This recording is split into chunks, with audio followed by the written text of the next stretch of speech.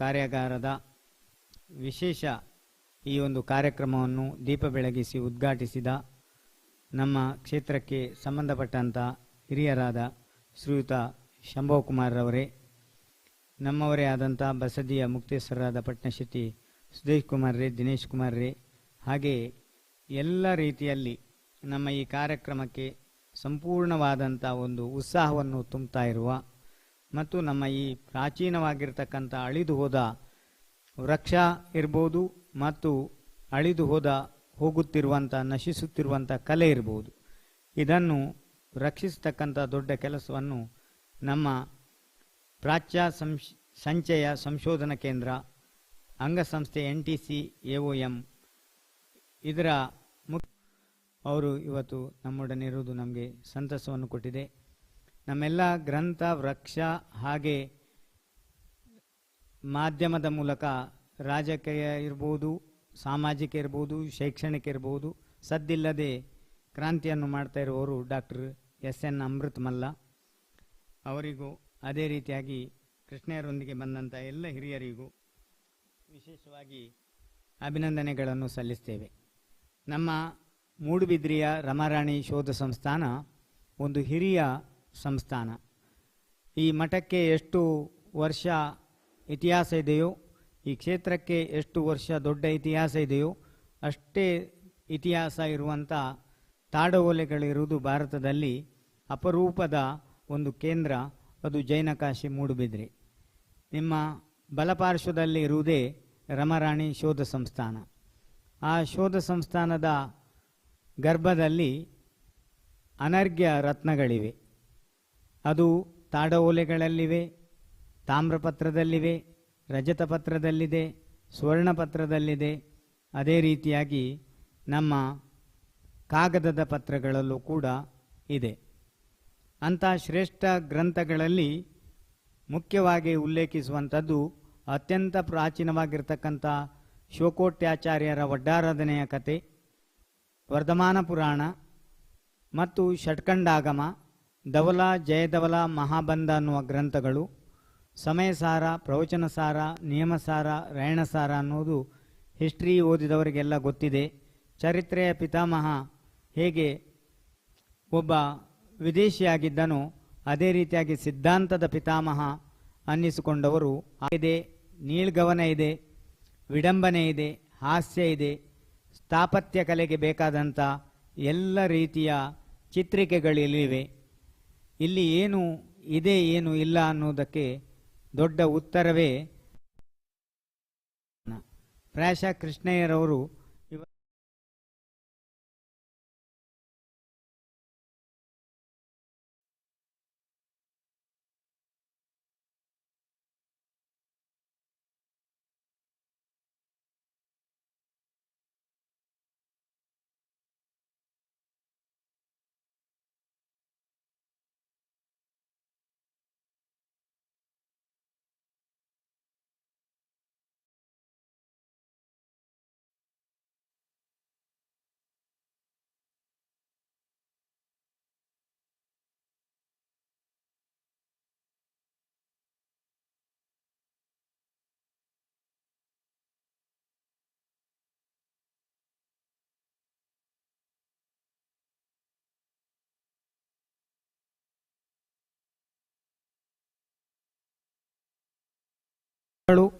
ಪಕ್ಷಿ ಸಂಕುಲ ಇದೆಲ್ಲವೂ ಒಂದಲ್ಲ ಒಂದು ರೀತಿಯಲ್ಲಿ ನಮಗೆ ಉಪಕಾರವನ್ನು ಮಾಡುವವರೇ. ಹಾಗಾಗಿ ನಮ್ಮ ಜತೆಗಿರುವ ದೊಡ್ಡ ಪರಿವಾರ ಅಂದರೆ ಪರಿಸರ. ಆ ಪರಿಸರವನ್ನು ಜೀವಂತವಾಗಿರಬೇಕಾದ್ರೆ, ಲೈವಿಂಗ್ ನೇಚರ್ ಇರಬೇಕಾದ್ರೆ, ಈ ಸಹ್ಯಾದ್ರಿಯ ಒಂದು ಪರ್ವತ ಶ್ರೇಣಿ ಇದೆ. ಇಡೀ ಏಷ್ಯಾದಲ್ಲಿ ಅತ್ಯಂತ ದೊಡ್ಡ ಜೀವಸಂಕುಲಗಳಿರುವಂಥ ಒಂದು ಬೃಹತ್ ಅಭಯಾರಣ್ಯ. ಈ ಪ್ರದೇಶದಲ್ಲೇ ನಾವಿರುವುದು ನಮಗೆ ಹೆಮ್ಮೆಯ ವಿಚಾರ. ಇಂಥ ಸಂದರ್ಭದಲ್ಲಿ ನಮ್ಮೆಲ್ಲ ಪ್ರಾಚೀನ ಜ್ಞಾನ ಭಂಡಾರವನ್ನು ರಕ್ಷಣೆ ಮಾಡಿರುವಂಥದ್ದೇ ತಾಳೆ ವೃಕ್ಷ. ಅಂಥ ತಾಡಪ್ರತಿಗಳೇ, ತಾಳೆ ವೃಕ್ಷವೇ ನಾಶ ಆದರೆ ಹೇಗೆ ಅನ್ನುವ ನಿಟ್ಟಿನಲ್ಲಿ ಒಂದು ದೊಡ್ಡ ಹೆಜ್ಜೆಯನ್ನು, ದೊಡ್ಡ ಸಂಕಲ್ಪವನ್ನು ಮಾಡಿದವರು ಕೃಷ್ಣಯ್ಯ. ಈ ನೆಲೆಯಲ್ಲಿ ನಮ್ಮೆಲ್ಲ ಸಂಪತ್ತನ್ನು ಸಂರಕ್ಷಿಸುವ ಕೆಲಸ ಈ ಗ್ರಂಥದಲ್ಲಾದರೆ 100 ವರ್ಷ ಆಯಸ್ಸು ಆಗುವಾಗ ಪತ್ರಗಳೆಲ್ಲ ಹಾಳಾಗಿ ಹೋಗ್ತವೆ. ತಾಮ್ರವು ಒಂದು 500, 1,000, 2,000 ವರ್ಷ ಬರಬಹುದು. ಚಿನ್ನವೂ ಅಷ್ಟೇ ವರ್ಷಬಹುದು. ಅಷ್ಟೇ ಸರಿಸಾಟಿ ಆಗುವಾಗಿರುವಂಥ ವೃಕ್ಷ ಅಂದರೆ ಅದು ತಾಡವೋಲೆ. 1000 ವರ್ಷ ಆದರೂ ಅದಕ್ಕೆ ಅಳಿವಿಲ್ಲ. ಅಂಥ ವೃಕ್ಷದ ಸಂರಕ್ಷಣೆ ಹೇಗೆ ಸಾಧ್ಯ ಅನ್ನುವುದಕ್ಕಾಗಿ ಮತ್ತು ಅದನ್ನು ಯಾವ ರೀತಿಯಲ್ಲಿ ಸಂರಕ್ಷಣೆ ಮಾಡಬೇಕು, ಇಲ್ಲಿಯ ಹವಾಮಾನ, ಇಲ್ಲಿಯ ಭೌಗೋಳಿಕ ಹಿನ್ನೆಲೆ, ಇದನ್ನೆಲ್ಲ ತಿಳಿದುಕೊಂಡು ಯಾವ ರೀತಿಯ ಪತ್ರಗಳನ್ನು ಹೇಗೆ ಬರೀಬೇಕು, ಯಾವ ಸಾಮಗ್ರಿಗಳನ್ನು ಉಪಯೋಗ ಮಾಡಬೇಕು. ಶ್ರುತೇಶ್ ಆಚಾರ್ಯ 2ನೇ ಬಾರಿ ಕ್ಷೇತ್ರಕ್ಕೆ ಬರ್ತಾ ಇದ್ದಾರೆ. ಬಂಗುವಾಡಿ ಅರಮನೆಯ ಬಗ್ಗೆ ಅವರು ಸಂಶೋಧನೆಯನ್ನು, ಒಂದು ಇತಿಹಾಸದ ಶಿಲಾಫಲಕವನ್ನು ಸಂಶೋಧನೆ ಮಾಡಿದವರು. ಅನೇಕ ಶಿಲಾಫಲಕಗಳನ್ನು ಸಂಶೋಧನೆ ನಡೆಸ್ತಾ ಇರುವವರು. ಅವರಿಗೆಲ್ಲರಿಗೂ ಹಿರಿಯರಾಗಿರುವವರೇ ನಮ್ಮ ಎಲ್ಲ ಚರಿತ್ರೆಯನ್ನು ಉಳಿಸಿ ಬೆಳೆಸಿ ಗ್ರಂಥಗಳನ್ನು ಪ್ರಾತ್ಯಕ್ಷಿಕೆಯಾಗಿ ಶಿವರಾಮ್ ಕಾರಂತರ ನಂತರ ಪ್ರಾಯಶಃ ಗೋವಿಂದ ಪೈಗಳು, ಸಾಲೆತ್ತೂರರು ಅವರ ಕಾಲದ 21ನೇ ಶತಮಾನದಲ್ಲಿ, ನಮ್ಮ ಕಾಲದಲ್ಲಿ ಅವರಿಲ್ಲ. ಆದರೆ ಇವತ್ತು ಉಮನಾಶರಣೆಯಂಥ ಹಿರಿಯ ಚೇತನಗಳು ನಮ್ಮ ಜೊತೆ ಇದ್ದಾರೆ ಅನ್ನೋದು ನಮಗೆಲ್ಲ ಹೆಮ್ಮೆ ತರುವ ವಿಚಾರ. ಈ ನೆಲೆಯಲ್ಲಿ ಇವತ್ತು ಭಾಳ ಶ್ರೇಷ್ಠ ವಿದ್ವಾಂಸರನ್ನು, ಅಭ್ಯಾಗತರನ್ನು ಇವತ್ತು ಕರೆದಿದ್ದೇವೆ. ಶ್ರೀಯುತ ಡಾಕ್ಟರ್ ಉಮನಾಶರಣೆಯವರು, ಶ್ರೀ ಶ್ರುತೇಶ್ ಆಚಾರ್ಯ ಮೂಡುಬೆಳ್ಳೆಯವರು, ಶ್ರೀಯುತ ರಾಘವೇಂದ್ರ ಅಮೀನ್ರು, ಅದೇ ರೀತಿಯಾಗಿ ಜಂಗಮಠದ ನಮ್ಮ ಶ್ರೀಯುತರಾದ ನಿರಂಜನ ಅಂದರೆ ಏನಿಲ್ಲ ಅಂತ ಹೇಳೋದು, ಮತ್ತೊಂದು ಅಲಕ್ ನಿರಂಜನ ಅಂತ ಹೇಳ್ತಾರೆ ಮಂತ್ರ ಮಾಡುವಾಗ. ಅಂದರೆ ಕರ್ಪೂರವನ್ನು ಹೊತ್ತಿಸಿದ್ರೆ ನಿರಂಜನ ಅಂತ. ನಮ್ಮಲ್ಲಿ ನಿರಂಜನನ ಸ್ತುತಿಯನ್ನೇ ಮಾಡಿದ್ದಾರೆ. ಹಾಗೆ ನಿರಂಜನರು ಭಾಳ ಒಳ್ಳೆಯ ವ್ಯಕ್ತಿ. ಅವರ ಜಂಗಮವಾಡಿ ಮಠ, ನಮ್ಮ ಹಾಗೆ ಅವರಿಗೂ ಮಠ ಇದೆ, ಲಿಂಗಾಯತರ ಪ್ರಾಚೀನವಾಗಿರ್ತಕ್ಕಂಥ ಕೆಳದಿಯ ಕಾಲದ ಮಠ. ನಾವು ಅಲ್ಲಿಗೆ ಬಾಲ್ಯದಲ್ಲೇ ಹೋಗ್ತಾ ಇದ್ದೆವು. ಆನಂತರವೂ 1-2 ಸಾರಿ ಹೋಗಿದ್ದೇವೆ. ಇವತ್ತು ಅವರು ನಮ್ಮ ಜೊತೆಗೆ ಬಂದಿದ್ದಾರೆ. ತುಂಬ ಸಂತೋಷ ಆಗಿದೆ ಅವರು ನೋಡಿದಾಗ. ಇವರೆಲ್ಲರ ಸಹಕಾರದಿಂದ ಇವತ್ತು ಈ ಕಾರ್ಯಕ್ರಮವನ್ನು ನಾವು ಹಮ್ಮಿಕೊಂಡಿದ್ದೇವೆ. ನಾವು ಒಂದು ಚಿಕ್ಕ ಕಾರ್ಯಕ್ರಮದಕ್ಕಾಗಿ ಈಗ ಒಂದು ಕೆಲವೇ ನಿಮಿಷಗಳಲ್ಲಿ ಹೋಗಲಿಕ್ಕಿದ್ದೇವೆ. ಆದರೆ ಮತ್ತೆ ಮಧ್ಯಾಹ್ನ ನಿಮ್ಮ ಜೊತೆ ಸೇರಲಿಕ್ಕಿದ್ದೇವೆ. ಈ ಒಂದು ಕಾರ್ಯಕ್ರಮಕ್ಕೆ ನಮಗೆ ಸಹಕಾರ ಕೊಟ್ಟಂಥ ಶಂಭವಕುಮಾರರಿಗೆ ವಿಶೇಷವಾಗಿ ಅಭಿನಂದನೆಗಳನ್ನು ಸಲ್ಲಿಸಿ, ನಮ್ಮ ಇವತ್ತು ಸ್ಥಳೀಯ ಮಹಿಳೆಯರು ಕೂಡ ಈ ಒಂದು ಶಾಸ್ತ್ರ ಕಮ್ಮಟ ಇದರ ಹಸ್ತಪ್ರತಿ ಸಂರಕ್ಷಣಾ ಕಾರ್ಯಾಗಾರಕ್ಕೆ ಸೇರಿಕೊಂಡಿದ್ದಾರೆ. ಅವರಿಗೆ ಈ ಹಿಂದೆ ನಾವು ಹೇಳಿದ್ದೆವು, ವಿಶೇಷ ಆಸಕ್ತಿಯನ್ನು ಹೊಂದಿದವರವರು ಮತ್ತು ಅದರ ಬಗ್ಗೆ ಅಪಾರವಾದ ಗೌರವ ಮತ್ತು ಭಕ್ತಿಯನ್ನು ಹೊಂದಿದವರು. ಅವರು ಇವತ್ತು 3-4 ಜನ ಇವತ್ತು ಬಂದಿದ್ದಾರೆ. ಪ್ರಾಯಶಃ ಅವರು ಮಧ್ಯಾಹ್ನ ಮೇಲೆ ನಡೆಯುವಂಥ ಕಾರ್ಯಾಗಾರ ಸಂರಕ್ಷಣೆ, ಈಗ ನಡೆಯುವಂಥ ಉಪನ್ಯಾಸಗಳು, ಇದೆಲ್ಲವನ್ನು ಕೇಳಿ ನಾವು ನಮ್ಮ ಈ ಗ್ರಂಥಗಳನ್ನು ರಕ್ಷಣೆ ಮಾಡೋಣ. ನಮ್ಮ ಈ ಒಂದು ಕಾರ್ಯ ಶಾಶ್ವತವಾಗಿ ಉಳಿಯುವ ಹಾಗೆ ಪುನೀತ್ ರವರು, ಯಶೋಧರ್ ಬಂಗೇರ್ರವರು ತುಳು ವಾರ್ತೆಯ ಮೂಲಕ, ವಿಜಯವಾಣಿಯ ಮೂಲಕ ವಿಶೇಷವಾದ ಪ್ರಚಾರವನ್ನು ಕೊಡ್ತಾ ಇದ್ದಾರೆ. ಮಾಧ್ಯಮ ಮಿತ್ರರು ಅನೇಕ ಜನ ಇದಕ್ಕೆ ಪ್ರಚಾರವನ್ನು, ಪ್ರಜಾವಾಣಿ, ಕನ್ನಡಪ್ರಭ, ಉದಯವಾಣಿ, ಹೊಸದಿಗಂತ, ಸಂಯುಕ್ತ ಕರ್ನಾಟಕ ಮೊದಲಾದ ಪತ್ರಿಕೆಗಳು ನಮಗೆ ವಿಶೇಷವಾದ ಸಹಕಾರವನ್ನು ನೀಡಿದ್ದಾರೆ.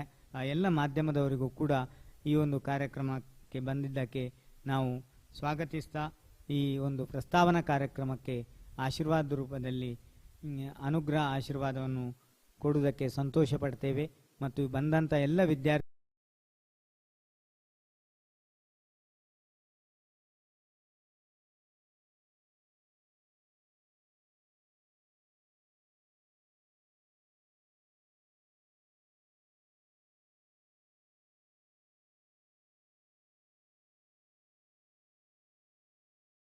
ಮಾಡಿದವರು ಮತ್ತು ತಾಡೋಲೆಯಲ್ಲೂ ಕೂಡ ನಾವು ಅವರಿಗೆ ಒಂದು ಆಸ್ಪದವನ್ನು ಕೊಟ್ಟಿತ್ತು. ಅವರು ದಯವಿಟ್ಟು ಬಂದು ಕಂಠವ ಅಂದರೆ ಬರೆಪ ಸಾಧನ ಮತ್ತು ಈ ಅಕ್ಷರ ಲಿಪಿಯ ಇರ್ತಕ್ಕಂಥ ಒಂದು ಇದನ್ನು ಸ್ವೀಕರಿಸಬೇಕು ಸ್ವಾಮೀಜಿಗಳು.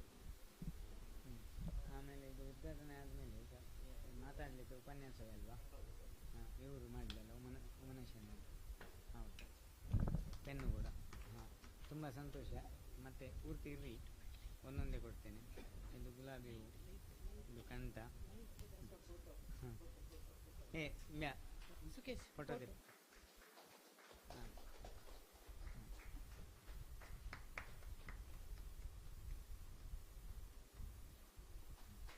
ಪೆನ್ನು.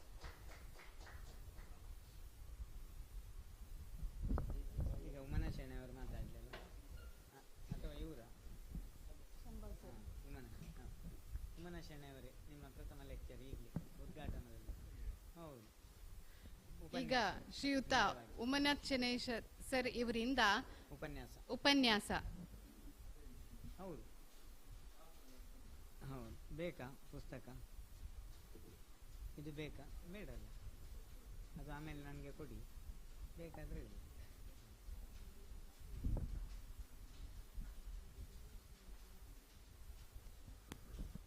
ಮೂಡುಬಿದ್ರೆ ಶ್ರೀ ಜೈನ ಮಠದ ಪಟ್ಟಾಚಾರ್ಯರಾದ ಸ್ವಸ್ತಿ ಶ್ರೀ ಭಾರತ ಭೂಷಣ ಡಾಕ್ಟರ್ ಜಗದ್ಗುರು ಶ್ರೀ ಚಾರುಕೀರ್ತಿ ಪಂಡಿತಾಚಾರ್ಯವರ್ಯ ಸ್ವಾಮಿಗಳವರ ಪಾದಾರವಿಂದಗಳಿಗೆ ನಮೋಸ್ತು ನಮೋಸ್ತು ನಮೋಸ್ತು ಅಂತ ಹೇಳ್ತೇನೆ. ಇವತ್ತು ವಿಶೇಷವಾದ ಒಂದು ಕಾರ್ಯಕ್ರಮ. ಯಾಕಂದರೆ ವಸ್ತು ಬರೀ ರೂಪಿಸಬೇಕು ಅಂತ ಆದರೆ ನಮ್ಮ ಬ್ಯಾಕ್ಗ್ರೌಂಡ್ ಅಥವಾ ಹಿಸ್ಟ್ರಿ ನಮ್ಗೆ ಗೊತ್ತಿರಬೇಕು. ನಾವು ಲೋವರ್ ಕ್ಲಾಸ್ನಲ್ಲಿ ಎಷ್ಟು ಮಾರ್ಕ್ಸ್ ಪಡೆದಿದ್ದೇವೆ ಅದೇ ರೀತಿಯಲ್ಲಿ ಕೆಲಸ ಮಾಡ್ತಿದ್ದು. ಆನಂತರ ಸುದೇಶ್ ಕುಮಾರ್ ಪಟ್ಟಣ ಶೆಟ್ಟರು ನಮಗೆ ಒಳ್ಳೆ ಆತ್ಮೀಯರು. ಶ್ರೀಮಠದ ಎಲ್ಲ ಕೆಲಸಗಳಲ್ಲಿ ಕೂಡ ಅವರು ಭಾಗವಹಿಸ್ತಾರೆ. ಪಟ್ಟಣ ಶೆಟ್ಟರಿಗೆ ಒಂದು ಕಾಲದಲ್ಲಿ ಬಹಳ ಬೆಲೆ, ಬಹಳ ಗೌರವ ಇತ್ತು. ವೈಯಕ್ತಿಕ ಗೌರವ ಅವರು ಈಗಲೂ ಉಂಟು. ಆದರೆ ಅಡ್ಮಿನಿಸ್ಟ್ರೇಷನ್ ದೃಷ್ಟಿಯಿಂದ ಈ ಮೂಡುಬಿದ್ರೆ ಎಂಬುದು ಒಂದು ಪಟ್ಟಣ ಆಗಿತ್ತು, ಒಂದು ಸಪರೇಟ್ ಮುನ್ಸಿಪಾಲಿಟಿ ಆಗಿತ್ತು. ಇದು ಚೌಟ ರಾಜ್ಯಕ್ಕೆ ಸೇರಿ ಇರಲಿಲ್ಲ. ಇಲ್ಲಿ ಸ್ವತಂತ್ರವಾಗಿ ಒಂದು ಪಟ್ಟಣ ಅಂತ ಇತ್ತು ಮೂಡುಬಿದ್ರೆ. ಬಾರ್ಕೂರು ಮತ್ತು ಮೂಡುಬಿದ್ರೆ ಎರಡು ವಿಶೇಷವಾದ ಪಟ್ಟಣಗಳು. ಹಿಂದೆ ಪರಿಚಯ ಬರೋದು ದಾನಿಗಳು, ಇವತ್ತಿನ ಕಾರ್ಯಕ್ರಮ ದಾನಿಗಳು. ಹೌದು, ಸ್ವಾಮಿಗಳು ಹೇಳ್ತಾರೆ, ಹೇಳಬೇಕು. ಯಾವಾಗಲೂ ಒಂದು ಒಳ್ಳೆ ಕೆಲಸ ಮಾಡೋದಕ್ಕೆ ನಾವು ಪ್ರೋತ್ಸಾಹ ಕೊಡಬೇಕಾದ. ಅದು ನಮ್ಮ ದೇಶದಲ್ಲಿ ಬಹಳ ಕಡಿಮೆ ಅಂತ ಹೇಳ್ಬೋದು. ಯಾಕಂದರೆ ಇಲ್ಲಿ ನಿನ್ನೆ ಒಬ್ಬರು ಹೇಳಿದರು, ನಲಂದಾ ವಿಶ್ವವಿದ್ಯಾಲಯ ಓಪನ್ ಮಾಡಿದ್ರು ನಮ್ಮ ಪ್ರಧಾನಮಂತ್ರಿಯವರು. ಆ ನಲಂದಾ ವಿಶ್ವವಿದ್ಯಾಲಯವನ್ನು ನಾಶ ಪಡಿದವ ಇಖ್ತಿಯಾರುದ್ದೀನ್ ಮೊಹಮ್ಮದ್ ಬಿನ್ ಇಖ್ತಿಯಾರ್ ಖಿಲ್ಜಿ. ನಾನು ಸೆಕೆಂಡ್ BA ಪಾಠದಲ್ಲಿ ಕಲಿಸಿದ್ದೆ ನಾನು.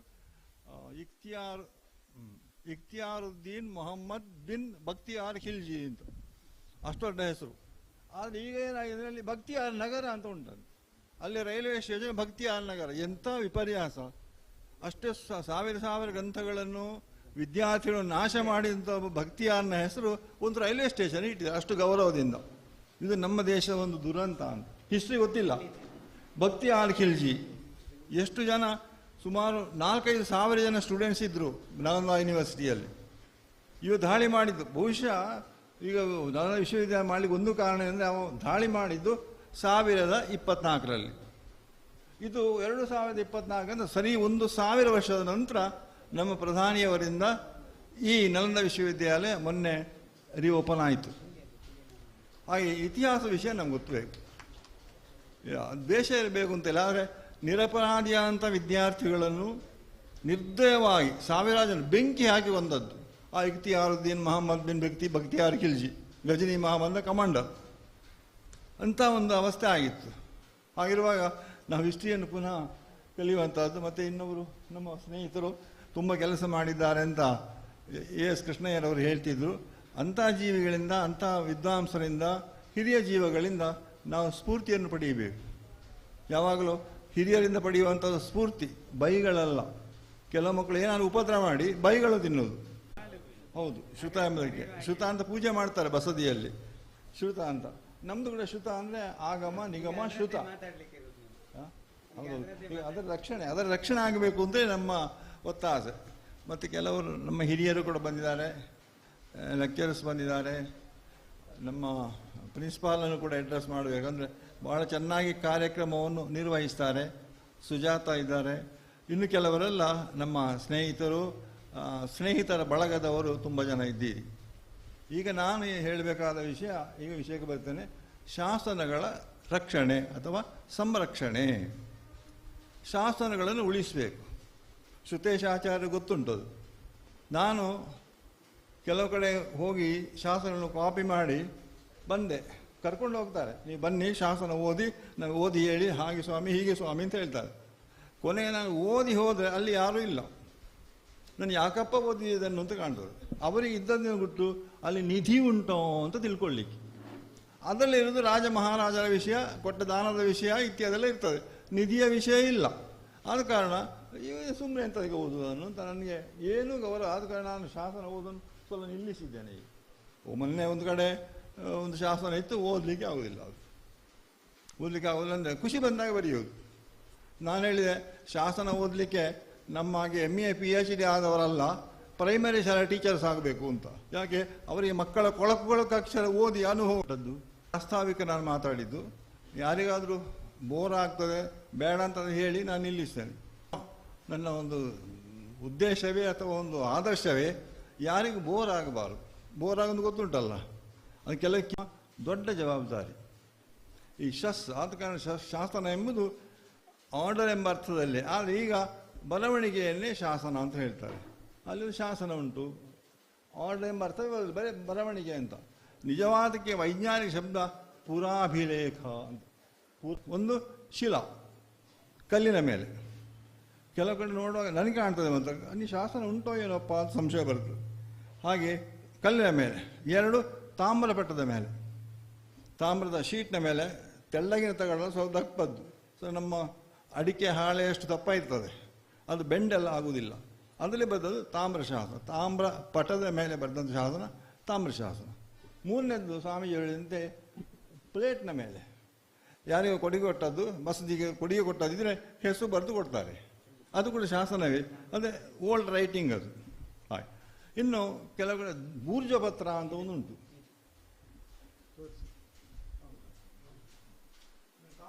ಇದು ಚಿಕ್ಕದಿದೆ, ನಮ್ಮಲ್ಲಿ ದೊಡ್ಡ ದೊಡ್ಡ ಶಾಸನಗಳು ಉಂಟು, ಭಾಳ ಇನ್ಫಾರ್ಮೇಷನ್ ಉಂಟು. ಸಾಧಾರಣ 3/4 ಮೀಟರು, 2 ಅಡಿ 2.5 ಅಡಿ ಇರುವಂಥ ಶಾಸನಗಳು ನಮ್ಮ ರಮಾರಾಣಿ ಜೈನ ಸಂಶೋಧನಾ ಕೇಂದ್ರದಲ್ಲಿ ಉಂಟು. ಇದು ತಾಮ್ರದ ಪಟ್ಟದಲ್ಲಿ ಬರೆದದ್ದು. ಮತ್ತು ಕೆಲವು ಕಡೆ ಆರತಿಯ ಮೇಲೆ ನಾನು ಇಂಥವರ ಟಿಪ್ಪು ಸುಲ್ತಾನಿಗೆಲ್ಲ ಶಾಸನಗಳುಂಟು. ಆರತಿಯ ಮೇಲೆ ಅವ ದೇವರ ಸಿಟ್ಟು ಬರೋದು ಬೇಡ ಅಂತ ದೇವಸ್ಥಾನ ಆರತಿ ಕೊಡೋದು. ಹೆಚ್ಚು ಕೊಡಲಿಕ್ಕೆ ಮನಸ್ಸು ಇಲ್ಲ, ಆ ಶ್ರದ್ಧೆಯೂ ಇಲ್ಲ, ಆರತಿ ಕೊಟ್ಟು ಬಿಡೋದು. ಅಲ್ಲಿ ಆರತಿ ಟಿಪ್ಪು ಸುಲ್ತಾನ್ ಅಂತ, ಎಂಥ ಸುಲ್ತಾನ ಯಾವ ಸುಲ್ತಾನ ಅವನಿಗೆ ಗೊತ್ತು, ಆದರೂ ಬರೆದು ಕೊಟ್ಟಿದ್ದಾನೆ. ಹಾಗೆ ಆರತಿಗಳು ಶಂಖದ ಮೇಲೆ ಕೆಲವು ಬರೆದಿರ್ತಾರೆ. ಆ ಶಂಖ ಊದುವಾಗ ಆ ಧ್ವನಿಗಳೆಲ್ಲ ಬರಬೇಕೆಂಬ ಶಂಖದ ಮೇಲೆ ಬರೀತಾರೆ. ಆನಂತರ ಪಾತ್ರೆಗಳ ಮೇಲೆ, ಕಲಶದ ಪಾತ್ರೆ ಮೇಲೆ ಅಥವಾ ಬೇರೆ ಡೊನೇಷನ್ ಕೊಟ್ಟದ ಪಾತ್ರೆಯ ಮೇಲೆ ಬರೀತಾರೆ. ಹೀಗೆ ಹಾರ್ಡ್ ಮೆಟೀರಿಯಲ್ಸ್ ಅಥವಾ ಗಟ್ಟಿಯಾದಂಥ ವಸ್ತುಗಳ ಮೇಲೆ ಈ ಶಾಸ್ತ್ರಗಳನ್ನು ಬರೆದು ಇಡ್ತಿದ್ರು. ಅದನ್ನು ನಾವು ಓದಬೇಕು. ಇದನ್ನು ರಕ್ಷಿಸುವಂಥ ಜವಾಬ್ದಾರಿ ರಾಜರದು, ಸಮಾಜದ ಮುಖಂಡರದ್ದು, ಹಿರಿಯರದು ಮತ್ತು ವಿದ್ಯಾರ್ಥಿಗಳದ್ದು ಕೂಡ. ಮುಂದೆ ನಿಮಗೆ ಇಂಥ ವಿಷಯ ಉಳಿಬೇಕು ಅಂತ ಆದರೆ ನೀವು ಶಾಸನಗಳನ್ನು ಉಳಿಸಬೇಕು.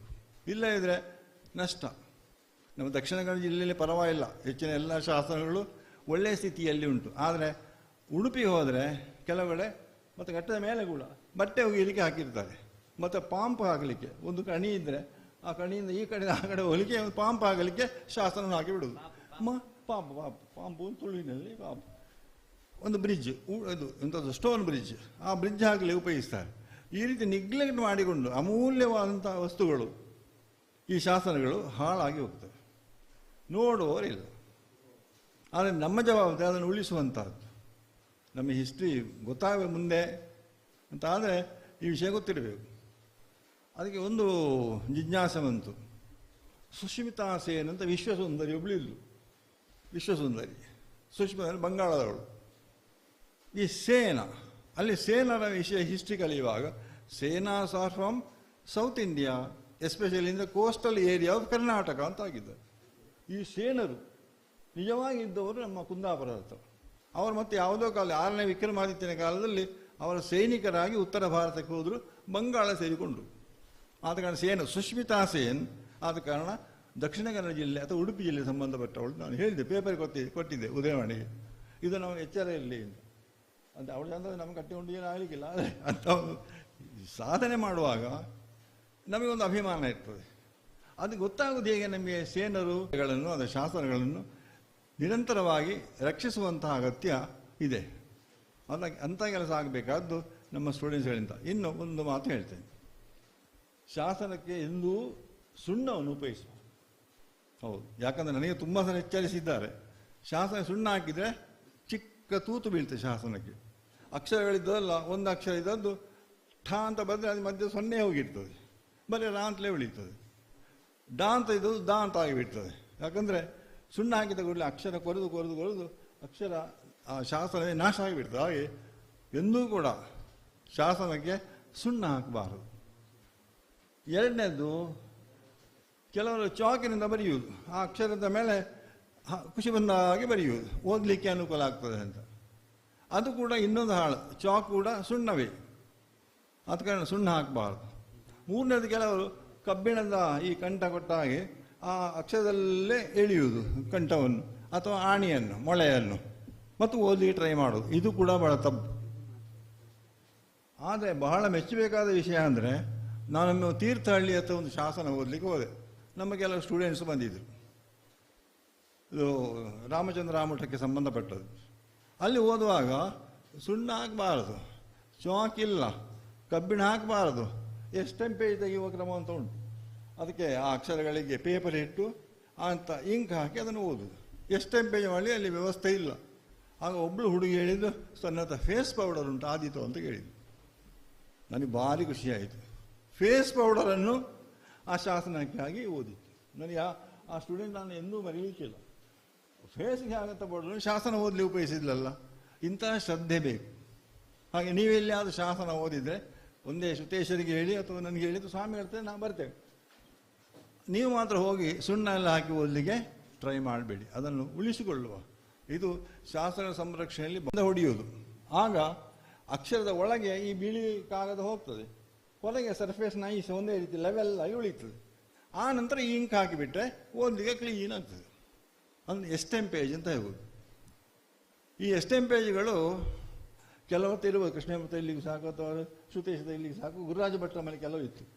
ಇಂಥ ಎಸ್ಟೆಂಪೇಜ್ಗಳು ರಾಶಿ ರಾಶಿ ಉಂಟು ಮೈಸೂರಿನ ಪುರಾವಿಲೇಖ ಆಫೀಸ್ನಲ್ಲಿ. ಆರ್ಕಿಯಾಲಜಿ ಅಥವಾ ಇದು ಎಪಿಗ್ರಫಿ ಆಫೀಸ್ ಅಂತ ಉಂಟು. ಮೊದಲು ಮಹಾರಾಜಾಸ್ ಕಾಲೇಜ್ ಹತ್ರ ಇತ್ತು, ಈಗ ಸ್ವಲ್ಪ ಆಚೆ ಹೆಬ್ಬಾಳ ಅಂತ ಅಲ್ಲಿ ಹಾಕಿದ್ದಾರೆ. ಅಲ್ಲಿ ಎಲ್ಲ ಎಸ್ಟೆಂಪೇಜ್ಗಳು ಉಂಟು. ಹಿಂದಿನವರು ಸರಕಾರ ಸಂಬಳ ತೆಗೆದಂದು ಮಾತ್ರ ಅಲ್ಲ, ಆ ರೀತಿ ಶಾಸನ ಉಳಿಸುವ ದೃಷ್ಟಿಯಿಂದ ಎಸ್ಟೆಂಪೇಜ್ ತೆಗೆದು ಇಟ್ಟಿದ್ದಾರೆ. ನಾವೇನಾದರೂ ಕುತೂಹಲ ಇದ್ದರೆ ಮೈಸೂರಿಗೆ ಹೋಗಿ ಆ ಎಪಿಗ್ರಫಿ ಆಫೀಸಿಗೆ ಹೋದರೆ ನಿಮಗೆ ಅದರ ಎಸ್ಟೆಂಪೇಜ್ ಸಿಗ್ತದೆ. ಇಲ್ಲಿ ಕಲ್ಲು ಇರ್ತದೆ, ಅಲ್ಲಿ ಎಸ್ಟೆಂಪೇಜ್ ಕೂಡ ಇರ್ತದೆ, ಒಂದೇ ಲೆಕ್ಕ ಇರ್ತದೆ ಓದಲಿಕ್ಕೆ. ಹಾಗೆ ಅಂಥ ಒಳ್ಳೆ ಒಳ್ಳೆ ಟೆಕ್ನಿಕ್ಸು ಇದೆ ಶಾಸನ ಸಂರಕ್ಷಿಸಲಿಕ್ಕೆ ಅಥವಾ ಉಳಿಸಲಿಕ್ಕೆ. ಮತ್ತು ತಾಮ್ರ ಶಾಸನ ಸ್ವಾಮೀಜಿಯವರು ಹೋದರು, ಇನ್ನು ಸ್ವಲ್ಪ ಹೋದ್ರು ನೋಡುವ, ಅಥವಾ ಈಗ ಕೃಷ್ಣಯ್ಯರು ತೋರಿಸಿದ್ರು, ಅದಕ್ಕೆ ನಾವು ಫೇಸ್ ಪೌಡರ್ ಹಾಕಿ ಆರಾಮ ಓದಬಹುದು. ಒಳ್ಳೆ ಒಳ್ಳೆ ವಿಷಯಗಳು ಸಿಗ್ತವೆ. ನಮಗೆ ಏನೋ ಏನೋ ಅಂತ ಕಲ್ಪನೆ ಇದ್ದ ವಿಷಯ ಕೂಡ ಸ್ಪಷ್ಟ ಆಗಬೇಕು ಅಂತಾದರೆ ಶಾಸನಗಳೇ ಆಧಾರ.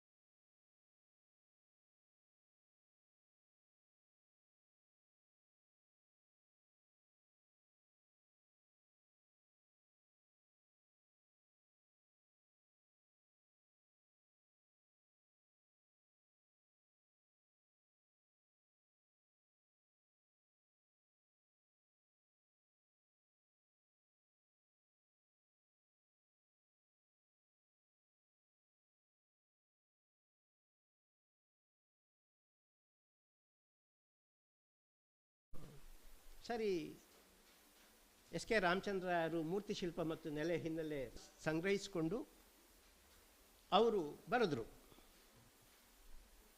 ನಾನು ಹೇಳಿದೆ, ಸರ್ ಇದ್ರ ಬಗ್ಗೆ ಮೂರ್ತಿ ಶಿಲ್ಪದ ಬಗ್ಗೆ ಎಸ್ ಕೆ ರಾಮಚಂದ್ರ ಅವನೊಬ್ಬನ ಬಗ್ಗೆ ಹೇಳಬೇಡ ನನ್ನ ಹತ್ರ ಅಂತ ಗರಂ ಆದರು.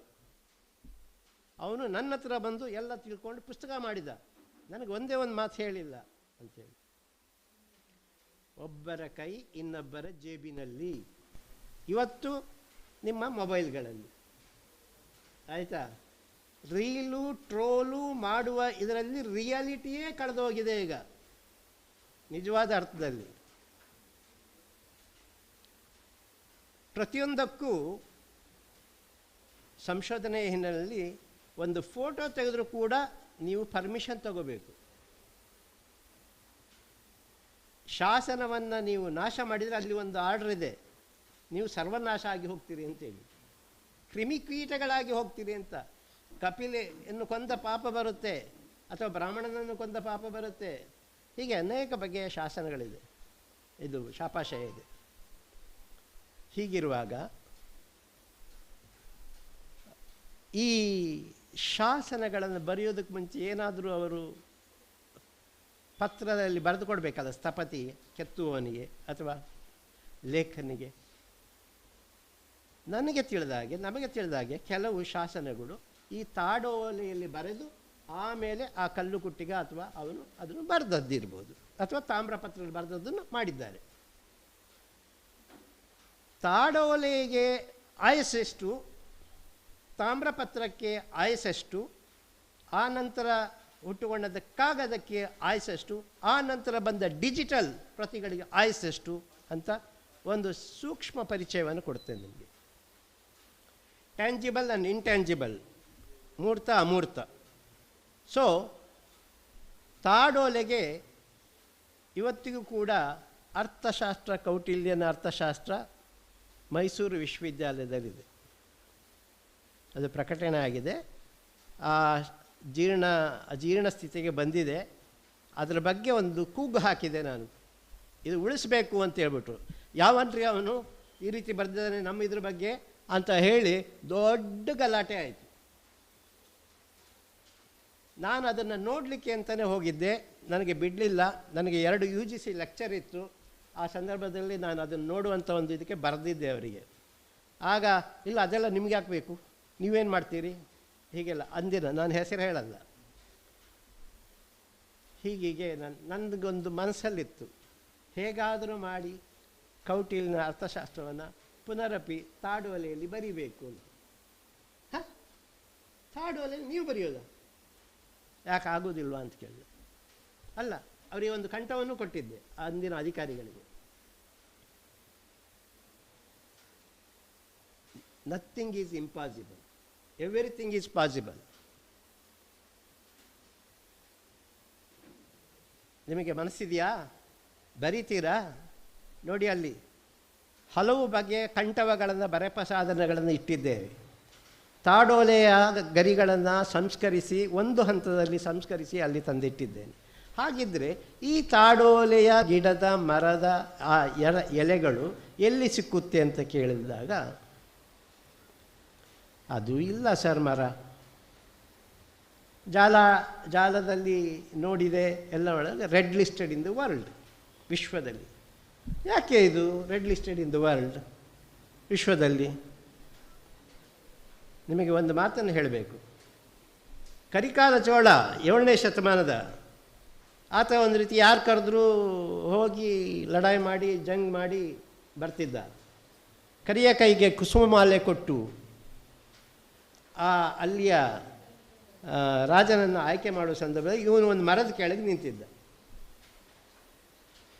ಬಂತು, ಈ ಆನೆ ಬಂದು ಈತನ ಕರಿಕಾಲನಿಗೆ ಹಾಕಿತು. ಆವಾಗ ಅವನಿಗೆ ತಬ್ಬಿಬಾಗ್ಬಿಟ್ಟ, ಅರೆ ನನಗಾಯ್ತಾ ಹಾಕಿತಲ್ಲ ಅಂತ. ಇರಲಿ, ಏನೇ ಆಗಲಿ ಅಂತೇಳಿ ಅವನು ತಾನು ನಿಂತ ಮರದ ಕೆಳಗೆ ಆ ಮರವನ್ನೇ ಮಾನಸ್ತಂಭವನ್ನಾಗಿ ಮಾಡಿಕೊಂಡು, ಆವಾಗ ಅದರ ಹೆಸರು ಪಣಿಯೂರು, ತಿರುಪಣಿಯೂರು ಅಂತ ಆ ಊರು. ಪಣಿ ಅಂದರೆ ಏನು? ಇದೆ ಪಣೋಲಿ, ತುಳುಟು ಪಣೋಲಿ, ಇದು ಪಣಿ. ಪಾಣಾರರು ಮಾಡುವಂಥದ್ದು ಇದೆ, ಈ ಇದರಿಂದಲೇ ಬಂದಿರುವಂಥದ್ದೆಲ್ಲ. ಪಾಣ ಅಂದರೆ ಹೆಡೆ ಅಂತಲೂ ಕೂಡ ಇದೆ, ಆಯಿತಾ.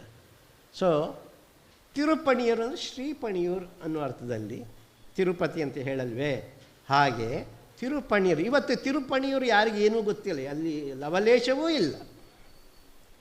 ಆ ಗ್ರಾಮದಲ್ಲಿ ಮಧುರೈ ಮೀನಾಕ್ಷಿ, ಈ ಇವತ್ತಿ ಬೇಕಾದ್ರೆ ನೀವು ಹೋಗಿ ಹಾಕಿ ನೋಡಿ, ನಿಮಗೆ ಸಿಗ್ತದೆ ತಿರುಪಣಿಯೂರ ಬಗ್ಗೆ, ಅಲ್ಲಿ ಸ್ಥಾಪನೆ ಆಯಿತು ಅಂತ. ಹೀಗೆ ಒಂದು ಕತೆ, ಇಷ್ಟೊಂದು ಒಂದು ಅನನ್ಯತೆಯಿಂದ ಕಟ್ಟಿಕೊಟ್ಟಿದ್ದಾನೆ. ಹಾಗಿದ್ದರೆ ನಮ್ಮ ಕರ್ನಾಟಕದಲ್ಲಿ ಇದರ ಬಗ್ಗೆ ಏನೂ ದಾಖಲೆಗಳಿಲ್ವೇ ಅಂತ.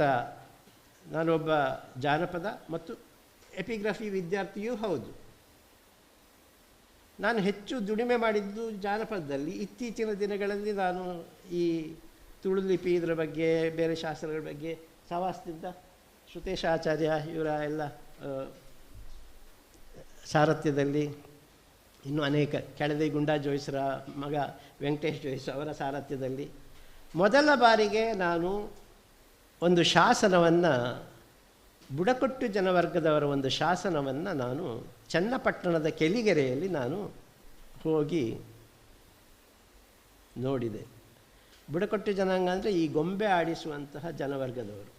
ಅವರ ಎಲ್ಲೆಕಲ್ಲು, ಕರೋಕಲ್ಲು, ಕುರುಹಿನ ಕಲ್ಲು, ಅದರಲ್ಲೊಂದು ಚಿತ್ರ, ಕೆಳಗಡೆ ಒಂದು ರಾಮಯ್ಯ ಬರೆಸಿದ ಏನೋ ಒಂದು ಉಂಟು. ನಾನು ವಿಶ್ವವಿದ್ಯಾಲಯಕ್ಕೆ ಹೋಗುವ ಮುನ್ನ ನನ್ನ ಕೈನಲ್ಲಿ ಇದ್ದ ದುಡ್ಡನ್ನು ಅರ್ಧ ಅದಕ್ಕೇ ಇದು ಮಾಡಿ ಹಾಕಿ ನಾನು ಅಲ್ಲಿ ಹೋಗಿ ನೋಡಿದಾಗ ಊರವರೆಲ್ಲ ಬಂದರು. ಅಯ್ಯೋ ನೀವು ಅದನ್ನು ಮುಟ್ಬಾರ್ದು, ರಕ್ತಕಾರಿ ಸಾಯ್ತೀರಿ. ನಾನು ಹೇಳಿದೆ, ರಕ್ತಕಾರಿ ಸತ್ರು ಅಡ್ಡಿ ಇಲ್ಲ, ಇಲ್ಲ ನೀವು ಹೊರಗಿನವರು, ಇವೆಲ್ಲ ಗೊತ್ತಾಗೋದಿಲ್ಲ, ಇದು ಮಾರಮ್ಮನ ಗುಡಿ ಮುಂದೆ ಇರೋ ಕಲ್ಲು, ನೀವೇನೋ ಹೊರಗಡೆಯಿಂದ ಬಂದಿದ್ದೀರಿ, ನಾನು ಎಷ್ಟು ತೆಗೆದಿದ್ದೀನಿ ಅಷ್ಟನ್ನೇ ಚಿತ್ರ ತಗೊಳ್ತೇನೆ ಅಂತ ಹೇಳಿ. ಆಗ ಫಿಲ್ಮ್, ಈ ರೀತಿ ಡಿಜಿಟಲ್ ಎಲ್ಲ ಇರಲಿಲ್ಲ, ಫಿಲ್ಮ್ ತಕ್ಕೊಂಡು ಬಂದೆ. ನನ್ನ ಅಧ್ಯಯನವನ್ನು ಅಲ್ಲಿ ಹಾಕಿದೆ. ಇತಿಹಾಸ ಅಕಾಡೆಮಿ ಇದರಲ್ಲೂ ಅದು ಪ್ರಕಟಣೆ ಆಯಿತು. ಮೊನ್ನೆ 42 ವರ್ಷಗಳ ನಂತರ ಮತ್ತೆ ಅಲ್ಲಿಗೆ ಹೋದೆ ನಾನು. ಆ ಕಲ್ಲು ಎಲ್ಲಿದೆ ಏನು ಅಂತೇಳಿ. ಊರೆಲ್ಲ ಡೆವಲಪ್ ಆಗಿದೆ, ಅಭಿವೃದ್ಧಿ ಹೊಂದಿದೆ. ಅಲ್ಲಿ ಯಾರೋ ಒಬ್ಬರು ಪಕ್ಕದವ ಅಕ್ರಮ ಸಕ್ರಮದಲ್ಲಿ ಜಾಗ ಇದು ಒತ್ತುವರಿ ಮಾಡಿಕೊಂಡಿದ್ದ. ಆವಾಗ ಅದು ಇಲ್ಲೊಂದು ಕಲ್ಲಿತ್ತು ಸ್ವಾಮಿ, ಈ ಜಾಗದಲ್ಲಿ ಇರ್ಬೋದು ಅಂತೇಳಿ ಪಿಕಾಸಿ ತರಿಸಿ ನೋಡಿದರೆ ಒಳಗಡೆ ಉಂಟು ಕಲ್ಲು. ಸೊ ಈ ಹಿಂದೆಯೇ ಒಂದು ಮನಸ್ಸಲ್ಲಿ ಒಂದು ಸಂಕಲ್ಪ ಇತ್ತು ನನಗೆ, ಎಪಿಗ್ರಾಫಿಕ್ ಥೀಮ್ ಪಾರ್ಕ್ ಮಾಡಬೇಕು ಅಂತ. ಎಷ್ಟೆಷ್ಟೋ ಥೀಮ್ ಪಾರ್ಕ್ಗಳಾಗುತ್ತೆ. ಉಳ್ಳವರು ಶಿವಾಲಯ ಮಾಡುವರು, ನಾನೇನು ಮಾಡಲಿ? ನನಗೆ ಆಸಕ್ತಿ ಮಾತ್ರ ಇರೋದು. ಇವೆಲ್ಲ ಆಸಕ್ತಿಯಿಂದ ಮಾಡ್ತಾ ಇರೋದು, ಯಾವುದೇ ಸರ್ಕಾರದ ಸಹಾಯ ಇಲ್ಲದೆ. ತುಳು ಲಿಪಿಯ 50 ಶಾಸನಗಳನ್ನು ಮತ್ತು ಇನ್ನೂ ಅನೇಕ ಕನ್ನಡದ ಶಾಸನಗಳನ್ನು ಇವ್ರ ಜೊತೆಯಲ್ಲಿ ಸೇರಿ ಮಾಡ್ಕೊಂಡು ಬಂದಿದ್ದೀನಿ. ಒಡವೆ ಇದೆ, ಮುಡಿಯುವ ಬೋಗಿಗಳಿಲ್ಲ ಅನ್ನುವ ರೀತಿಯಲ್ಲಿ ನಮ್ಮ ಹತ್ರ ಒಡವೆ ಇದೆ. ಬಂದ್ರಪ್ಪ ತಗೊಂಡು ಮುಡ್ಕೊಳ್ಳಿ, ಇದನ್ನು ಹಂಚ್ಕೊಳ್ಳಿ ಅಂತ ಹೇಳಿದರೆ ಯಾರೂ ಒಲ್ಲೆ.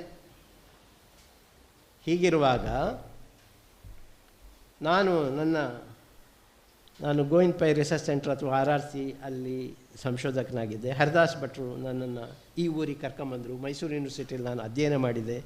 ದಿನ ಅಲ್ಲಿ ಇದ್ದಾಗ ಸಂಜೆ ಹೊತ್ತು ಭರತನಾಟ್ಯಂ ಕಲೀಲಿಕ್ಕೆ ಹೋದೆ. ಆ ನಂತರ ಅಡೂರ್ಸ್ ಕಲಿತು ಅಲ್ಲಿಗೆ ಬಿಟ್ಟೆ. ನನಗೆ ಶಾಸ್ತ್ರ ಬೇಕಿತ್ತಷ್ಟೇ. ಆಮೇಲೆ ಎಪಿಗ್ರಾಫಿ ಪೋಸ್ಟ್ ಗ್ರಾಜ್ಯುಯೇಟ್ ಡಿಪ್ಲೊಮಾ ಮಾಡಿದ್ದೆ. ಆಮೇಲೆ ಶನಿವಾರ ಭಾನುವಾರ ಪಾಲಿ ಕ್ಲಾಸಿಗೆ ಹೋಗ್ತಾಯಿದ್ದೆ, ಅದು ಬಿಟ್ಟೆ. ಆಮೇಲೆ ಕಂಸಾಳೆಯನ್ನು ಕಲಿತಾ ಇದ್ದೆ, ಅದು ಬಿಟ್ಟೆ. ಮೂಡಲ್ಪ ಯಕ್ಷಗಾನ ಕಲಿತಿದ್ದೆ, ಅದು ಬಿಟ್ಟೆ. ಯಾಕೆಂದರೆ ನನ್ನ ಓದು ಮುಖ್ಯ, ಇವು ಯಾವುದು ಅನ್ನ ಕೊಡುವಂಥದ್ದಲ್ಲ. ಆದರೆ ಕಂಸಾಳೆಯನ್ನು ಕಲಿತಿದ್ರಿಂದ ಸುಮಾರು 14 ರಾಷ್ಟ್ರಗಳಿಗೆ ನಾನು ಒಂದು ನಿರ್ವಹಣೆಯನ್ನು ಮಾಡುವ ಒಂದು ವಿಶೇಷ ಒಂದು ಇದು ನನಗೆ ಸಿಕ್ಕಿತು. ಮೊದಲು ಥಿಯೇಟ್ರಲ್ಲಿದ್ದೆ ನಾನು. ಇರಲಿ, ಅದೆಲ್ಲ ಹಳೆಯದು, ಈ ಅಜ್ಜಿ ತುರುಬು ನೆನಪಿಸಿಕೊಂಡ ಹಾಗೆ ಇದೆಲ್ಲ. ಸೊ ಈ ಅರ್ಥದಲ್ಲಿ ಆವಾಗ ನಾಗಾಭರಣ, ಉಮಾಶ್ರೀ ಇವ್ರ ಜೊತೆ ಎಲ್ಲ ನಾವು ಕೂಡಿ ಒಂದು ಬೆಂಗಳೂರಿನಲ್ಲಿದ್ದ ಕಾಲ.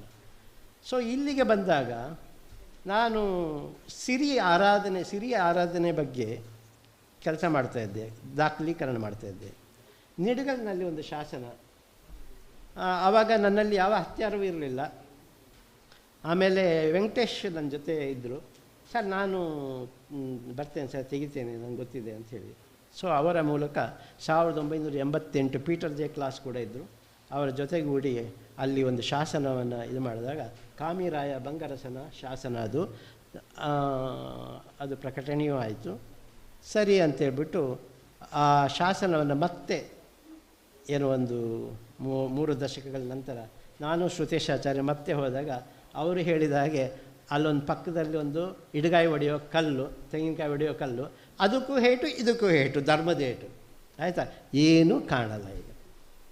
ಅದಕ್ಕೆ ಸಾಕ್ಷಿ ನಾನು ಅವತ್ತು ಓದಿದ ವಸಂತ ಶೆಟ್ಟರ ಮೂಲಕ ಅದನ್ನು ಏನು ಅಂತ ತಿಳ್ಕೊಂಡು ಅದನ್ನು ಮಾಡಿದ್ದೆ. ಯಾರಿಗೂ ಇದರ ಬಗ್ಗೆ ಅಷ್ಟು ಆಸಕ್ತಿ ಇಲ್ಲ. ಸೊ ಹೀಗಾಗಿ ಸಂರಕ್ಷಣೆ ಬಹಳ ಮುಖ್ಯ. ಹೇಗೆ ಮಾಡ್ಬೋದು ಅನ್ನೋದಕ್ಕೆ ಕೆಲವು ಕಡೆ ನಾವು ಇದನ್ನು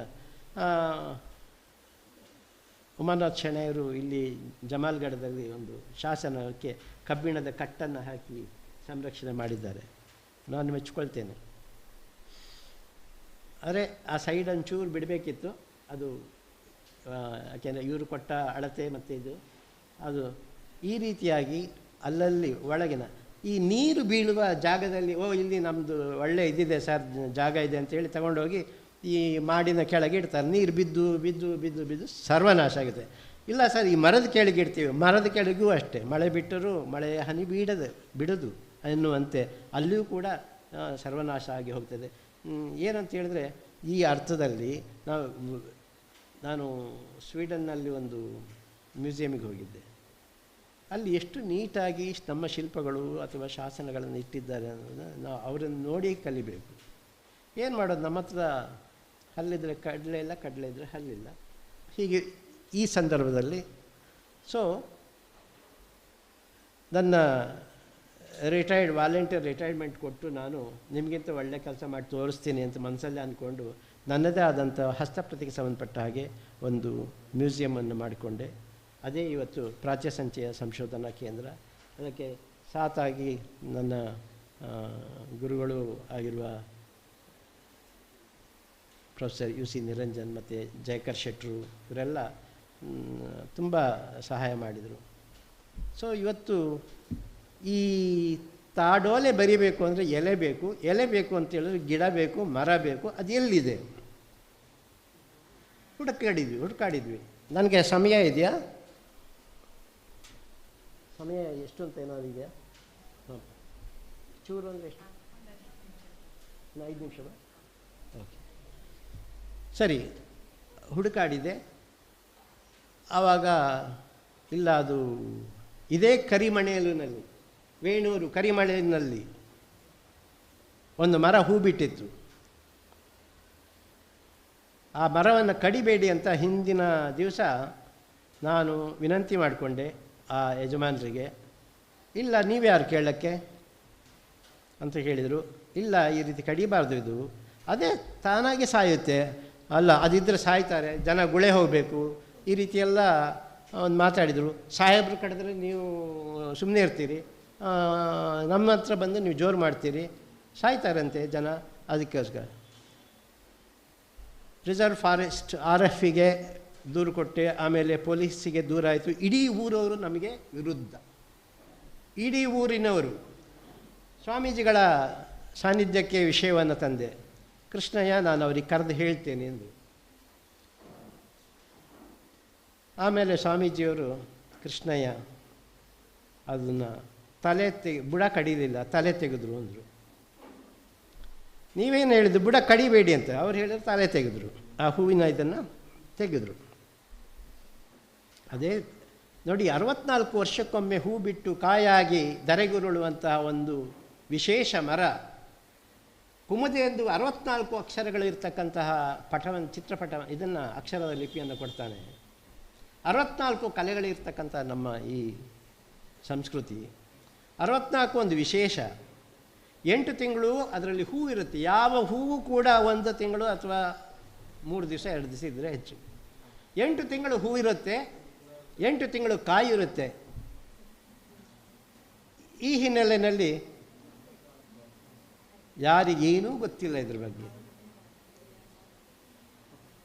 ಈ ಮರವನ್ನು ಬೆಳೆಸಿ ಅದು ಧರೆಗೆ ಉರುಳಿದ ಮೇಲೆ ಅದರ ಮರದ ತಿರುಳು ಸ್ಯಾಗೋ, SAGO, ಸ್ಯಾಗೋ ಅಂದರೆ ಸಬ್ಬಕ್ಕಿ. ಈಗ ತಿನ್ನೋದು ಸಬ್ಬಕ್ಕಿ ನೀವು ಅಮೆಝಾನಲ್ಲಿ ತಯಾರಾಗುವಂಥ ಅಥವಾ ಚೆನ್ನೈಯಲ್ಲಿ ತಯಾರಾಗುವ ಗೆಣಸಿಂದು ಸಬ್ಬಕ್ಕಿ, ಸೀತಾಳೆ ಸಬ್ಬಕ್ಕಿ ಅಂತ. ಶಿವರಾಮ್ ಕಾರಂತರಿಗೆ ಒಬ್ಬಳು ಸಣ್ಣ ಹುಡುಗಿ ಪ್ರಶ್ನೆ ಕೇಳ್ತಾಳೆ, ಅಜ್ಜ ಸಬ್ಬಕ್ಕಿ ಎಲ್ಲಿ ಬೆಳೀತಾರೆ ಅಜ್ಜ ಅಂತೇಳಿ. ಮಗು, ಸಬ್ಬಕ್ಕಿ ಎಲ್ಲೂ ಬೆಳೆಯುವುದಿಲ್ಲ, ಅದು ಒಂದು ಮರದ ತಿರುಳು, ಹೀಗೆ ಅಂತೇಳಿ ಅವರು ಎಕ್ಸ್ಪ್ಲೇನ್ ಮಾಡ್ತಾರೆ. ಅಲ್ಲಿವರೆಗೆ ಸೀತಾಳೆ ಸಬ್ಬಕ್ಕಿ ಅಂದರೆ ಏನು ಅಂತ ಜನರಿಗೆ ಗೊತ್ತಿರಲಿಲ್ಲ. ಅಂತಹ ಒಂದು ಮರವನ್ನು ಶಿವರಾಮ್ ಕಾರಂತರ ಹಿರಿಯ ಸಹೋದರ ಕೋಲ ಕಾರಂತರು ಬೆಳೆಸಿದರು ಮತ್ತು ಅವರ ಶಾಲೆಯಲ್ಲೂ ಕೂಡ ಇತ್ತು. ಈ ಗಿಡ ಮೊಳಕೆಯಾಗಿ ಬರಬೇಕು ಅಂದರೆ 54ರಿಂದ 120 ದಿವಸ ಬೇಕು. ಅಯ್ಯೋ, ಅಷ್ಟು ದಿವಸ ಯಾರು ಕಾಯ್ತಾರೆ ಸರ್? ಓಕೆ, ಮೊಳಕೆ ಮಾಡಿ ಅದನ್ನು ಕೊಟ್ಟರೆ ಇದು ಹೂ ಬಿಡಲಿಕ್ಕೆ 64 ವರ್ಷ. ಅಯ್ಯೋ ಬೇಡ ಸರ್, ನಾವು ಇರೋದೇ ಇಲ್ಲ, ಇದನ್ನು ಹಾಕಿದರೆ. ಈಗ ನೀವೇ ನೆನಪು ಮಾಡ್ಕೊಳ್ಳಿ, ಇಲ್ಲಿ ತಂದಿರುವಂತಹ ಸಸ್ಯ ಸೀತಾಳೆದು. ಈ ಸೀತಾಳೆಯ ಸಸ್ಯಕ್ಕೆ ಶ್ರೀರಾಮಚಂದ್ರ 14 ವರ್ಷ ವನವಾಸ ಇದ್ದ ಈ ಮರದ ಕೆಳಗೇನೆ. ನೋಡು ನಿರ್ಮಲ ಜಲ ಸಮೀಪದಿ ಪರ್ಣಕುಟೀರ, ಪಣೋಲಿ. ಭೀಷ್ಮನ ತಾಲಧ್ವಜ ಅಂತ ಒಂದು ಕಡೆ ಬರುತ್ತೆ. ಇತ್ತೀಚೆಗೆ ಅದು ತಾಲಧ್ವಜ ಅಲ್ಲ, ಕನಕ ತಾಲಧ್ವಜ ಅಂತೇಳಿದ್ರು.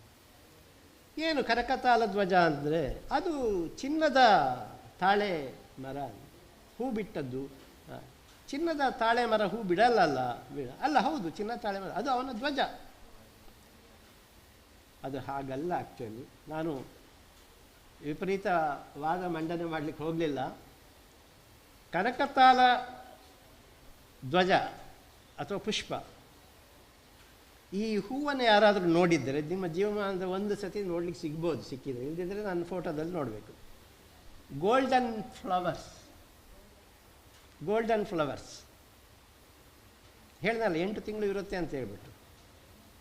ಈ ಕನಕತಾಲ ಧ್ವಜದ ಅಥವಾ ಇದನ್ನು, ಅದರ ಕಾಯಿಗಳನ್ನು ಹೇಗಾದರೂ ಮಾಡಿ ಉಳಿಸ್ಬೇಕು, ಬೆಳೆಸಬೇಕು ಅಂತೇಳಿ ನನಗೆ ಒಂದು ಶಾಸನದಲ್ಲಿ ಸಿರಿದೇವಿ ಅನ್ನುವಂತಹ ಜೈನ ಮಹಿಳೆ ಮಾಡಿದ ಒಂದು ಪುಣ್ಯದ ಕಾರ್ಯ ನನಗೆ ಪ್ರೇರಣೆ ಆಯಿತು. 1990 18ನೇ ತಾರೀಕು ಜುಲೈ, ಇಂಡಿ, ವಿಜಾಪುರ, ಈಗ ವಿಜಯಪುರ, ಖೇಡ್ ಗ್ರಾಮ, ಅಲ್ಲಿ ಸಿದ್ದರಾಮ ಗುಡಿಗೆ ತಾಡವೋಲ ದೇವ ಈ ಮಾವಿನ ಮರ ಮತ್ತು ಬೇರೆ ಬೇರೆ ಮರಗಳನ್ನು ಬೆಳೆದು ದಾನವನ್ನು ಮಾಡ್ತಾಳೆ ಆಕೆ. ಬೊಪ್ಪಣ್ಣ ನಾಯಕನ ಹೆಂಡತಿ.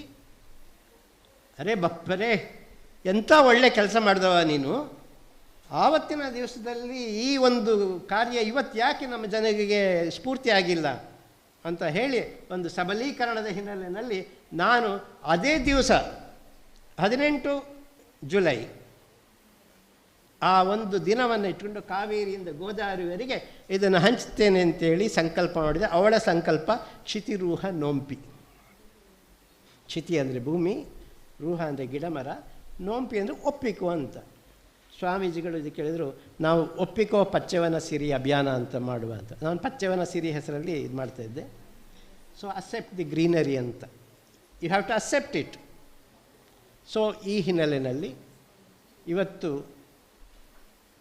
ಸುಮಾರು 1 ಲಕ್ಷಕ್ಕೂ ಮೀರಿ, ನಾನು ಹೇಳ್ಕೊಬಾರದು, 1 ಲಕ್ಷಕ್ಕೂ ಮೀರಿ ಬೀಜ ಗಿಡ ಇವುಗಳನ್ನು, ಅದು ಕಾಕೋಳಂ ಇರ್ಬೋದು, ತಿರುಪತಿ ಸೈಡ್ ಇರ್ಬೋದು, ಸೂರತ್ ಇರ್ಬೋದು, ಅಹಮದಾಬಾದ್ ಇರೋದು, ವಾರಣಾಸಿ ಇರ್ಬೋದು, ಅಯೋಧ್ಯೆಗೆ ಸ್ವಾಮೀಜಿಗಳೇ 121 ಸಸಿಗಳನ್ನು ತಗೊಂಡೋದ್ರು. ಅಲ್ಲಿ ಬಡ ಮಂದಿರ ಅಂತ ಹೇಳಿದರೆ ಅಲ್ಲಿ ಒಂದು 50 ಗಿಡ ನಟ್ಟೆ ಅಂತ ಹೇಳಿದರು. ಆಮೇಲೆ ಇವರು ಕಣ್ಣೇರಿ ಮಠಕ್ಕೆ ಹೋಗೋ ಸಂದರ್ಭದಲ್ಲಿ ಮಣಿಪಾಲದಲ್ಲಿ ನಿಲ್ಲಿಸಿ ನಾನು ಇವರಿಗೆ, ಆದ್ದರಿಂದ ಹೀಗಾಗಿ ಒಂದು ಒಳ್ಳೆಯ ಏನು ಧಾರ್ಮಿಕ ಬಾಂಧವ್ಯ ಇದೆ, ಒಂದು ಅವರ ಆಶೀರ್ವಾದ ಅನುಗ್ರಹ ಇದೆ ಅಂತ ಹೇಳ್ಕೊಂಡು ಇವತ್ತು ಕೂಡ ಹೇಗಾದರೂ ಮಾಡಿ ಮನಸ್ಸಿನಲ್ಲಿ ಒಂದು ಸಂಕಲ್ಪದ ಇಲ್ಲಿ ಮುಕ್ತೇಶ್ವರಿದ್ದೀರಿ, ನಮ್ಮ ಸರ್ಕಾರ ಅಥವಾ ಹಿಂದಿನವರು ಇರ್ಬೋದು, ಮಡಿವಾಳ ಮಾಚಯ್ಯನ ಬಗ್ಗೆ ಇರ್ಬೋದು, ಬಸವಣ್ಣ ಅವರ ಬಗ್ಗೆ ಇರ್ಬೋದು, ಒಂದೊಂದು ಪೀಠಗಳನ್ನು ಮಾಡಿದೆ. ಈ ಹಸಿರು ಶಿಷ್ಟಾಚಾರವನ್ನು ನಮಗೆ ಈ ಗ್ಲೋಬಲ್ ವಾರ್ಮಿಂಗ್ ಇದನ್ನು ತಗ್ಗು ಮಾಡುವುದಕ್ಕೆ ಆಕೆ ಹೊರಡಿಸಿದ ಕ್ಷಿತಿರೂಹ ನೋಂಪಿಯ ಅವಳ ಒಂದು ಸಣ್ಣ ಒಂದು ನೆನಪನ್ನು ಯಾವತ್ತಾದರೂ ಅದಕ್ಕೆ ನನ್ನ ಶಿಲ್ಪಿಗಳ ಹತ್ರ ನಾನು ಮಾತಾಡಿದೆ. ಅಲ್ಲ ಮಾಡ್ಬೋದು, ಅದೇನು ದೊಡ್ಡ ಇದೇನಲ್ಲ ಅಂತೇಳಿ. ನನ್ನ ಪೂರ್ವಾಶ್ರಮದ ಗುರುಗಳು ನಾನು ಹೇಳಿದೆ ನಾನು ಬರ್ತೇನೆ ಅವತ್ತು. ಅದು ದುಡ್ಡು ಹೊಂದಾಣಿಕೆ ಆಗಬೇಕು. ಸೊ ಒಂದು ವೇಳೆ ಅದು ಆ ರೀತಿ ಆದರೆ ಒಂದು ಅನನ್ಯತೆಯನ್ನು ಆ ಸಿರಿದೇವಿಗೆ ನಾನು ವನಸಿರಿ ಅಂತ ಕಟ್ಟಿದ್ದೇನೆ, ಪಚ್ಚೆ ವನಸಿರಿ ದೇವಿ ಅಂತ ಅಲ್ಲಿ. ಆಮೇಲೆ ಅದು ಬೇರೆ ಇಲ್ಲಿ ಸಿರಿ ಒಂದು ಇದೆ, ಸಿರಿ ಅಬ್ಬಗ ದರಗ ಅದಲ್ಲ, ಅದು ಬೇರೆ ರೀತಿಯಿಂದ ತಗೊಳ್ಬಾರ್ದು. ಇವತ್ತೇನಾಗಿದೆ ಅಂದರೆ ನಿಡಗಲ್ಲು ಶಾಸನದ ಅಲ್ಲಿ ಅಜ್ಜೇರ್ನ ಪಾದ ಅಂತಿತ್ತು, ಇವತ್ತು ಅಜ್ಜೇರ್ನ ಪಾದ ಹೋಗಿ ಕೊರಗಜ್ಜರ್ನ ಪಾದ ಆಗಿದೆ. ಅದು ಎಲ್ಲ ಬಂದು ಚಕ್ಕುಲಿ ಮತ್ತು ಇತ್ಯಾದಿ ಇಡುವಂಥ ಸ್ಥಾನ ಆಗಿದೆ. ಮುಂಚೆ ಅಲ್ಲೊಂದು ಸಣ್ಣ ಕಲ್ಲಿದ್ದದಷ್ಟೇ, ಅವು ಅಜ್ಜೇರ್ನ ಅಂತೇಳಿ. ಅದು ಅಜ್ಜರು ಅಂದರೆ ಬಿರುಮ ಆಳುವ ಸಿರಿಯ ಸಾಕು ತಂದೆ, ಅವರು ಜೈನರೇ ಆಗಿದ್ದರು.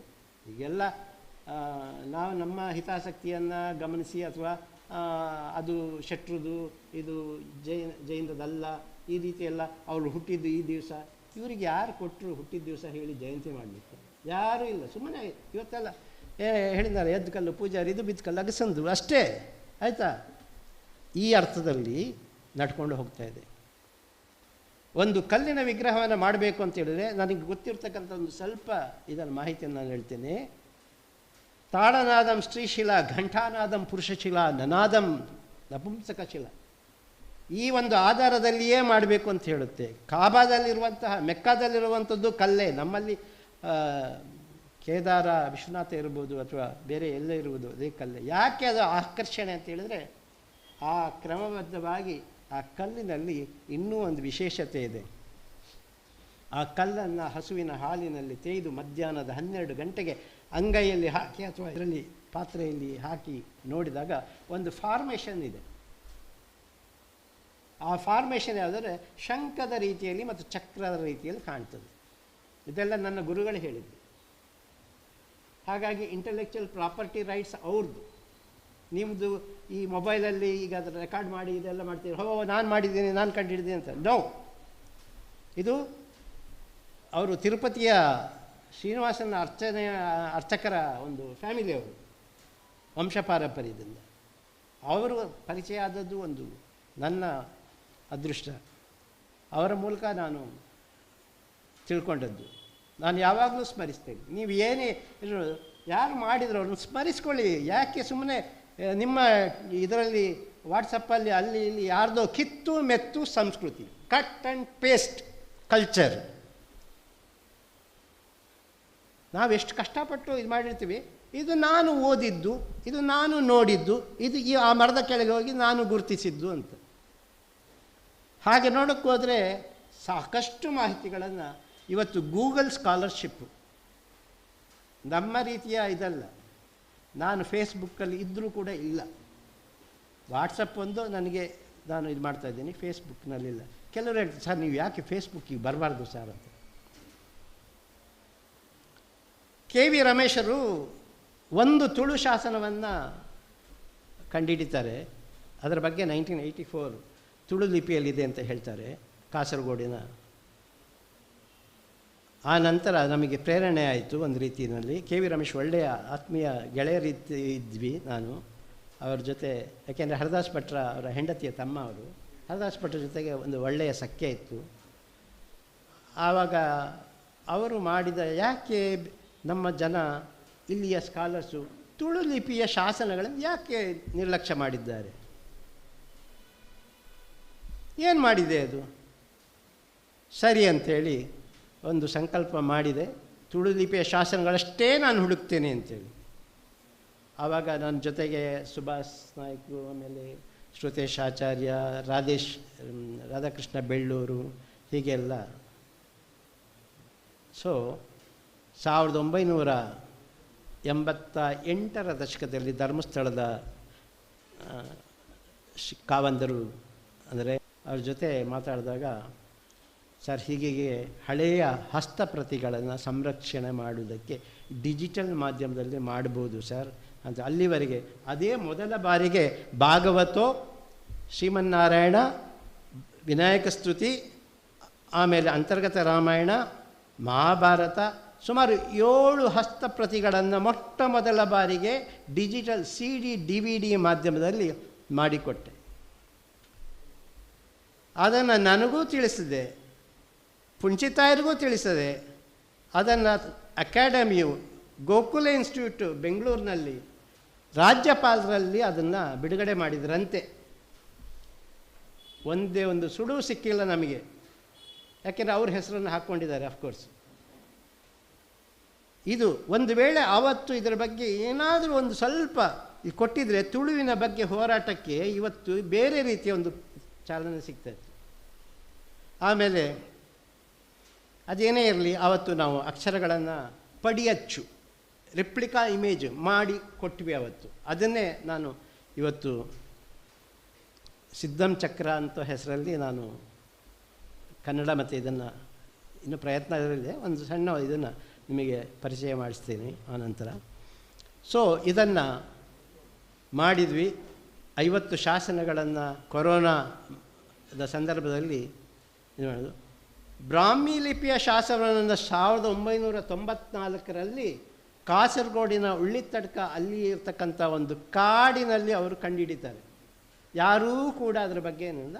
ಅದನ್ನು ಗುರುತಿಸಿಕೊಂಡು ತಮಿಳ್ನಾಡಿನವರು ಬಂದುಬಿಟ್ಟು ಇದು ತಮಿಳ್ ಬ್ರಾಹ್ಮಿ ಅಂತೇಳಿ ಅಲ್ಲಿ ಯಾರಿಗೂ ಹೋಗಲಿಕ್ಕೆ ಬಿಡದೆ, ನಾನು ಕೇಳಿದೆ ಅದಾದಮೇಲೆ ಅಲ್ಲಿ ಯಾರಿದ್ದಾರೆ, ಹೇಗೆ ಹೋಗ್ಬೋದು, ಅಯ್ಯೋ ಅಲ್ಲಿ ಕಾಡಾನೆ ಉಂಟು, ಅಲ್ಲಿ ಕೋಣ ಉಂಟು, ಹಾಗೆ ಹೀಗೆ ಅಂತೇಳಿ ನಾವು ಅವರಿಗೆ ಯಾರು ಪರ್ಮಿಷನ್ ತೆಗೆದುಕೊಳ್ಳದೆ ನಾವು ಹೋದದ್ದುಂಟು, ಹೋಗಿ ದಾರಿ ತಪ್ಪಿದ್ದುಂಟು, ಮತ್ತು ಎಲ್ಲಿ ಆನೆಗಳು ಬರುತ್ತೆ ಅಂತ ಹೆದರಿಕೆ ಆಗಿ, ಅದು ಮುರಕಲ್ಲಿನ ಹಾಸಿನಲ್ಲಿ ಸೊಂಪಾಗಿ ಬೆಳೆದಿರತಕ್ಕಂತಹ ಹುಲ್ಲಿನ ಇದರಲ್ಲಿದೆ, ಎಲ್ಲಿ ಅಂತ ನೋಡೋದು. ಆದರೂ ಕೂಡ ನಾವು ಪ್ರಯತ್ನಪಟ್ಟು ಹುಡುಕಿದ್ವಿ. ಒಂದು 4-5 ಅಕ್ಷರ ಜಾಸ್ತಿ ಸಿಕ್ಕಿದೆ, ಸಾಕು, ಅದೇ ಸಾಕು ನಮಗೆ. ಸೊ ಅದು ಕೂಡ ಈ ಉತ್ತರ ಭಾರತ ಅಥವಾ ದಕ್ಷಿಣ ಭಾರತದಿಂದ ಬಂದು ಅವರು ನಮಗೆ ಬಂದು ಇದನ್ನು ನೀವು ಇದನ್ನು ತಮಿಳ್ ಬ್ರಾಹ್ಮಿ ಅಂತ ಕರೆಯೋದಕ್ಕೆ ತುಳು ಬ್ರಾಹ್ಮಿ ಅಂತ ಯಾಕೆ ಕರಿಬಾರ್ದು ನೀವು, ಹೀಗೆ ಪ್ರಶ್ನೆ. ಆದರೆ ಆ ಹೇಳೋ ಧೈರ್ಯ ನನಗಿಲ್ಲ. ಸೊ ಹೀಗಾಗಿ ಅದೇನು ನಾವೇ ಮೊದಲು ಕಂಡುಹಿಡಿದದ್ದು ಅಂತ ಹೇಳಿದರು. ಅದರಲ್ಲಿ ಐರಾವತನ್ ಮಹಾದೇವನ್ ದೊಡ್ಡ ವಿದ್ವಾಂಸರು, ಅವರು ಅಪ್ರಿಷಿಯೇಟ್ ಮಾಡಿದರು ನಮ್ಮಲ್ಲಿ KV ರಮೇಶ್ ಇದ್ದಾಗೆ. ಐರಾವತನ್ ಮಹಾದೇವನ್ ಈ ಸುನಾಮಿ ಬಂದ ನಂತರ ಒಂದು ಸಮಣ ಬೆಟ್ಟ ಅಂಥೇಳಿ ಸಮುದ್ರದಿಂದ ಮೇಲೆ ಬರುತ್ತೆ. ಎಷ್ಟು ಜನ ಓದಿದ್ದೀರೋ ಗೊತ್ತಿಲ್ಲ. ಅದರಲ್ಲಿ ಅನೇಕ ಈ ಜೈನ ಗುರುಗಳು ಅಥವಾ ಅವರ ಒಂದು ಉಳಿಯುವಿಕೆಗೆ ಅಭ್ಯಾಸಕ್ಕೆ ಅವರು ಅಲ್ಲಿರ್ತಿದ್ರು. ಸಮಣ ಬೆಟ್ಟ ಅಂಥೇಳಿ, ನನಗೆ ಟೈಮ್ ಆಗ್ತಾ ಉಂಟು. ಸೊ ಅಲ್ಲಿ ಇರುವಂಥ ಒಂದು ಬ್ರಾಹ್ಮಿಯ ಲಿಪಿಯನ್ನು ಅವರು ಹೇಳ್ತಾರೆ. ಆದರೆ ನೋಡಿ, ಹೇಳುವಾಗ ಎಷ್ಟು ಒಂದು ಅಡ್ಡಗೋಡೆಯಲ್ಲಿ ದೀಪ ಇಟ್ಟಾಗಿ ಹೇಳ್ತಾರೆ ಅಂದರೆ, ಕರ್ನಾಟಕದಿಂದ ಬಂದಿದ್ದಾರೆ ಅಂತ ಅಲ್ಲ, ಜೈನರು ಬಂದಿರಬಹುದು. ಯಾಕೆಂದರೆ ತಮಿಳ್ನಾಡವರು ಪಕ್ಕ ಒಂದು ಇದು ನಮ್ಮದು, ನಾವು ಅನ್ನುವಂಥದ್ದು ತುಂಬ ಇದೆ. ಓಕೆ, ಈಗ ನನಗೆ ಕೈಫಿಯತ್ತಿನ ಬಗ್ಗೆ ನಮ್ಮ ಮುರುಘರಾಜೇಂದ್ರ ಮಠದಲ್ಲಿ ಸಿಕ್ಕಿದ ಒಂದು ಇದನ್ನು ನನ್ನ ಮಿತ್ರ ರಾಜಶೇಖರ್ ಅವರು ಗಮನಕ್ಕೆ ತಂದಾಗ, ಅದರಲ್ಲಿ ಸೂರ್ಯವಾದ್ಯ, ಚಂದ್ರವಾದ್ಯ, ಉಡುಕುವಾದ್ಯ, ಎಡಕುವಾದ್ಯ, ಆಮೇಲೆ ಕಟ್ಟಿಗೆ ವಾದ್ಯ, ಹೀಗೆ ಅನೇಕ ವಾದ್ಯಗಳು, ನಾನು ವಾದ್ಯಗಳ ಬಗ್ಗೆ ಅಧ್ಯಯನ ಮಾಡ್ತಾಯಿದ್ದೀನಿ. ಸೂರ್ಯವಾದ್ಯ ಇಲ್ಲ ಇವತ್ತು. ಮೊನ್ನೆ ಸಂಗೀತ ನಾಟಕ ಅಕಾಡೆಮಿಗೆ ಒಂದು ಶಿಫಾರಸು ಮಾಡಿ, ನಾನು ಹೈಕಮಿಟಿ ಮೆಂಬರಲ್ಲಿ ಆಗಿದ್ದೆ, ಮಾಡಿ ಈಗ ಆ ವಾದ್ಯದ ನುಡಿಸುವಂಥ ಕಲಾವಿದರಿಗೆ ತಿಂಗಳಿಗೆ 10,000 ರೂಪಾಯಿ, ಕಲಿಯುವವರಿಗೆ 6,000 ರೂಪಾಯಿ ಕೊಡುವಷ್ಟೇ ನಿಮಿತ್ತ ಕೆಲಸವನ್ನು ನಾನು ಮಾಡಿದ್ದೇನೆ. ಇದು ನನ್ನದು ಅಂತಲ್ಲ, ಅದು ಅವರದು. ಹೀಗಾಗಿ ಮಹಾಲಿಂಗಾಪುರದ ಅಲ್ಲಿಯ ಕರಡಿ ಮನೆತನದವರಿಗೆ ಹೋಯಿತು. ಇದು ಉಡುಪಿಯವರಿಗೆ ಬರಬೇಕಿತ್ತು. ಉಡುಪಿಯಲ್ಲಿ ಒಬ್ಬರು ಇದ್ದರು, ಅವ್ರಿಗೆ ಕೇಳಿದೆ, ಇಲ್ಲ ನಾನು ಆಗೋದಿಲ್ಲ, ನನಗೆ ಆರೋಗ್ಯ ಸರಿ ಇಲ್ಲ ಅಂತ ಹೇಳಿದರು. ಸರಿ ಅಂಥೇಳಿ ಬಿಟ್ಟೆ. ಸೂರ್ಯಚಂದ್ರರ ಸಾಕ್ಷಿಯಾಗಿ ಇದ್ದಂತಹ ಈ ವಾದ್ಯ ಇವತ್ತು ಆ ಸೂರ್ಯಚಂದ್ರರ ಸಾಕ್ಷಿಯಾಗಿರುವಂಥ ವಾದ್ಯವನ್ನೇ ಉಡುಕು ವಾದ್ಯವಾಗಿ ಮಾಡಿ ಆ ಉಡುಕು ವಾದ್ಯದಲ್ಲೇ ಅಕ್ಷರಗಳನ್ನು ಹೊರಡಿಸಿ, ಆಯಿತಾ, ಇವತ್ತೆಲ್ಲವೂ ನಾಶ ಆಗಿದೆ. ಇದ್ರ ಬಗ್ಗೆ ನಾವು ತಿಳ್ಕೊಬೇಕು ಅಂದರೆ ನೀವು ಬಿ ಚೈತನ್ಯ ದೇವ ಅವರ ದೊಡ್ಡ ವಿದ್ವಾಂಸರು, ಅವರಿಲ್ಲ, ಅವರ ಶಿಷ್ಯ ಕುಕ್ಕಟ್ಸ್ ಅಂತೇಳಿ ಅವ್ರ ಜೊತೆ ಸ್ವಲ್ಪ ದಿವಸ ನಾನು ಕೆಲಸ ಮಾಡಿದ್ದೆ. ಅಂದರೆ ನಮ್ಮದು ಸಂಗೀತವೂ ಉಂಟು, ಎತ್ನೋ ಮ್ಯೂಸಿಕಾಲಜಿ ಉಂಟು.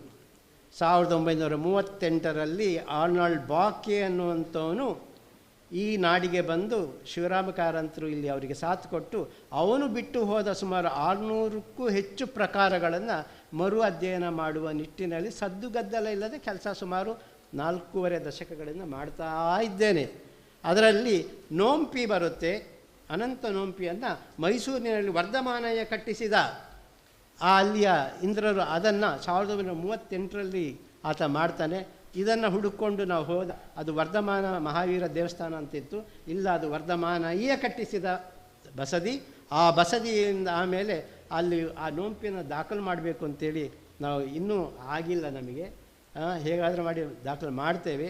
ಆಮೇಲೆ ಶ್ರವಣಬೆಳಗೊಳದ ಭಟ್ಟಾರಕರನ್ನು ಭೇಟಿಯಾಗಿ ಹೀಗೆಲ್ಲ ಯಾರಿಗೂ ಬೇಡದೇ ಇರೋ ಕೆಲಸ ರೀ ನಾವು ಮಾಡ್ತಾ ಇರೋದು. ನಿಜಕ್ಕೂ ಯಾರಿಗೂ ಒಂದು ದಿವಸ ಹೇಳ್ತಾರೆ, ಕೃಷ್ಣಯ್ಯ ಇದನ್ನು ಸಂಗ್ರಹ ಮಾಡಿದರೆ ಒಳ್ಳೆಯದಿತ್ತೇನೋ ಅಂತ ಹೇಳ್ಬೋದು ಅಷ್ಟೇ, ಆಯಿತಾ. ಸೊ ಈ ಹಿನ್ನೆಲೆಯಲ್ಲಿ ತಾಮ್ರಪತ್ರದ ಒಂದು ಶಾಸನವನ್ನು ಓದಿ ನಾನು ಮುಗಿಸ್ತೇನೆ. ಇದು ಬಂಗಾರಸರಿಗೆ ಸಂಬಂಧಪಟ್ಟಿದ್ದು. ಈ ಶಾಸನವನ್ನು ಕೆ.ವಿ. ರಮೇಶರು ಮತ್ತು ಶರ್ಮಾ ಅವರು ಓದಿದ್ದಾರೆ. ನಾನು ಅವರಿಂದ ತಗೊಂಡದ್ದು ನನ್ನ ಮ್ಯೂಸಿಯಮ್ಮಿಗೆ ತಗೊಂಡಿದ್ದು ಅಂತ ಹೇಳಿದ್ರೆ, ಒಂದು ರೀತಿಯಲ್ಲಿ ಅವರು ಅದನ್ನು ಇನ್ನೇನು ಉಳಿಸ್ಕೊಳ್ಳೋಕ್ಕಾಗಲ್ಲ ಅಂದಾಗ ನಾವೇನೋ ಸ್ವಲ್ಪ ಕೊಟ್ಟಿರ್ತೀವಿ, ಅದು ತಗೊಂಡಿರ್ತಾರೆ, ಆಯಿತಾ. ಸೊ ಶ್ರೀ ನಮಸ್ತುಂಗ ಶಿರಶ್ಚುಂಬಿ ಚಂದ್ರಚಾಮರ ಚಾರವೇ ತ್ರೈಲೋಕ್ಯ ನಗರ ಆರಂಭ ಮೂಲಸ್ತಂಭಾಯ ಶಂಭವೇ ಸ್ವಸ್ತಿ ಶ್ರೀ ಜಯಾಭ್ಯುದಯ ಶಾಲಿವಾನ ಶಕ ವರುಷ 1353 ನೇ ವರ್ತಮಾನ ವಿರೋಧೀಕೃತ ನಾಮ ಸಂವತ್ಸರ ಮಾರ್ಗೆ ಶಿರಶು 5ರಲ್ಲೂ ಶ್ರೀಮತ್ ವಿಜಯ ನಗರಿಯಲು ಪ್ರತಾಪದೇವರಾಯರು ಚತುಸ್ಸಮುದ್ರವ ಪಾಲಿಸುವಲ್ಲಿ ಪ್ರಧಾನ ಹರಿಯಪ್ಪ ದಂಡನಾಯಕ ಒಡೆಯರ ನಿರೂಪದಿಂದ ಮಂಗಳೂರು ರಾಜ್ಯವನ್ನು ದೇವರಾಜಗಳ ಮಗ ಅಣ್ಣಪ್ಪಗಳು ಆಳುವಲ್ಲಿ ಪಾಂಡ್ಯರಸರಾದ ಬಂಗಾರಸ್ಥ ಸ್ಥಾನದಲ್ಲೂ ಪುಳಿನಾ ನದಿ ತೀರದಿಂದ ಬಂದ ಅಣ್ಣ ತಮ್ಮಂದಿರಲ್ಲಿ ಕೊಟ್ಟ ತಾಮ್ರ ಶಾಸನಧಾರೆ ಪಟ್ಟೆ ಅಂದರೆ ಎಂತೆಂದರೆ ಅಣ್ಣಪ್ಪಗಳ ಕೆಳಗೆ ತಿಳುನಾದಿಯ, ಇಲ್ಲಿ ತುಳುನಾದಿ 23 ವರಹದ ಭೂಮಿಯನ್ನು ನೀವು ಸಂತಾನ ಪಾರಂಪರಿಕವಾಗಿ ಬಾಳೆ ಅನುಭವಿಸಿ ಕಾಲಕಾಲಕ್ಕೆ ಶಿಸ್ತನ್ನು ತೆತ್ತು, ಅಂದರೆ ತೆರಿಗೆಯನ್ನು ತೆತ್ತು ಬಹುದೆಂದು ದಾರಾದತ್ತ ಮಾಡಿಕೊಟ್ಟದ್ದಾಗಿ ಅದೇ ವೀರಣ್ಣ ನಾಗಣ್ಣ ಅಂದರೆ ಬರೆದವನು. ಸೊ ಇದು ಈ ಒಂದು ಇದನ್ನು ನಿಮ್ಮ ಮುಂದೆ ಇಟ್ಟಿದ್ದೇನೆ. 15,000 ಪೇಪರ್ನ ಸಂಗ್ರಹ ಜಗನ್ನಾಥದಾಸರ ಕಾಲದಿಂದ ನನ್ನ ಮನೆಯಲ್ಲಿದೆ. AC ಹಾಕಿದೆ, ಡಿಫೈಡ್ ಹ್ಯೂಮಿಡಿಫೈಯರ್ ಅಂತೇಳಿ, ಡಿಹ್ಯೂಮಿಡಿಫೈಯರ್ ಅದನ್ನು ಹಾಕಿದೆ. ಎಲ್ಲಿಯೂ ಕೂಡ ಯಾರೂ ಕೂಡ ಈ ಶಿಸ್ತಿನಲ್ಲಿ ಉಳಿಸಲಿಲ್ಲ. ಆ ಒಳಗಿರುವ ನೀರಿನ ಅಂಶವನ್ನು ಹೀರಿಕೊಂಡು ಅದು ಉಳಿಸ್ತದೆ ಡಿಹ್ಯೂಮಿಡಿಫೈಯರು. ಕೊರೋನಾ ಬಂದ ಸಂದರ್ಭದಲ್ಲಿ ಅದು ಡಮಾರ್ ಅಂದಾಯಿತು, 30,000 ರೂಪಾಯಿ ಹೋಯಿತು. ಆಮೇಲೆ ನಾನು ಮತ್ತೆ ಅಷ್ಟು ದೊಡ್ಡ ಅಮೌಂಟನ್ನು ಇನ್ವೆಸ್ಟ್ ಮಾಡಿ, ಯಾಕೆಂದರೆ ಯಾರೂ ದಾನಿಗಳು ಬರಲಿಲ್ಲ, ಯಾರು ಬಂದರೆ ಮತ್ತೆ ನಾನು ಇದು ಮಾಡ್ತೇನೆ. ಹೀಗೆ ಈ ಅಚ್ಚು ತೆಗೆದು ಅವ್ರು ಹೇಳಿದ್ರಲ್ಲ, ಸ್ಟ್ಯಾಂಪೇಜ್ ಮಾಡಿ, ಕಂಡವರಿಗೆಲ್ಲ ಸ್ಟ್ಯಾಂಪೇಜ್ ಮಾಡಿಕೊಟ್ಟು ನೀವು ಮಾಡಿರಿ ಅಂತೇಳಿ ನಾವು ಕೊಟ್ಟಿದ್ದೇವೆ. ನಮ್ಮದೇ ದುಡ್ಡು, ಆಯಿತಾ. ಈಗ ಏನು ಸುಮಾರು 200 ಕಂಠಗಳನ್ನು ಮಾಡಿ ಬೀಜಗಳನ್ನು ಕೊಟ್ಟು ಎಲೆಗಳನ್ನು ಕೊಟ್ಟು ನೀವು ಬರೀರಿ ಅಂತ ಕೊಟ್ಟಿದ್ದೇವೆ. ಒಬ್ಬರು ಒಂದೇ ಒಂದು ಥ್ಯಾಂಕ್ಸ್ ಹೇಳಲಿಲ್ಲ. ಹೌದು, ತೋರಿಸಿ, ಆಯಿತು, ಅದು ಉಂಟು, ಅದರಲ್ಲಿ ಅಲ್ಲಿ ಉಂಟು, ಅದು ಬರೆಯುವಂಥ ಶೈಲಿ ಅಲ್ಲಿ ತೋರಿಸಿದೆ, ತೋರಿಸ್ತೀನಿ. ಅದು ಆವಾಗ ಹ್ಯಾಂಡ್ಸ್ ಆನ್ ಟ್ರೈನಿಂಗ್ ಬಂದಾಗ ನಾವು ತೋರಿಸ್ತೇವೆ. ಇನ್ನೂ ಕೂಡ ನಾವು ನಮ್ಮ ಇತಿಹಾಸವನ್ನು ಮರೆತಿದ್ದೇವೆ. ಇವುಗಳ ಬಗ್ಗೆ ಸಂರಕ್ಷಣೆ ಆಗಬೇಕು, ಇದನ್ನು ಯಾರು ಉಳಿಸ್ಬೇಕು, ನಿಮ್ಮ ನಂತರ ಏನು ಅಂತ ಯಾರು ಕೇಳಿದರೆ ನಮ್ಮದೇ ಆದಂಥ ಒಂದು ಟ್ರಸ್ಟ್ ಇದೆ, ಅವ್ರು ನೋಡ್ಕೊಳ್ತಾರೆ. ಆಮೇಲೆ ಕೆಲವರು ನೀವು ಇದನ್ನು ಧರ್ಮಸ್ಥಳಕ್ಕೆ ಕೊಡಿ ಅಂತಂದರು. ಧರ್ಮಸ್ಥಳದಲ್ಲಿ ಅವರದೇ ಆದಂಥ ಇದಿದೆ. ಮೊಟ್ಟ ಮೊದಲ ಹಸ್ತಪ್ರತಿ, ಸೆಕೆಂಡ್ ಲಾಂಗೆಸ್ಟ್ ಮಹಾಭಾರತ ಕೊಡಬೇಕಂತೆ. ಕೊಟ್ಟು ಆಮೇಲೆ ನಾನು ಹಸ್ತಪ್ರತಿಯನ್ನು ಸಂಗ್ರಹ ಮಾಡಲಿ. ಭಾಳ ಪ್ರೀತಿಯಿಂದ ಅವರು ಸ್ವೀಕರಿಸಿ ಅದನ್ನು ನಾನು ನನ್ನ ಮಗಳು ಅದನ್ನು ಕ್ಲೀನ್ ಮಾಡಿ, ಇದನ್ನು ಕ್ಲೀನ್ ಮಾಡಲಿಕ್ಕೆ ಒಂದು ವಿಶೇಷವಾದ ಪುಲ್ಲ ತೈಲ ಅಂತ ಮಲೆಕುಡಿಯರು ತಯಾರಿಸ್ತಾಯಿದ್ರು. ಇವತ್ತು ಅದು ನಮ್ಮಲ್ಲಿ ಸಿಗ್ತಾಯಿಲ್ಲ, ಇಂಪೋರ್ಟ್ ಮಾಡ್ಕೊಳ್ತಾ ಇದ್ದೀವಿ. 1680 ರೂಪಾಯಿ kg ಅಥವಾ 1 ಲೀಟ್ರಿಗೆ. ಒಂದು ತೊಟ್ಟು ಉಡಿಂದು ಅದನ್ನು ಬಳಸಿದರೆ 8 ರೂಪಾಯಿ ನನಗೆ ಖರ್ಚಾಗುತ್ತೆ. ಈ ಒಂದು ಬೀಜವನ್ನು ಯಾಕೆ ಜಪಮಣಿ ಸರ ಇಲ್ಲೋದು ಸ್ಫಟಿಕದ್ದು ಅಂತ ಹೀಗೆಲ್ಲ ಜನ ಹೇಳ್ತಾರೆ. ನೀವು ವಾಗ್ದೇವಿಯ ಬಗ್ಗೆ ಬೆಳಗ್ಗೆ ಮಾತಾಡಿದ್ರಿ. ಆ ವಾಗ್ದೇವಿಯ ಕೈಯಲ್ಲಿದ್ದದ್ದು ಜಪಮಣಿ ಸರ ಈ ಮರದ ಬೀಜಗಳು. ಆದರೆ ನಮ್ಮ ಅಜ್ಞಾನ ಇರ್ಬೋದು, ಆದರೆ ನನಗೆ ಗೊತ್ತಿದೆಯೋ ಗೊತ್ತಿಲ್ವೋ. ಆದರೆ 18 ಮಣಿಗಳದ್ದು 9 ಅಂದರು. 9 ಭಾಳ ಸಣ್ಣದಾಯಿತು. ಆವಾಗ 8 1 9 ಆಯಿತು ನಂಬರು. ಆ ಸರವನ್ನು 3 ಸರಗಳನ್ನು ಪಟ್ಟದ ದೇವರಿಗೆ ಇವತ್ತು ಸಂಜೆ ಅರ್ಪಣೆ ಮಾಡ್ತಾ ಇದ್ದೇನೆ. ಅದೆಲ್ಲ ನೀವು ಸಾಕ್ಷೀಭೂತರಾಗಿರ್ತೀರಿ. ಸೊ ಇದು ಒಂದು ಯಾರಿಗೂ ಬೇಡದೇ ಇರುವ ಕೆಲಸವನ್ನು ಕೃಷ್ಣಯ್ಯ ಮಾಡ್ತಾ ಇದ್ದಾನೆ. ನಿಮಗೆ ಸಹಕಾರ ಕೊಡಬೇಕು ಅಂತಿದ್ದರೆ, ಶಾಸನಗಳು ಗೊತ್ತಿದೆ, ನನಗೆ ನೀವು ಹೇಳ್ಬೋದು. ನನ್ನ ಹೆಸರು S.A. ಕೃಷ್ಣಯ್ಯ. ನನ್ನ ಕೆಲಸವನ್ನು ನೋಡಿ ಸ್ವಾಮೀಜಿಗಳು ಒಂದು 15,000 ರೂಪಾಯಿ ಒಮ್ಮೆ ಕೊಟ್ಟು ಕಡತ್ತಿಲಷ್ಟ್ರಿ ಅಂತ ಕರೆದ್ರು. ನಾನು ಎಲ್ಲೂ ಹಾಕ್ಕೊಂಡಿಲ್ಲ ಕಡತ್ತಿಲಷ್ಟ್ರಿ. ಕಡತ ಇಟ್ಟುಕೊಂಡು, ಕಡತ ಇಲ್ಲು ಅಂದರೆ ಕಡತ ಇಟ್ಟುಕೊಂಡವರ ಮನೆ ಅಂತ. ಅದು ವಿಶ್ವೇಶತೀರ್ಥ ಶ್ರೀಪಾದಂಗಳು ಕೊಟ್ಟದ್ದು. ಅವರು ಕೊಟ್ಟರಲ್ಲ ಅಂತ ಹೇಳ್ಬಿಟ್ಟು ಇನ್ನೊಂದು 5,000 ಹಾಕ್ಬಿಟ್ಟು ಇದನ್ನು ಇಡುವುದಕ್ಕೆ ನನಗೆ ಹಂಡೆಗಳು ಬೇಕಿತ್ತು, ತಾಮ್ರದ ಹಂಡೆಗಳು. ಇದನ್ನು ಇಟ್ಟರೆ ಕಿಲುಬು ಹತ್ತುತ್ತೆ. ತಾಮ್ರದ ಹಂಡೆಗಳಲ್ಲಿ ಇದನ್ನು ಕರಿಮೆಣಸು ಹಾಕಿ ಒಳಗೆ ಇಡಬೇಕಿದು ನಾಣ್ಯಗಳು. ಇದು ಒಂದು ಹಿಂದಿನವರು ಇಟ್ಟ ಕ್ರಮ. ಇನ್ನು ಬೇರೆ ಇದಕ್ಕೆ ಬೇರೆ ರೀತಿಯಲ್ಲಿ ಉಂಟು. ನನಗೆ ಈ ಹಂಡೆಗಳಲ್ಲಿ ಇವುಗಳನ್ನೆಲ್ಲ ಸಂರಕ್ಷಣೆ ಮಾಡಿ ಇಡಬೇಕು ಅಂತಲೇ. ಅದು ಬಿದಿರು ಹಂಡೆಯೋ ಹಿತ್ತಾಳೆ ಇದು ತಾಮ್ರದ ಹಂಡೆಯೋ ಆಯಿತಾ. ಆದರೂ ಕೂಡ ಒಂದು 20,000 ರೂಪಾಯಿದ ಹಂಡೆ ತಗೊಂಡು ಇವತ್ತು ಆ ಹಂಡೆಗಳಲ್ಲಿ ಕೆಲವನ್ನು ನಾನು ಇರಿಸಿದ್ದೇನೆ, ಸಂರಕ್ಷಣೆ ಮಾಡಿದ್ದೇನೆ. ಇದು ನಾನು ನನ್ನದೇ ರೀತಿಯಲ್ಲಿ, ನನ್ನದೇ ಒಂದು ಭಾವದಲ್ಲಿ, ನನ್ನದೇ ಒಂದು ಭಕ್ತಿಯಲ್ಲಿ ಇದನ್ನು ಹೇಗೆ ನಾವು ಬರೆಯಬಹುದು ಅನ್ನೋದಕ್ಕೆ ನನ್ನ ಮಿತ್ರ ರಾಘವೇಂದ್ರ ಅಮೀನ್ ಅವರಿಗೆ ಗೀರು ಚಿತ್ರ ಅಂದರೆ ಕಾವಿ ಚಿತ್ರ ಇಂಚೆಲ್ಲ ಇರ್ತಿತ್ತು ದೇವಸ್ಥಾನಗಳಲ್ಲಿ.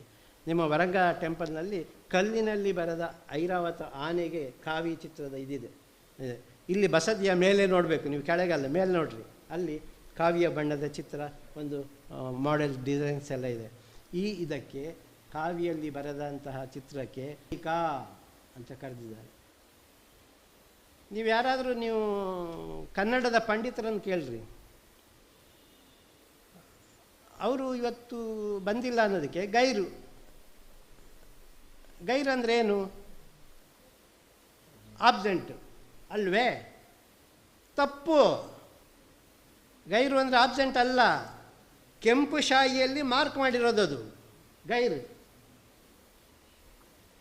ಅಷ್ಟು ಕೂಡ ಅಂದರೆ ನಮ್ಮಲ್ಲಿ ತಿಳುವಳಿಕೆ ಎಷ್ಟು ಇದಾಗಿದೆ ಅಂತೇಳಿ ನಿಮಗೆ ಹೇಳಲಿಕ್ಕೆ ಇಷ್ಟಪಡ್ತೇನೆ. ಇಲ್ಲಿ ಒಂದು ಸಣ್ಣ ಒಂದು ಬಂಗಾರ ಸರ, ಒಂದು ನವನಾರಿ ಕುಂಜರ ಇದೆ. ಅದನ್ನು ಗೊಂಬೆ ಆಟದಲ್ಲೂ ಕೂಡ ಬಳಸಿದ್ದಾರೆ. ಗೊಂಬೆ ಆಟಕ್ಕೆ ಇತಿಹಾಸ ತುಂಬ ಉಂಟು, ಅದು ನಾನು ಇಲ್ಲಿ ಹೇಳಲಿಕ್ಕೆ ಹೋಗಲ್ಲ. ಇಲ್ಲಿಯೂ ಕೂಡ ಇತ್ತು. ಬಂಗಾರ ಸರ ಶಾಸನ ಶ್ರುತೇಶ್ ಅಲ್ಲಿ ಹೊರಗಡೆ ಇಟ್ಟಿದ್ದಾರೆ. ಅದರಲ್ಲಿ ಪುರುಷ ಮೃಗ ಇದೆ. ನಮ್ಮ ಕತ್ತಲೆ ಬಸದಿ ಮತ್ತು ಅಲ್ಲಿಯ ಮಾನಸ್ತಂಭದಲ್ಲಿ ಪುರುಷ ಮೃಗ ಮತ್ತು ತುಂಬ ಅನೇಕ ಚಿತ್ರಗಳಿದೆ. ಆ ಪುರುಷ ಮೃಗದ ಚಿತ್ರದ ದಾಖಲೆಯನ್ನು ನಿಮ್ಮ ಸಮಕ್ಷಮ ಮಾಡಲಿಕ್ಕೆ ಇವತ್ತು ರಾಘವೇಂದ್ರ ಅಮೀನು, ನಾನು ಮತ್ತು ನಮ್ಮ ತಂಡದವರು ನಿಮಗೆ ಒಂದು ಸಣ್ಣ ಒಂದು ಇದನ್ನು ಕೊಡ್ತೇವೆ. ನೀವು ಮಾಡೋದಾದರೆ ಮಾಡ್ಬೋದು. ಗೀರು ಚಿತ್ರದ ಬಗ್ಗೆ ಆಸಕ್ತಿ ಇದ್ದರೆ ಕಲಿಬೋದು. ಇವತ್ತು ಗೀರು ಚಿತ್ರದ ಮೂಲಕ ಮತ್ತೆ ಇಡೀ ರಾಮಾಯಣವನ್ನು ಬರಿಬೇಕು ಅಂತ ಮನಸ್ಸಿನ ಸಂಕಲ್ಪ ದೇವಸ್ಥಾನಗಳಲ್ಲಿ. Okay, time up. ನಮಸ್ಕಾರ, ಥ್ಯಾಂಕ್ ಯು. ಅವರು ಮೊದಲು ಪೇಪರಲ್ಲಿ ಬರೆದು ಕಳಿಸಿದರು, ಆಮೇಲೆ ಡಿಜಿಟಲಲ್ಲಿ ಬರೆದು ಪ್ಲೀಸ್ ಟೈಮ್ ಅಪ್ ಅಂತ. ಸೊ ಇಂತಿಷ್ಟು ಸಮಾಚಾರಗಳನ್ನು ಹಂಚಿಕೊಂಡಿದ್ದೇನೆ. ನಾವು ಇವತ್ತು ಸಂಜೆವರೆಗೆ ಇಲ್ಲಿದ್ದೇನೆ. ನಿಮ್ಮ ಎಲ್ಲ ಒಂದು ಪೇಷನ್ಸ್ಗೆ ತುಂಬ ಹೃದಯದ ಧನ್ಯವಾದಗಳು. ಎಂದಿಗೂ ಕಲಿಯುವುದನ್ನು ನಿಲ್ಲಿಸಬೇಡಿ, ಪ್ರಶ್ನೆ ಮಾಡುವುದನ್ನು ಅಭ್ಯಾಸ ಮಾಡಿಕೊಳ್ಳಿ. ನಮಸ್ಕಾರ.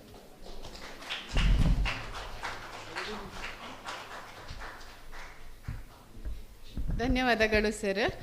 ನಮ್ಮ ಕಾರ್ಯಾಗಾರಕ್ಕೆ MSRS ಕಾಲೇಜ್ ಶಿರ್ವಾ ಇಲ್ಲಿನ ವಿದ್ಯಾರ್ಥಿಗಳು ಸೇರಿಕೊಂಡಿದ್ದಾರೆ. ಅವರನ್ನು ಕೂಡ ಕಾರ್ಯಕ್ರಮಕ್ಕೆ ಸ್ವಾಗತಿಸ್ತಾ ಇದ್ದೇನೆ. ಹಾಗೆ ನಮ್ಮ ಕಾರ್ಯಕ್ರಮವನ್ನು ಉದ್ದೇಶಿಸಿ ಒಂದೆರಡು ಮಾತುಗಳನ್ನಾಡಬೇಕಾಗಿ ಶ್ರೀಯುತ ನಿರಂಜನ್ ಸರ್ ಇವರಲ್ಲಿ ಕೇಳಿಕೊಳ್ತಾ ಇದ್ದೇನೆ. ಎಲ್ಲರಿಗೂ ನಮಸ್ಕಾರ. ಮೂಡುಬಿದ್ರೆ ಈ ಜೈನ ಮಠ, ಮೂಡುಬಿದ್ರೆ ಜೈನ ಕಾಶಿ ಅಂತ ನಮಗೆಲ್ಲ ಗೊತ್ತಿದೆ. ದಕ್ಷಿಣ ಕನ್ನಡ ಜಿಲ್ಲೆ, ಉಡುಪಿ ಜಿಲ್ಲೆ, ಅದು ಸರ್ವ ಜನಾಂಗದ ಶಾಂತಿಯ ತೋಟ ಅಂತ ಯಾರು ಕುವೆಂಪು ಅವರು ಹೇಳಿದರು, ಹಾಗೆ ಎಲ್ಲ ಸರ್ವ ಧರ್ಮಗಳಿಗೆ ಸೇರಿದ ಒಂದು ದೊಡ್ಡ ಜಾಗವೇ ಇದಾಗಿರೋದ್ರಿಂದ ಈ ಒಂದು ಜೈನ ಮಠದಲ್ಲಿ ನಡೀತಾ ಇರುವಂತಹ ಈ ತಾಡೋಲೆ ಸಂರಕ್ಷಣೆ, ಹಸ್ತಪ್ರತಿ ಸಂರಕ್ಷಣೆ, ಪ್ರಾಚ್ಯ ಸಂಚಯ ಸಂಶೋಧನಾ ಸಂಸ್ಥೆಯ ಜೊತೆಗೆ ಸೇರಿಕೊಂಡು ಇಲ್ಲಿ ಹಮ್ಮಿಕೊಂಡಿರೋದು ನಿಜಕ್ಕೂ ಒಂದು ಸಂತೋಷದ ವಿಷಯ. ಮತ್ತು ಸನ್ಮಾನ್ಯ ಎಸ್ ಎ ಕೃಷ್ಣಯ್ಯನವರು ಮಾಡುವಂಥ ಎಲ್ಲ ಕಾರ್ಯಕ್ರಮದಲ್ಲಿ ಆದಷ್ಟು ನಾನು ಭಾಗವಹಿಸಲಿಕ್ಕೆ ಪ್ರಯತ್ನಿಸ್ತೇನೆ. ಇವತ್ತು ಅವರೊಟ್ಟಿಗೆ ಒಂದು ಟ್ರಾವೆಲ್ ಮಾಡೋದೇ, ಮುಂಜಾನೆ ಅವ್ರ ಜೊತೆ ನಾನು ಬಂದಾಗ ಅನೇಕ ಇಲ್ಲಿರುವಂತಹ ದಕ್ಷಿಣ ಕನ್ನಡ ಜಿಲ್ಲೆ ಮತ್ತು ಪ್ರಾಗ್ಯೈತಿಹಾಸ ಇದರ ಬಗ್ಗೆ ಎಲ್ಲ ಅನೇಕ ವಿಷಯಗಳನ್ನು ನಮಗೆ ಅವರು ಮನದಟ್ಟು ಮಾಡಿಕೊಟ್ರು. ಇವರೆಲ್ಲರನ್ನು ಸನ್ಮಾನ್ಯ ಶಣಯ್ಯವರು ಹಿಸ್ಟ್ರಿ ಯಾಕೆ ಓದಬೇಕು, ಅದರ ಇಂಪಾರ್ಟೆನ್ಸ್ ಏನು ಅಂತ ಅವರು ಹೇಳಿದರು. ಅದರ ಜೊತೆಗೆ ಒಂದು ಜ್ಞಾನ ಭಂಡಾರವೇ ಈ ಒಂದು ಜೈನ ಮಠದಲ್ಲಿ ಇದೆ ಅಂತ ಹೇಳೋದನ್ನು ಕೇಳಿ ನನಗೆ ಭಾಳ ಸಂತೋಷ ಆಯಿತು. ಪೂಜ್ಯ ಶ್ರೀಗಳ ಆಶೀರ್ವಚನದಲ್ಲಿ ಅವರು ಇಲ್ಲಿರುವ ಜೈನ ಮಠದಲ್ಲಿ ಇರುವಂತಹ ತಾಡೋಲೆ ಪ್ರತಿಗಳಿರ್ಬೋದು, ಅಲ್ಲಿರುವಂತಹ ಅಕ್ಷರ ಜ್ಞಾನ ಇರ್ಬೋದು, ಅಲ್ಲಿರುವಂತಹ ಅನೇಕ ದಾಖಲೆಗಳನ್ನು ಅವರು ಕಾಪಿಟ್ಟುಕೊಂಡು ಬಂದಿರೋದು ಮತ್ತು ಅದನ್ನು ಮುಂದಿನ ಜನಾಂಗಕ್ಕೆ ಅದನ್ನು ತಲುಪಿಸಬೇಕು ಅಂತ ಹೇಳುವಂಥ ಒಂದು ಕೈಂಕರ್ಯದಲ್ಲಿ ಅವರು ತೊಡಗಿಸಿಕೊಂಡಿದ್ದು, ಮತ್ತು ಅವರು ಎಷ್ಟೊಂದು ಸಾಹಿತ್ಯ ಪ್ರೇಮಿಗಳು ಅಂತ ಪೂಜ್ಯರ ಆಶೀರ್ವಚನ ಕೇಳುವ ಸಂದರ್ಭದಲ್ಲಿ ನನಗೆ ಅರ್ಥವಾಯಿತು. ಈ ಒಂದು ಹಸ್ತಪ್ರತಿ ಸಂಶೋಧನಾ ಕೇಂದ್ರದ ಮೂಲಕ ನಡೆಯುತ್ತಿರುವಂಥ ಈ ಒಂದು ಕಾರ್ಯಾಗಾರದಲ್ಲಿ ಭಾಗವಹಿಸಲಿಕ್ಕೆ ನನಗೆ ಬಹಳ ಸಂತೋಷ ಆಗ್ತದೆ. ಮತ್ತು ಇಂತಹ ಒಂದು ಹಿಂದಿನ ಒಂದು ತಾಡೋಲೆ ಸಂರಕ್ಷಣಾ ಕಾರ್ಯಾಗಾರ ಸನ್ಮಾನ್ಯ ಎಸ್ ಎ ಕೃಷ್ಣಯ್ಯನವರ ಮನೆಯಲ್ಲೇ ಜರುಗಿತ್ತು, ಪ್ರಾಚ್ಯ ಸಂಶೋಧನಾ ಕೇಂದ್ರದಲ್ಲಿ. ಅದರಲ್ಲಿ ನಾವೆಲ್ಲರೂ ಭಾಗವಹಿಸಿದ್ದು ನಾನು ಈ ಸಂದರ್ಭದಲ್ಲಿ ನೆನಪು ಮಾಡಲಿಕ್ಕೆ ಇಷ್ಟಪಡ್ತೇನೆ. ಇವತ್ತು ನಾನು ಇಲ್ಲಿ ಕಲಿತೆ ಪಟ್ಟಣ ಶೆಟ್ಟಿ ಅಂತ ಹೇಳೋದು, ನಾನು ಸ್ವಲ್ಪ ಉತ್ತರ ಕರ್ನಾಟಕಕ್ಕೆ ಹೆಚ್ಚು ಸಮೀಪ ಇರೋದರಿಂದ ಪಟ್ಟಣ ಶೆಟ್ಟಿ ಅಂತ ಹೇಳೋದು ಅದೆಲ್ಲ ಉತ್ತರ ಕರ್ನಾಟಕದಲ್ಲಿ ಬಳಕೆ ಆಗುವಂಥ ಒಂದು ಮನೆ ಹೆಸರು ಅಂತ ನಾನು ಅಂದ್ಕೊಂಡಿದ್ದೆ. ಆದರೆ ಅದರ ಮೂಲ, ಅದರ ಒಂದು ಔಚಿತ್ಯ ಇಲ್ಲಿ ಕೂಡ ಇದೆ. ಮೂಡುಬಿದ್ರೆ ಅಂತ ಒಂದು ಪಟ್ಟಣದಲ್ಲಿ ಕೂಡ ಅದು ಇದೆ ಅಂತ ನನಗೆ ಗೊತ್ತಾಯಿತು. ಇಲ್ಲಿ ಸೇರಿರುವ ಎಲ್ಲ ಹಿರಿಯರಿಗೂ ನಾನು ನಮಸ್ಕರಿಸಿ, ಮತ್ತು ಈ ಒಂದು ಕಾರ್ಯಾಗಾರದಲ್ಲಿ ಭಾಗವಹಿಸಲಿಕ್ಕೆ ಬಂದಿರುವಂತಹ ಎಲ್ಲ ವಿದ್ಯಾರ್ಥಿ ಮಿತ್ರರಿಗೂ ಕೂಡ ನಾನು ನಮನಗಳನ್ನು ಸಲ್ಲಿಸ್ತಾ ಈ ಒಂದು ಕಾರ್ಯಕ್ರಮದಲ್ಲಿ ಭಾಗವಹಿಸಲಿಕ್ಕೆ ಬಹಳ ಸಂತೋಷದಿಂದ ನಾನು ಒಪ್ಪಿಕೊಂಡಿದ್ದೇನೆ ಅಂತ ಹೇಳ್ತಾ ನನ್ನ ಎರಡು ಮಾತುಗಳನ್ನು ಮುಗಿಸ್ತೇನೆ. ನಮಸ್ಕಾರ.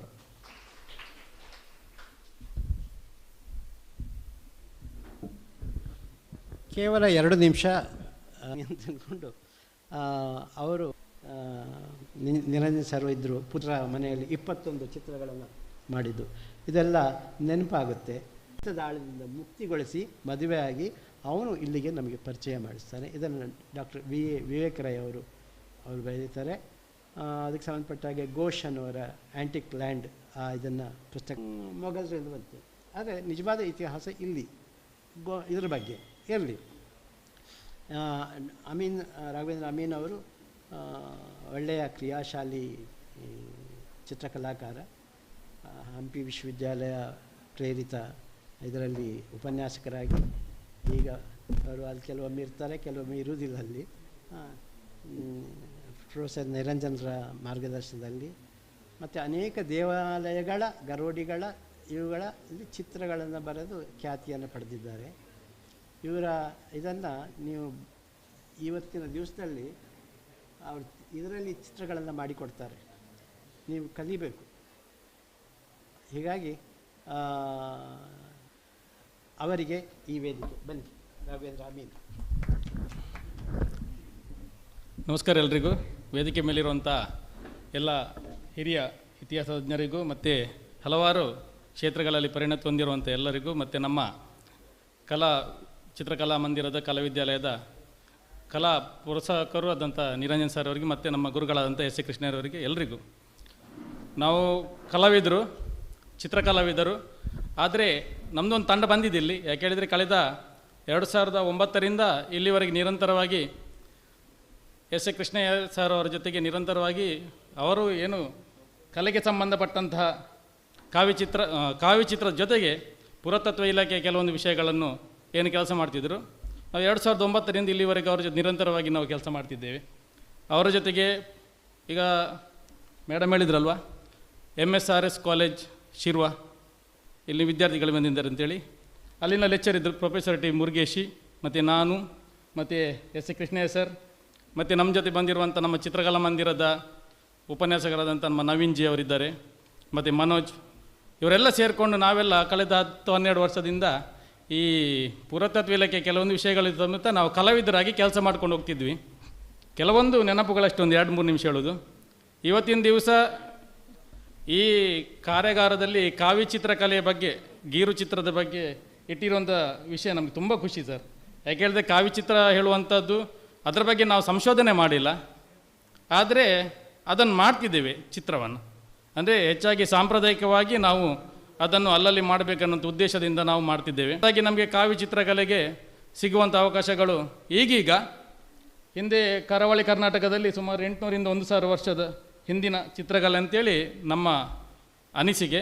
ಸರ್ ಅವರು ಅಧ್ಯಯನ ಮಾಡ್ತಿದ್ದಾರೆ.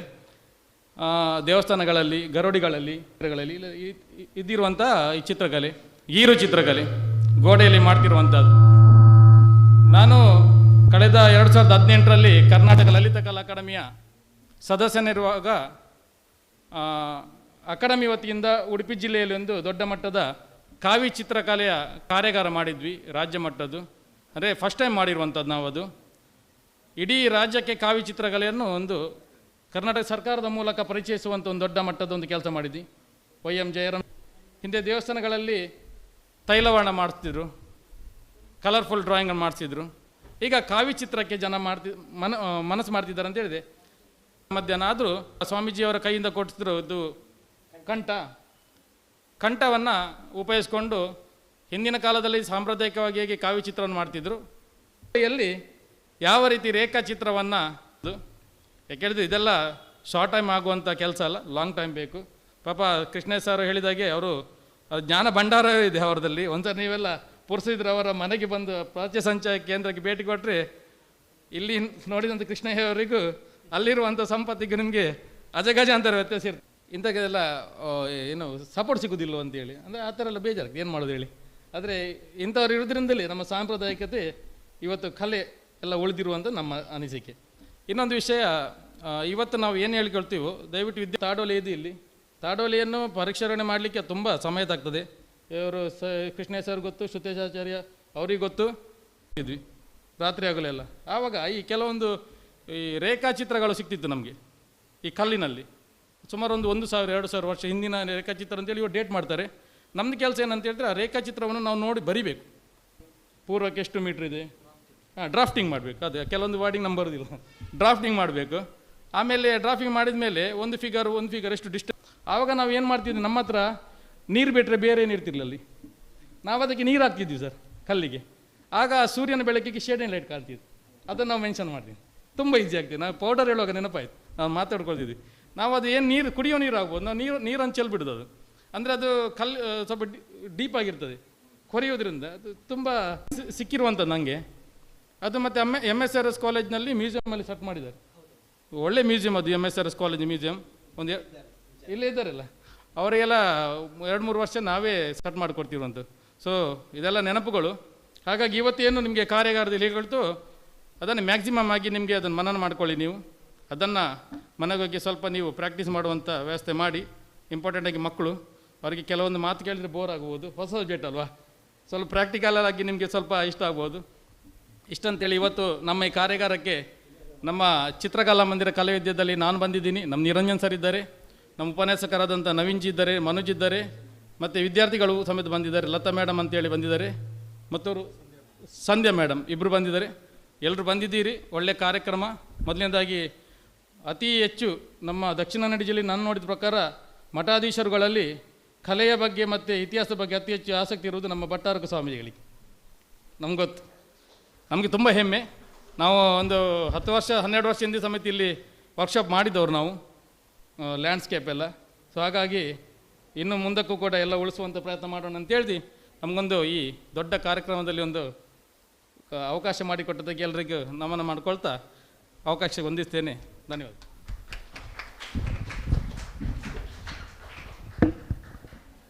ಸೌಮ್ಯ ಮೇಡಮು ಧನ್ಯವಾದ ಅರ್ಪಿಸ್ತಾರೆ. ಅದಕ್ಕೂ ಮುನ್ನ ಇಲ್ಲಿ ಆಸಕ್ತಿ ಇದ್ದರೆ, ಮನಸ್ಸಿದ್ದರೆ ನಿಮಗೆಲ್ಲರಿಗೂ ಒಂದೊಂದು ಪೀಸ್, ಇದು ಯಾವುದು ತಾಡೋಲೆಯನ್ನು ಕೊಡಲಾಗುತ್ತೆ. ಯಾರು ಉತ್ತಮವಾಗಿ ಬರೆದು ಇದು ಮಾಡ್ತಾರೆ, ತಾಡೋಲೆ ಬೀಜದಿಂದಲೇ ಮಾಡಿದ ಒಂದು ಕಂಠ ಮಾಡ್ಕೊಂಡು ಬಂದಿದ್ದೇನೆ. ಅದರಲ್ಲಿ ಬೀಜದಿಂದಲೇ, ಆಯಿತಾ. ಇದು ಹೊಸ ಕ್ರಿಯೇಟಿವಿಟಿ. ಇವ್ರಿಗೆ ಕೂಡ ಗೊತ್ತಿಲ್ಲ, ರಾಘವೇಂದ್ರ ಅಮೀನ್ ಕೂಡ ಅದನ್ನು ಸ್ವೀಕರಿಸಿದ್ರೆ ತುಂಬ ಕಷ್ಟ. ಅದು ಎಲ್ಲರಿಗೂ ಕೊಡಲಿಕ್ಕಾಗಲ್ಲ. ಬೀಜಗಳು ಅಲ್ಲಿ ಇಟ್ಟಿರ್ತೇವೆ, ಸ್ವಾಮೀಜಿಗಳು ಡಿಸ್ಟ್ರಿಬ್ಯೂಟ್ ಮಾಡ್ಬೋದು.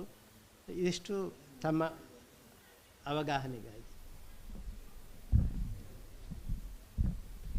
ಧನ್ಯವಾದಗಳು ಸರ್. ಕಾರ್ಯಕ್ರಮದ ಮುಂದಿನ ಅಂಗವಾಗಿ ಧನ್ಯವಾದ ಸಮರ್ಪಣೆ. ಸ್ವಾಮೀಜಿ ಮೊದಲಿಗಾಗಿ ಸ್ವಾಮೀಜಿ ಅವರಿಗೆ ಭಕ್ತಿಪೂರ್ವಕ ನಮೋಸ್ತುಗಳನ್ನು ಸಲ್ಲಿಸ್ತಾ ಧನ್ಯವಾದವನ್ನು ಅರ್ಪಿಸ್ತಾ ಇದ್ದೇನೆ. ಹಾಗೆಯೇ ಇಂದಿನ ಕಾರ್ಯಾಗಾರದ ಉದ್ಘಾಟಕರಾದ ಶ್ರೀಯುತ ಶಂಭವ್ ಕುಮಾರ್ ಸರ್ ಇವರಿಗೂ ಕೂಡ ಕಾರ್ಯಾಗಾರದ ಪರವಾಗಿ ಧನ್ಯವಾದವನ್ನು ಅರ್ಪಿಸ್ತಾ ಇದ್ದೇನೆ. ಹಾಗೆ ನಮ್ಮೊಂದಿಗಿರುವಂಥ ಶ್ರೀಯುತ ಸುದೇಶ್ ಕುಮಾರ್ ಸರ್ ಹಾಗೂ ಶ್ರೀ ದಿನೇಶ್ ಕುಮಾರ್ ಸರ್ ಇವರಿಗೂ ಕೂಡ ಧನ್ಯವಾದವನ್ನು ಅರ್ಪಿಸ್ತಾ ಇದ್ದೇನೆ. ಹಾಗೆ ಹಿರಿಯ ಇತಿಹಾಸ ಉಪನ್ಯಾಸಕರು, ವಿದ್ವಾಂಸರು ಆದಂತಹ ಶ್ರೀಯುತ ಓಮನಾಥ್ ಶೆಣೈ ಸರ್ ಇವರಿಗೂ ಕೂಡ ಧನ್ಯವಾದಗಳು. ಇಂದಿನ ಕಾರ್ಯಕ್ರಮದ ಮುಖ್ಯ ರೂವಾರಿಯಾಗಿರುವಂತಹ ಶ್ರೀಯುತ ಕೃಷ್ಣಯ್ಯ ಸರ್ ಇವರಿಗೂ ಕೂಡ ಧನ್ಯವಾದಗಳು. ಹಾಗೆ ಶ್ರೀಯುತ ನಿರಂಜನ್ ಸರ್ ಇವರಿಗೂ ಕೂಡ ಧನ್ಯವಾದಗಳು. ನಿಮ್ಮೊಂದಿಗೆ ಮುಂದಿನ ಕಾರ್ಯಕ್ರಮವನ್ನ ಶ್ರೀಯುತ ಕೃಷ್ಣಯ್ಯ ಸರ್ ಅವರು ನಡೆಸಿಕೊಡ್ತಾರೆ.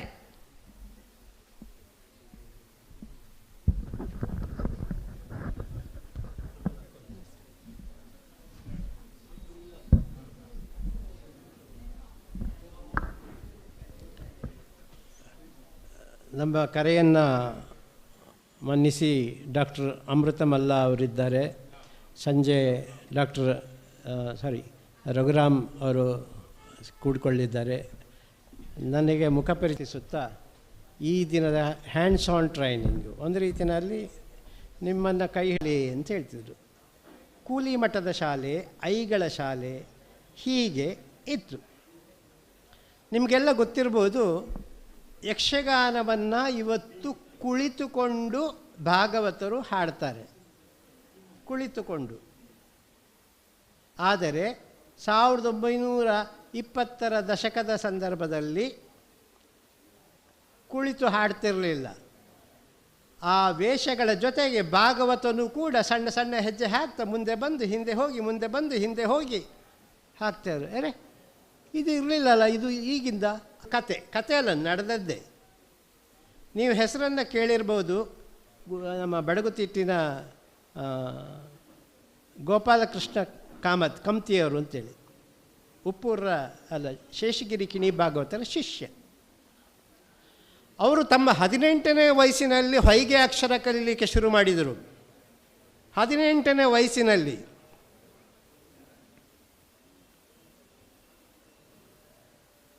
ಅಂದಿನ ದಿನದ ಒಬ್ಬ ಶ್ರೀಮಂತ ಒಕ್ಕಲು, ಬಿಲ್ಲಾಡಿ ಶೆಟ್ರು, ಇವರು ಹೇರೆತ್ತಿನ ಬಂಡಿ ಮೇಲೆ, ಗಾಡಿ ಮೇಲೆ ಸಾರಂಜಾಮಗಳನ್ನು ತುಂಬಿಸಿಕೊಂಡು ಹೋಗುವ ಸಂದರ್ಭದಲ್ಲಿ ಎಲ್ಲೋ ದೂರ ಏನೋ ಒಂದು ಸೌಂಡ್ ಕೇಳಿದೆ, ಯಾರು ಈ ಮಗ ಹಾಡ್ತಾ ಇದೆ ಅಂಥೇಳಿ. ನಾನು ಕೊಟ್ಟದ್ದು ರಾಕ್ಷಸ ಸ್ವರ.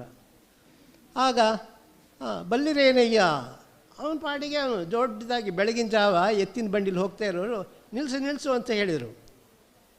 ಆಯಿತು, ಯಾರದು ಹುಡುಗ ಇಷ್ಟು ಬೆಳಗಿನ ಜಾವ ಹಾಡ್ತಾ ಇದ್ದಾನೆ? ಹೀಗೆ ಬಿಲ್ಲಾಡಿಯಲ್ಲಿ ಕಮ್ತಿಯವರು ಅಂತೇಳಿ ಕರ್ಕೊಂಬನ್ನಿ ಅಂತೇಳಿದ್ರು. ಅವನು ಹೆದರ್ಕೊಂಡು ಬಂದ ಹುಡುಗ. ನಿನಗೆ ಓದುವ ಕಲಿಯುವ ಆಸಕ್ತಿ ಇದೆ, ನೀನು ನಮ್ಮ ಮನೆಗೆ ಐಗಳ ಶಾಲೆ ಇದೆ, ಅಲ್ಲಿ ಬಂದು ಸೇರು ಅಂತ ಹೇಳಿದರು. ನಿನಗೆಲ್ಲ ಉಪಚಾರಗಳನ್ನು ಇದನ್ನು ನಾನು ಕೊಡ್ತೇನೆ ಅಂತ ಹೇಳಿ ಅವರು ಅಂದಿನ ದಿನಗಳಲ್ಲಿ ತಮ್ಮ 18ನೇ ವಯಸ್ಸಿನಲ್ಲಿ ಹೊಯ್ಗೆ ಅಕ್ಷರದ ಮೂಲಕ ಅವರು ಎಲ್ಲ ಬಾಯ್ಪಾಠ ಮಾಡಿದರು, ಕಲ್ತರು. ಓನಂಬಳ್ಳಿ, ಶ್ರೀನಂಬಳ್ಳಿ, ಕಾಕಂಬಳ್ಳಿ. ಇದೇನು ಬಳ್ಳಿ ಬಳ್ಳಿ ಬಳ್ಳಿ ಅಂತಿದ್ದೀರಿ ನೀವು? ಓನಂಬಳ್ಳಿ ಅಂದ್ರೇನು, ಶ್ರೀನಂಬಳ್ಳಿ ಅಂದ್ರೇನು, ಕಾಕಂಬಳ್ಳಿ ಅಂದ್ರೇನು ಏನೂ ನಿಮ್ಗೆ ಗೊತ್ತಿಲ್ಲ. ಕಾಕ್ತಲ್ಲಿ ಕೊಟ್ಟು ಕಾ ಕಿಳಿ, ಕಾ ಗುಣಸು, ಕಾ ಗುಣಸು ಇಳಿ, ಈ ರೀತಿ ಕಲ್ತಿದ್ರೋ ಇಲ್ವೋ ಗೊತ್ತಿಲ್ಲ ನನಗೆ. ಇದು ಕಾನಂಬಳ್ಳಿ. ಏನೇ ಇರಲಿ, ಈ ಸ್ವರಾಕ್ಷರಗಳು, ವ್ಯಂಜನಗಳು ಇವುಗಳನ್ನೆಲ್ಲ ಕೊಂಕಣಿ ಸಮುದಾಯದವರಿಗೆ ಮೂಕರ್ಜಿ ಹೇಗೆ ಬರೆಯೋದು ಅಂತ ಕಲಿಸ್ಕೊಡ್ತಿದ್ರಂತೆ. ಪ್ರೋನೋಟ್ ಒಂದು ರೀತಿಯಲ್ಲಿ.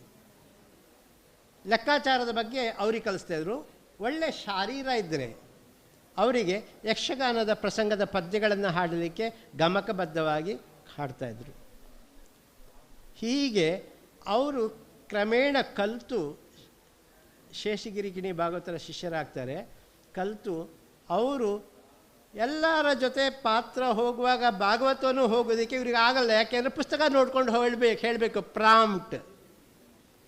ಅವರು ಪಡಿಮಂಚ ಅಂದರೆ ಈ ಭತ್ತವನ್ನು ಹೊಡೆಯುವಂಥ ಹಡಿಮಂಚ ಅಂತ ಹೇಳ್ತೀವಿ ನಮ್ಮ ಕಡೆ. ಈ ಪಡಿಮಂಚವನ್ನು ತರಿಸಿ ಅದರ ಮೇಲೆ ಕೂತು ಭಾಗವತಿಗೆ ಶುರು ಮಾಡಿದರು. ಆವತ್ತಿನಿಂದ ಬದಲಾವಣೆ ಅನ್ನೋದು ಶುರು ಆಯಿತು. ಅದೇ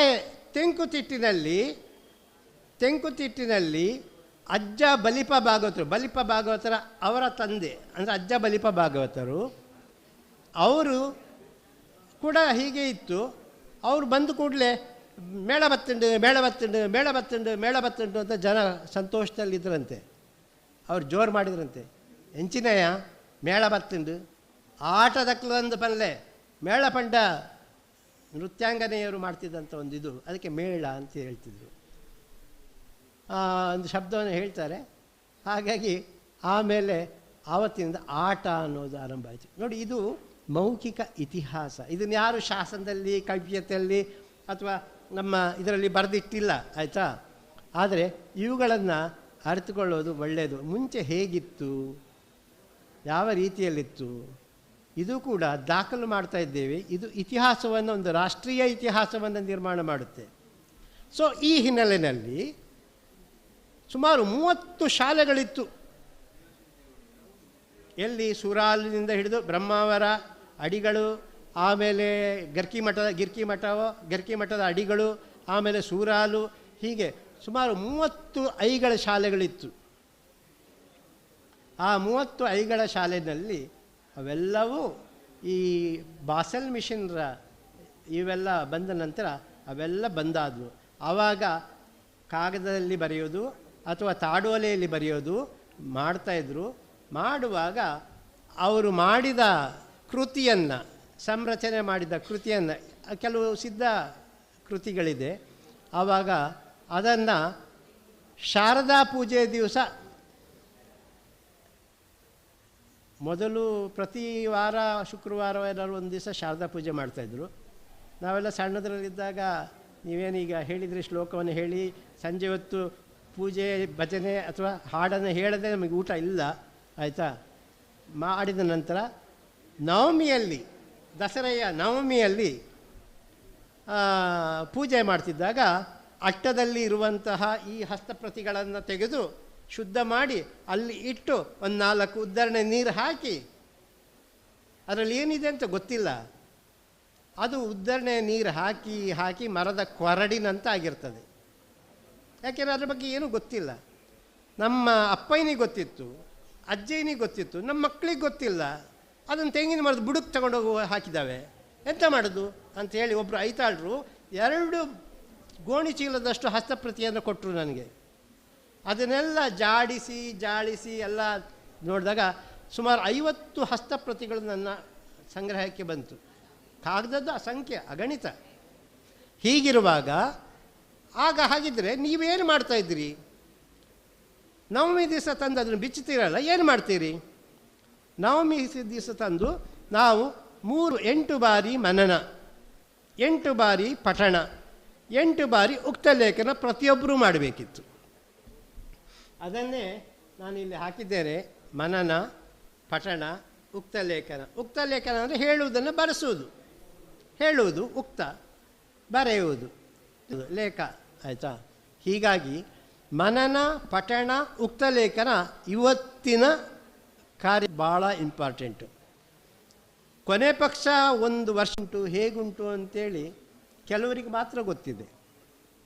ಇದರ ಬಗ್ಗೆ ನನ್ನ ಮಿತ್ರರೊಬ್ಬರು ಶಾಸ್ತ್ರಿಗಳು ಸ್ವಲ್ಪ, ನಾನು ಒಂದು ಸಣ್ಣದಾಗಿ ಒಂದು ಚೌಕ ಮಾಡಿ ಒಂದು 64 ಅಕ್ಷರಗಳು, ಪ್ಲುತ, ದೀರ್ಘ, ಈ ಲೇಖನಗಳನ್ನೆಲ್ಲ, ಈ ಅಕ್ಷರಗಳನ್ನು ಕೊಡುವ ಪ್ರಯತ್ನ ನಡೀತಾ ಇದೆ. ಅಲ್ಲಿ ಅವರಿಗೆ ಒಂದು ವಿಶೇಷ ಸವಲತ್ತುಗಳನ್ನು ಪ್ರತಿ ಮಾಡುವವರಿಗೆ ಕೊಡ್ತಾಯಿದ್ರು. ಲಿಪಿಕಾರ, ರಾಜಲಿಪಿಕಾರ, ಆತರು, ಲೇಖಕ, ಲಿಪಿಕ, ನಾವೆಲ್ಲ ಲಿಪಿಕಾರರಾಗಿ ಕೆಲಸ ಮಾಡಬೇಕಾಗಿದೆ, ಅದನ್ನು ಉಳಿಸಬೇಕಾಗಿದೆ. ಸೊ ಈ ಹಿನ್ನೆಲೆಯಲ್ಲಿ ಮತ್ತುಗಳಲ್ಲಿ ನಾವು ನಿಮ್ಮ ಜೊತೆಯಲ್ಲಿ ಇವತ್ತು ಹಂಚ್ಕೊಳ್ತಾ ಇದ್ದೀವಿ ಅಂತ. ಕಾಪರ್ ಪ್ಲೇಟ್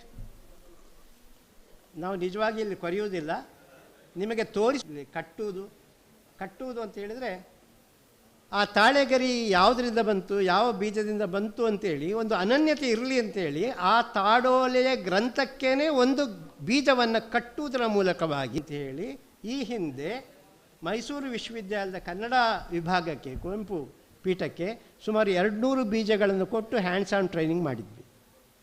ಅದನ್ನು ಒಂದು ವೇಳೆ ನಾವು ಇವತ್ತು ಪಾಲಿಸಬೇಕು ಮಾಡಿ ತೋರಿಸಲಾಗುತ್ತೆ.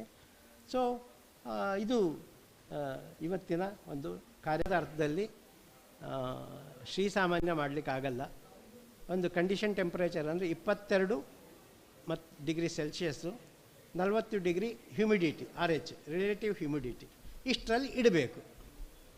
ನಾನು ನನ್ನ ಮನೆಯಲ್ಲಿ ಇರಿಸಿದ ಹಸ್ತಪ್ರತಿಯ ಇದರಲ್ಲಿ ಮಳೆಗಾಲದಲ್ಲಿ ಡಿಹ್ಯುಮಿಡಿಫೈಯರ್ ಹಾಕಿದ್ದೆ.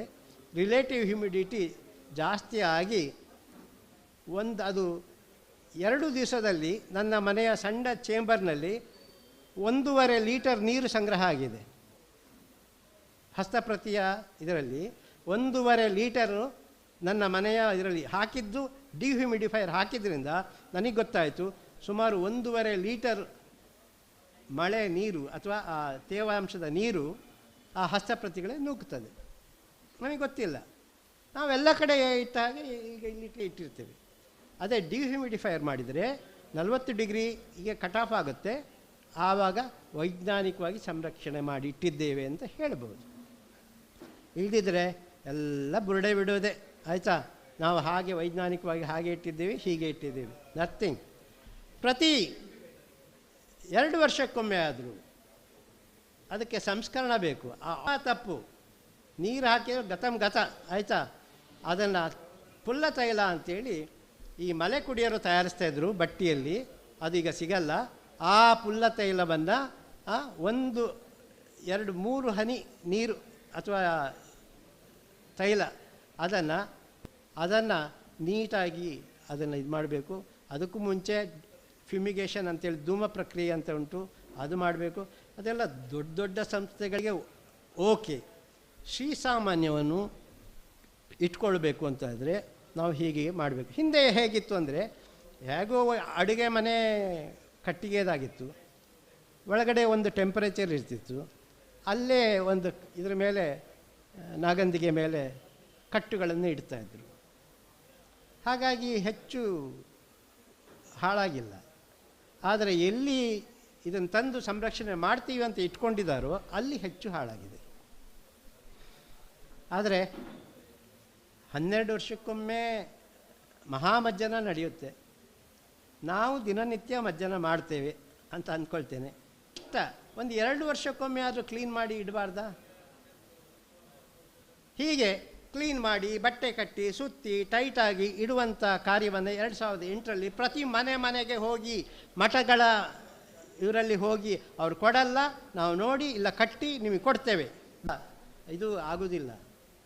ಆದರೂ ಯಥಾನುಭಕ್ತಿಯಿಂದ ನಮ್ಮ ಕೆಲಸವನ್ನು ಒಂದು ಕಾಯಕ ಅನ್ನುವಂಥ ನಿಷ್ಠೆಯಿಂದ ನಾವು ಜಾಗದ ಸ್ಟೇರ್ ಕೇಸಿನ ಕೆಳಗೆ ಒಂದು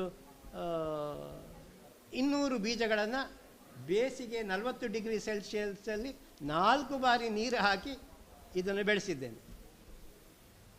ಆಯಿತಾ? ಬೇರೆ ಕಡೆ ತಗೊಂಡೋಗಿ ಹಾಕಿದ್ದು ಇದೆ.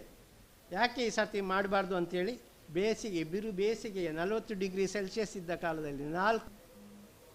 ಸೊ ಮುಖ್ಯವಾಗಿ ಈ ವಿಚಾರವನ್ನು ನಾವು ಮನನ ಮಾಡಿಕೊಂಡು ನಾವು ಹೇಗೆ ಮುಂದುವರಿಬೇಕು, ನಿಮಗೆ ತಾಮ್ರಪತ್ರದಲ್ಲಿರುವಂಥ ಸ್ಟ್ಯಾಂಪೇಜ್ ಹೇಗೆ ಮಾಡ್ಬೋದು ಅನ್ನೋದನ್ನು ನಾವು ಕೊನೆಗೆ ತಿಳಿಸ್ತೇವೆ. ಇದಿಷ್ಟು ಮಾಹಿತಿ ನಿಮ್ಮ ಅವಗಾಹನೆಗೋಸ್ಕರ. ಈಗ ಸಮಯ ಎಷ್ಟಾಯಿತು? ಊಟದ ಸಮಯವಾ? 12:20. ಈಗ ಅವರಿಗೆ ಒಂದು ಸುತ್ತು ಇದನ್ನು ಬ್ರೇಕ್ ಕೊಡುವ. ಭಾಳಷ್ಟು ಮಾತಾಡಿದ್ದೇವೆ, ತಿಳಿದುಕೊಳ್ಳುವಂಥ ವಿಚಾರ ಭಾಳಷ್ಟಿದೆ. ಡಾಟಾಬೇಸ್ ಮಾಡ್ಕೋಬೇಕು, ಪುಸ್ತಕಗಳ ಇವುಗಳನ್ನು ವರ್ಣದಲ್ಲಿ ಇಟ್ಕೊಳ್ಳೋದಾದ್ರೆ ಹೇಗೆ, ಇವುಗಳ ಬಗ್ಗೆ ನಿಮಗೆ ಮಾಹಿತಿಯನ್ನು ಕೊಡಲಾಗುತ್ತೆ. ಅದನ್ನು ನೀವೇ ನಿಮ್ಮದೇ ರೀತಿಯಲ್ಲಿ ಮಾಡಿಕೊಳ್ಬೋದು. ಈಗ ಎಲ್ಲರ ಕೈನಲ್ಲೂ ಡಾಟಾಬೇಸಿನ ಮಿಷಿನ್ಸು ಅಥವಾ ಕಂಪ್ಯೂಟರ್ ಇರೋದರಿಂದ ನೀವು ಮಾಡಿಕೊಳ್ಬೋದು. ಧನ್ಯವಾದ.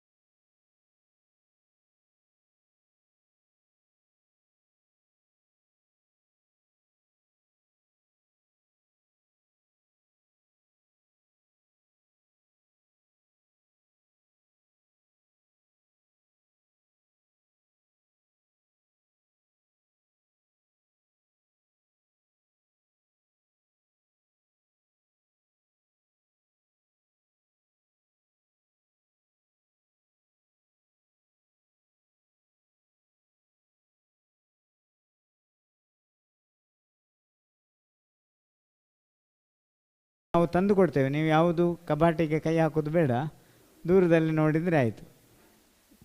ಹೋಗುವಲ್ಲ ಶೆಣೆಯವರೇ, ಊಟ ಎಲ್ಲ ಆಯಿತಾ? ಸರಿ.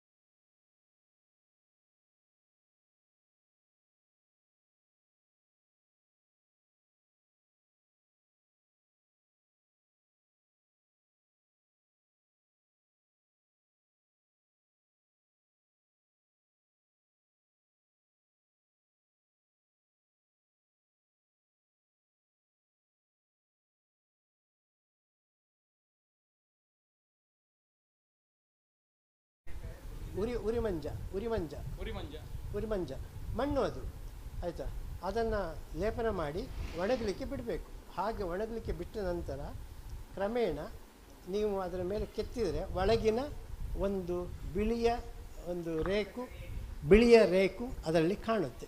ಸೊ ಈ ರೀತಿಯ ಒಂದು ಕ್ರಮವನ್ನು ಹೆಚ್ಚಾಗಿ ಶಿರ್ಸಿ, ಸಿದ್ದಾಪುರ ಈ ಭಾಗದ ದೇವಾಲಯಗಳು, ರಾಮಚಂದ್ರಾಪುರ ಮಠದ ದೇವಾಲಯಗಳು, ಕೊಂಕಣಸ್ಥರ ದೇವಾಲಯಗಳು, ಶ್ರೀಕೃಷ್ಣ ಮಠದ ದೇವಾಲಯಗಳಲ್ಲಿ ಇತ್ತು. ಈಗ ಕೊಲ್ಲೂರಿನಲ್ಲೂ ಇದೆ. ಹೌದು, ಇದೆ. ಆದರೆ ಈಗಿನ ಒಂದು ವಿದ್ಯಮಾನದ ನಿಖರ ಮಾಹಿತಿ ಅಂದರೆ ಅದನ್ನೆಲ್ಲ ವೈಟ್ ವಾಶ್ ಮಾಡಿದಾಗ ಹೋಗಿ ನೇರವಾಗಿ ಆರ್ಟಿಸ್ಟ್ಗಳು ಪೇಂಟಿಂಗ್ ಮಾಡಲಿಕ್ಕೆ ಶುರು ಮಾಡಿದರು, ಸಿಂಥೆಟಿಕ್ ಕಲರು. ಇಡೀ ಇವತ್ತು ಜ್ಯೋತ್ಸ್ನಾ ಕಾಮತ್ ಅವರು ಬರೆದಂತಹ ಶಿರ್ಸಿ ಮಾರಿಕಾಂಬಾ ಕಾಮತ್ ಅವರ ಇದರಲ್ಲಿ ಆಗೆಲ್ಲ ಗೀರು ಚಿತ್ರಗಳು, ಅದರಲ್ಲಿ dimensions 2D dimensions 3D dimensions ಗೊತ್ತಾಗ್ತಿತ್ತು. ಈಗ ಒಂದು ಸ್ಟೆನ್ಸಿಲ್ ಕಟ್ ಮಾಡಿಬಿಟ್ಟು ಅಚ್ಚು ಹೊತ್ಕೊಂಡು ಹೋಗೋದು ಅಷ್ಟೇ. ಸೊ ಇದು ಇವತ್ತು ನಾವು ಕಾಣ್ತಿರೋದು. ಬಟ್ ನಮಗೆ ಅದು ಬೇಡ, ಅದಕ್ಕೂ ಪೂರ್ವದಲ್ಲಿದ್ದಂಥ ಪರಂಪರೆಯ ಕಲೆಯನ್ನು ನಾವು ಉಳಿಸಬೇಕು.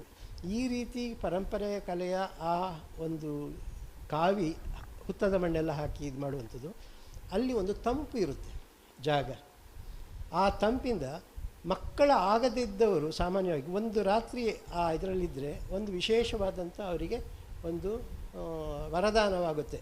ಅವರಿಗೆ ಈ ಚರ್ಮ ರೋಗಗಳೆಲ್ಲ ಇದ್ದರೆ ಈ ರೋಗಗಳೆಲ್ಲ ಸಹಜವಾಗಿ ಕ್ಷೀಣಿಸ್ತಾ ಹೋಗಿ ಅವರು ದಷ್ಟಪುಷ್ಟರ ಆಗ್ತಾರೆ, ಮತ್ತು ಅವರಿಗೆ ಫಲವತ್ತಿಗೆ ಕೂಡು ಬರುತ್ತೆ. ಈ ಅರ್ಥದಲ್ಲಿ ಮಾರಿಕಾಂಬಾ ಗುಡಿಗಳಲ್ಲಿ ಮತ್ತು ಹಲವು ಹಳೆಯ ಮನೆಗಳಲ್ಲಿ, ನೀವು ಸಾಗರದಲ್ಲಿ ಒಬ್ಬರು ಪೈಗಳ ಮನೆ ಇದೆ, ಆ ಮನೆ ತುಂಬ ಈ ರೀತಿಯ ಚಿತ್ರಗಳು ಇದೆ, ಆಯಿತಾ. ಈಗೆಲ್ಲ ಮುಚ್ಚಿ ಹೋಗಿದೆ. ಆದರೂ ಈ ಒಂದು ಕಲೆಯನ್ನು ಉಳಿಸಬೇಕು ಅಂತ ಹೇಳ್ಬಿಟ್ಟು ಇದರ ಬಗ್ಗೆ ಆರಂಭದಲ್ಲಿ ಹರ್ಷಚರಿತ್ರದಲ್ಲಿ ಗೈರಿಕ ಅಂತ ಹೇಳಿದೆ, ಕೆಂಪು ಚಿತ್ರ ಗೈರಿಕ. ಆ ಗೈರಿಕವೇ ಇವತ್ತು ಗೀರು ಚಿತ್ರ ಅಂತ ನಾವು ಕರಿತಾ ಇರೋದು. ಇದನ್ನು ಈ ಹಿಂದೆ 2 ಬಾರಿ ಕರ್ನಾಟಕದಲ್ಲಿ ಒಂದು ವರ್ಕ್ಶಾಪ್ ಮಾಡಿದ್ದೀವಿ. ಒಂದು ಸುಳ್ಯದಲ್ಲಿ, ಮತ್ತೊಂದು ದೊಡ್ಡಮನೆ ಶೆಟ್ಟರ ಇದರಲ್ಲಿ. ಅದು ಗೌರ್ಮೆಂಟಿಂದ, ಸುಳ್ಯದಲ್ಲಿ ಮಾಡಿದ್ದು 150 ಜನ ಸ್ಟೂಡೆಂಟ್ಗೆ ನಮ್ಮ ಫಂಡಿಂದ ಮಾಡಿದ್ದು. ಸೊ ಈ ಅರ್ಥದಲ್ಲಿ ಮೋಟಿವೇಶನ್ ಸಿಗಬೇಕು, ಇದು ಮಾಡಬೇಕು ಅಂತ ಇಡೀ ಗೋಡೆಯ ಆವರಣಕ್ಕೆ ಚಿತ್ರಗಳನ್ನು ಬರೆದು ರಾಮಾಯಣದ ಮೋಟಿಫ್ಗಳನ್ನು, ರಾಮಾಯಣದ ಶ್ಲೋಕಗಳನ್ನು, ವಚನಗಳನ್ನು ಬರಿಬೇಕು ಅಂತ ಆಸೆ ಇದೆ. ತುಂಬ ಇಲ್ಲಿವರೆಗಿದೆ, ಸಾಧ್ಯ ಆಗ್ತಿಲ್ಲ ನಮಗೆ. ಹೌದು. ಸೊ ಈ ಅರ್ಥದಲ್ಲಿ ಇವತ್ತು ಅವರು 2 ಜನ, ಪ್ರಮುಖವಾಗಿ 3 ಜನ, ವೀಣಾ ಶ್ರೀನಿವಾಸ್ ಅಂತೇಳಿ ಅವರು ಇದರಲ್ಲಿ ಕೆಲಸ ಮಾಡ್ತಾಯಿದ್ದಾರೆ. ಆಮೇಲೆ ಹಾವಂಜೆ ಜನಾರ್ದನ್ ಆಚಾರ್ಯ ಅವರು ಮಾಡ್ತಾಯಿದ್ದಾರೆ. ಹೌದು. ಆದರೆ ಅವರೆಲ್ಲ ಈ ಸಿಂಥೆಟಿಕ್ ಪೇಂಟಿಂಗ್ನೇ ಮಾಡಿದೆ. ಕೆರೆದು ಬರೆದು ಮಾಡುವಂಥದ್ದು ಇಲ್ಲ, ಅಲ್ಲಿ ಹೋಯಿತು. ಈಗ ಕೆರೆದು ಕೊರೆದು ಮಾಡುವಂಥ ಇದರಲ್ಲಿ ರಾಘವೇಂದ್ರ ಅಮೀನು, ಗುನುಗ ಅಂತೇಳಿ ನಮ್ಮ ಉತ್ತರ ರವಿ ಗುನಗ ಅಂತೇಳಿ ಅವರು ಉಳಿಸ್ಕೊಂಡಿದ್ದಾರೆ. ಸೊ ಇದನ್ನು ಉಳಿಸ್ಬೇಕು, ಮುಂದುವರಿಸಬೇಕು ಅಂತ ನಮ್ಮ ಆಶಯ. ನೋಡಬೇಕು ಮುಂದಿನ ದಿನಗಳಲ್ಲಿ ಹೇಗೆ ಅಂತ. ಅದರ ಒಂದು ಪ್ರಾಯೋಗಿಕ ಪರಿಚಯ ರಾಘವೇಂದ್ರ ಅಮೀನು ಈಗ ಮಾಡಿಕೊಡ್ತಾರೆ. ಸೊ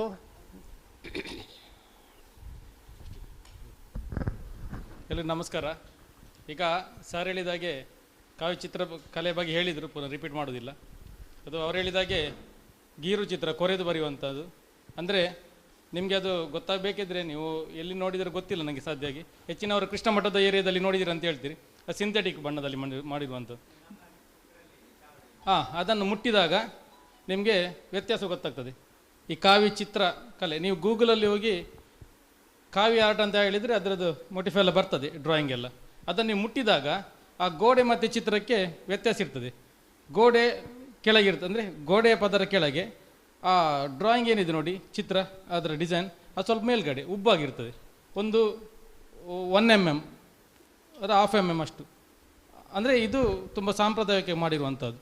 ಹಾಗಾಗಿ ನಾವು ಸಾರ್ ಹೇಳಿದಾಗೆ ಈಗಿನ ಕಾಲದಲ್ಲಿ ಸ್ಪೀಡ್ ಆಗಬೇಕಿದ್ರೆ ಕೆಲವರು ಕಮರ್ಷಿಯಲ್ ಬಿಲ್ಡಿಂಗ್ ಅಥವಾ ಹೋಟೆಲ್ ಇನ್ನಿತರ ಯಾವುದೇ ಸ್ಥಳಗಳಲ್ಲಿ ನಾವು ಸಿಂಥೆಟಿಕ್ ಯೂಸ್ ಮಾಡಬೇಕಾಗುತ್ತೆ. ಅಂದರೆ ಅದು ಪಾರ್ಟಿ ಮೇಲೆ ಡಿಪೆಂಡ್. ನಾವು ಕೆಲವೊಂದು ಸರಿ ಇಂಥ ಸಾಂಪ್ರದಾಯಿಕ ಸ್ಥಳಗಳಲ್ಲಿ ಸಾಂಪ್ರದಾಯಿಕವಾಗಿ ಬಿಡಿಸ್ಬೇಕಿದ್ರೆ ನಾವು ಈ ಥರನೇ ಮಾಡಬೇಕು. ಆದರೆ ಸ್ವಲ್ಪ ಟೈಮ್ ತಾಗ್ತದೆ ಮತ್ತು ಸಾಂಪ್ರದಾಯಿಕ ಮಾಡಬೇಕಾಗುತ್ತೆ. ಅದಕ್ಕೆ ಬೇಕಾದಂಥ ಗೋಡೆ ರೆಡಿ ಮಾಡಬೇಕು. ಈಗ ನಾವು ಫಸ್ಟಿಗೆ ಮಾಡಿದಾಗ ಸುಳ್ಯದಲ್ಲಿ ಮಾಡಿರಬೇಕಾದ್ರೆ ಜಯಮ್ಮ ಚೆಟ್ಟಿನಾಡು ಅಂತೇಳಿ ಅವರು ರಾಜ್ಯ ಪ್ರಶಸ್ತಿ ಜಾನಪದ ವಿದ್ವಾಂಸರವರು ಅಲ್ಲಿ ಮಾಡುವಾಗ ನಾವು ಗೋಡೆ ರೆಡಿ ಮಾಡಿದ್ವಿ, ಮಣ್ಣಿನ ಗೋಡೆ ಮಾಡಿ ಆ ಮಣ್ಣಿಗೆ ಭತ್ತದ ಹೊಟ್ಟು, ಆಮೇಲೆ ಅಂಟುರಾಳ, ಈ ಅಂಟುಕಾಯಿ ಅಂತ ಹೇಳ್ತೇನೆ ತುಳುನಲ್ಲಿ, ಅಂಟುರಾಳ ಅದನ್ನೆಲ್ಲ ಹಾಕಿ, ಹಾಂ ಹೌದು, ಅದನ್ನೆಲ್ಲ ಹಾಕಿ ಮಣ್ಣನ್ನು ಮತ್ತೆ ರೆಡಿ ಮಾಡಿ ಹದ ಮಾಡಿ ಕೊಳಿಸಿ ಅದನ್ನು ಈ ನಿಮಗೆಲ್ಲ ಗೊತ್ತಿರಬೇಕು, ಸೀನಿಯರ್ಸ್ ಗೊತ್ತಿರ್ತದೆ, ಈ ಕಲ್ಲು ಬರ್ತದೆ, ಕಲ್ಲು ಅರಿಯುವ ಕಲ್ಲಲ್ಲಿ ಅರ್ದು ಒಂದು ದಿವಸ ಅರ್ದ್ರೆ ಮರುದಿವಸ ಅದು ಬಿರುಕಾಗಿರ್ತದೆ ಗೋಡೆ, ಇನ್ನೊಮ್ಮೆ ಅರಿಬೇಕು, ಎಷ್ಟು ದಿವಸ ಅರ್ದು ಆಮೇಲೆ ಅದರ ಮೇಲೆ ಸರಿಳಿದಾಗೆ ಒಂದು ಮೊಟ್ಟೆಯ ಚಿಪ್ಪಿನಷ್ಟು ದಪ್ಪ ಯಾವುದು ಸುಣ್ಣ ಬರುವ ಹಾಗೆ ಅದನ್ನು ಕೋಟಿಂಗ್ ಮಾಡಿ, ಸುಣ್ಣ ಕೋಟಿಂಗ್ ಮಾಡಿ, ಅದರ ಮೇಲೆ ಕಾವಿ ಕೋಟಿಂಗ್ ಮಾಡಿ, ಅದರ ಮೇಲೆ ಚಿತ್ರ ಬರೆದು ಆ ಚಿತ್ರನ ಉಳಿದ ಭಾಗವನ್ನು ಕೆರೆಯುವಂಥದ್ದು. ಅದನ್ನು ನಾವಿಲ್ಲಿಂದ ನಿಮ್ಗೊಂದು ಡೆಮೋಸ್ಟ್ರೇಷನ್ ತೋರಿಸ್ಬೇಕಾಗ್ತದೆ, ಯಾಕೆಂದರೆ ಸಣ್ಣ ಟೈಮ್ ಇರುವಂಥದ್ದು, ಸಣ್ಣದಾಗಿ ಸ್ವಲ್ಪ ನಿಮಗೆ ಆಳವಾಗಿ ಗೊತ್ತಾಗುವ ಹಾಗೆ ಮಾಡುವಂಥ ಒಂದು ಪ್ರಯತ್ನ. ನಮ್ಮ ಜೊತೆಗ ನಾವು ಈ ಕಾವಿ ಕಲೆಯಲ್ಲಿ ಮುಂದುವರಿತಿದ್ದೆ, ನಾನಾಗಿರ್ಬೋದು, ಇವರು ನವೀನ್ ಜಿ ಅಂತ ಹೇಳ್ಬೇಕು, ನಮ್ಮ ಚಿತ್ರಕಲಾ ಮಂದಿರ ಕಲಾವಿದ್ಯಾಲಯ ಉಡುಪಿಯಲ್ಲಿ ನಮ್ಮ ಲೆಕ್ಚರರು, ಸುರೇಶ್ ಪಿ ಅಂತೇಳಿ ಕಾರ್ಕಳದವರು, ಕಲಾವಿದರವರು, ಪ್ರೊಫೆಷನಲ್ ಆರ್ಟಿಸ್ಟ್.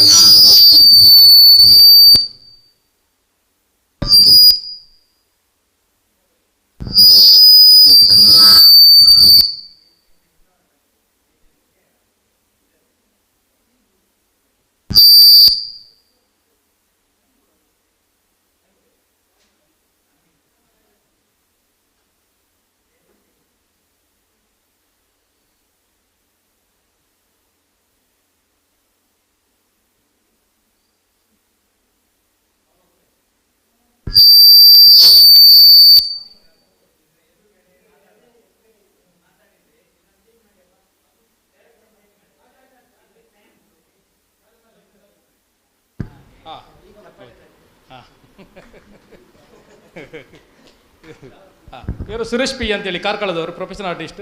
ಆಮೇಲೆ ಮನೋಜ್ ಇದ್ದಾರೆ, ಚಿತ್ರಕಲಾ ಮಂದಿರ ಅಲ್ಲಿ ಲೆಕ್ಚರ್. ಇವರು ಎಲ್ಲ ನಮಗೆ ತುಂಬ ಸಪೋರ್ಟ್ ಮಾಡೋ ನಮ್ಮದು ಯು ಸಿ ನಿರಂಜನ್ ಸರ್, ಅವರು ಎಲ್ಲ ಕಲಾವಿದರಿಗೆ ಮತ್ತು ಉಡುಪಿಯಲ್ಲಿ ಅವ್ರು ಗಾಡ್ ಫಾದರ್ ಕಲಾವಿದರಿಗೆ, ಅದು ದೊಡ್ಡ ಸಂತೋಷ ವಿಷಯ. ಈಗ ನಾವು ಸಾರಿ ಇದು ಅದೇ ಮುಂದೆ ಹೋಗ್ಬೇಕಂತೇಳಿ ಈಗ ನಾವು ನಿಮ್ಮಲ್ಲಿ ಗೋಡೆ ರೆಡಿ ಮಾಡಲಿಕ್ಕೆ ಸಾಧ್ಯ ಇಲ್ಲ ನಮ್ಮ ಹತ್ರ ಸದ್ಯಕ್ಕೆ. ಅದಕ್ಕೆ ನಾವು ಏನು ಮಾಡ್ತಿದ್ದೇವೆ ಅಂತೇಳಿ ಈಗ ಸದ್ಯ ಮಟ್ಟಿಗೆ ಈ ಥರ ಒಂದು ಕಾರ್ಯಾಗಾರ ಇದ್ದಾಗ ಯಾರಾದರೂ, ಈಗ ಲಾಸ್ಟ್ ಟೈಮು ನಮ್ಮ ಪ್ರಿಯಾಂಕಾ ಮೇಡಮ್ ಮೇರಿ ಡಿಸೋಜ್ ಅವರು ಡಿ ಸಿ ಆಗಿ ಹೊರಗೆ ಅಂದರೆ ಬೇರೆ ಟ್ರಾನ್ಸ್ಫರ್ ಆಗಿರುವಾಗ ನಾವು ಅವರಿಗೆ ಇದನ್ನೇ ನಾವು ಟೂರಿಸಂ ಡಿಪಾರ್ಟ್ಮೆಂಟಿಂದ ಇದನ್ನೇ ಒಂದು ಗಿಫ್ಟ್ ಆಗಿ ಕೊಟ್ಟದ್ದು, ಕಾವ್ಯ ಆರ್ಟನ್ನು. ಅಂದರೆ ಅವರಿಗೆ ಖುಷಿಯಾಗಿತ್ತು ಅದನ್ನು ನೋಡಿ, ಅಂದರೆ ತುಂಬ ಆರ್ಟ್ ಬಗ್ಗೆ ಸಪೋರ್ಟ್ ಮಾಡ್ತಿದ್ರು. ಈಗ ನಾವೇ ಬೋರ್ಡ್ ತೋರಿಸ್ಬೋದು.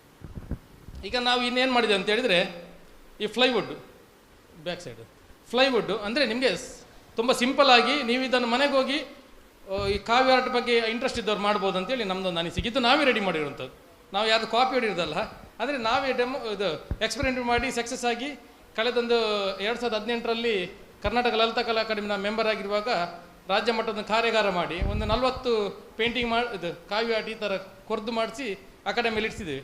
ಆದರೆ ಈ ಥರ ಬೋರ್ಡ್ ನಾವೇ ಮಾಡಿದ್ದು. ಆಮೇಲೆ ಇವರು ಜನಾರ್ದನ್ ನಾವಂಜಿ ಅವರು PhD ಮಾಡಬೇಕಾದ್ರೆ ಇದ್ರ ಬಗ್ಗೆ ತಿಳ್ಕೊಂಡು ಅವರು ಮಾಡಿದರು. ಆದರೆ ಇದು ನಮ್ಮದೇ ಒಂದು ಎಕ್ಸ್ಪೆರಿಮೆಂಟ್. ಸೊ ಈಗ ಅದು ಫ್ಲೈವುಡನ್ನು ಯೂಸ್ ಮಾಡಿದೆ ನಾವು. ಫ್ಲೈವುಡ್ ಮೇಲೆ ಜೂಟ್ ಹಾಕ್ತೇವೆ ನಾವು, ಹೆಚ್ಚಾಗಿ ಜೂಟ್ ಗೋಣಿ, ಬ್ರೌನ್ ಕಲರ್ ಗೋಣಿ ಬರ್ತೇವಲ್ಲ ಅದು ಹಾಕ್ತೇವೆ. ಅದರ ಮೇಲೆ ಒಂದು ಫೆವಿಕಾಲ್ ಹಾಕಿ ಅದರ ಮೇಲೆ ಅಂಟಿಸಿ, ಅಂದರೆ ಹಿಂದಿನ ಕಾಲದಲ್ಲಿ ಮಣ್ಣು ಹಾಕ್ತಿದ್ರು ಗೋಡೆಗೆ, ಭತ್ತದ ಹೊಟ್ಟು ಹಾಕ್ತಿದ್ರು, ಇದು ನಮಗೆಲ್ಲ ಸಾಧ್ಯ ಇಲ್ಲ ಸದ್ಯ ಮಟ್ಟಿಗೆ. ಅಂದರೆ ಬೇಗ ಹುಲ್ಲು ಹಾಕ್ತಿದ್ರು, ಭತ್ತ ಹುಲ್ಲು ಹಾಕ್ತಿದ್ರು, ಒಣಗಿದ ಹುಲ್ಲು ಕೊಳಿಸಿ, ಬೈ ಹುಲ್ಲು. ಈಗ ನಾವೇನು ಮಾಡಿದೆ ಅಂದರೆ ಪರ್ಯಾಯವಾಗಿ ಏನು ಮಾಡಿದೆ ಅಂತ ಹೇಳಿದ್ರೆ, ಫ್ಲೈವುಡ್ ಮೇಲೆ ಜೂಟ್ ಹಾಕಿದ್ದೇವೆ, ಯಾವುದು ಬ್ರೌನ್ ಗೋಣಿ, ಅದನ್ನು ಅದರ ನಾರು ಮೇಲೆ ಹೇಳ್ತಲ್ಲ, ಅದರ ಮೇಲೆ ನಾವು plaster of Paris of plaster ಅಂತ ಹೇಳ್ತೇವೆ, ಅದನ್ನು ಹೊಯ್ದಿದ್ದೇವೆ. ಹೊಯ್ಯುವ ಮೊದಲು ನಾವೇನು ಮಾಡಿದ್ವಿ, ಇನ್ನೂ ಗಟ್ಟಿ ಬರಬೇಕಂತೇಳಿ ಸೋಫಾ ಸ್ಟೆಪ್ಲರ್ ಬರ್ತದೆ, ಸ್ಟೆಪ್ಲರ್ ವಿನ್, ಅದನ್ನು ಅದರ ಮೇಲೆ ಫ್ಲೈವುಡ್ ಮೇಲೆ ಹೊಡೆದಿದ್ದೇವೆ.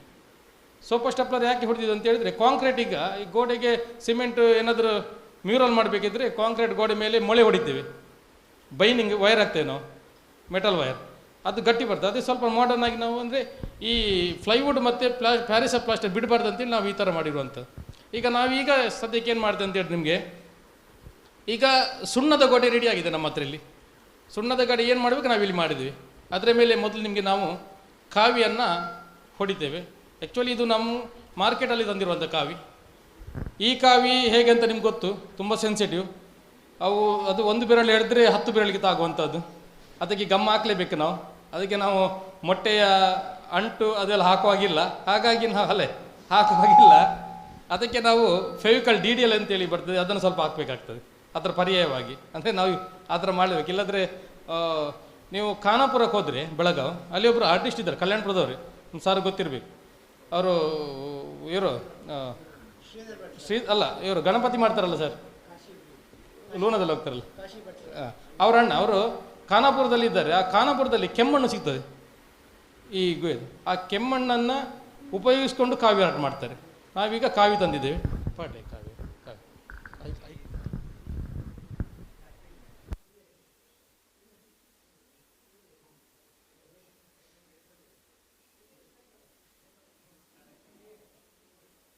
ಈಗ ಇದು ಬೋರ್ಡನ್ನು ಸರಿ ನೋಡ್ಕೋಬಹುದು. ನೀವು ಮನೆಗೆ ಹೋಗಿ ತಯಾರಿಸ್ಬೋದು. ಸಾಧ್ಯ ಆದರೆ ಮನೆಯಲ್ಲಿ ಒಂದು ಮಣ್ಣಿನ ಗೋಡೆನೆ ಮಾಡಿ ನೀವು ಕಾವಿ ಆರ್ಟ್ ಮಾಡಿ, ತುಂಬ ಸಂತೋಷ.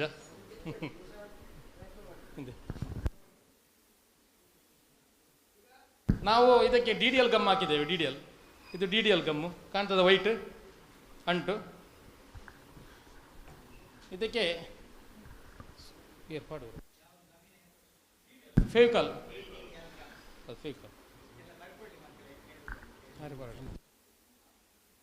ಅವರು ಕಾವಿ ಹಾಕಿ ಸ್ವಲ್ಪ ಚಾಲನೆ ಕೊಟ್ಟುಬಿಡಿ.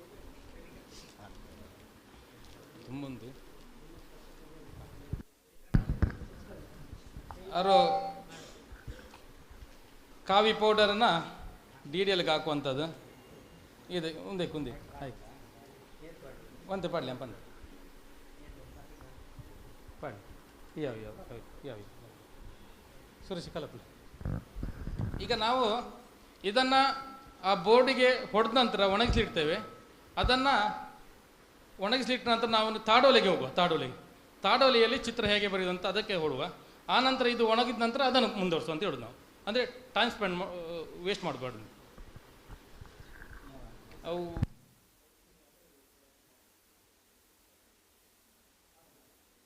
ಅದು ಈಗಿನ ಕಾವಿ ಏನಂತ ಹೇಳಿದ್ರೆ ಸ್ವಲ್ಪ ಕೆಮಿಕಲ್ ಅಲ್ವಾ, ಗಮ್ಮಿಗೆ ಬೇಗ ಇಟ್ಕೊಳ್ಳೋದಿಲ್ಲ ಅದು. ನೀರು ಸುಮಾರು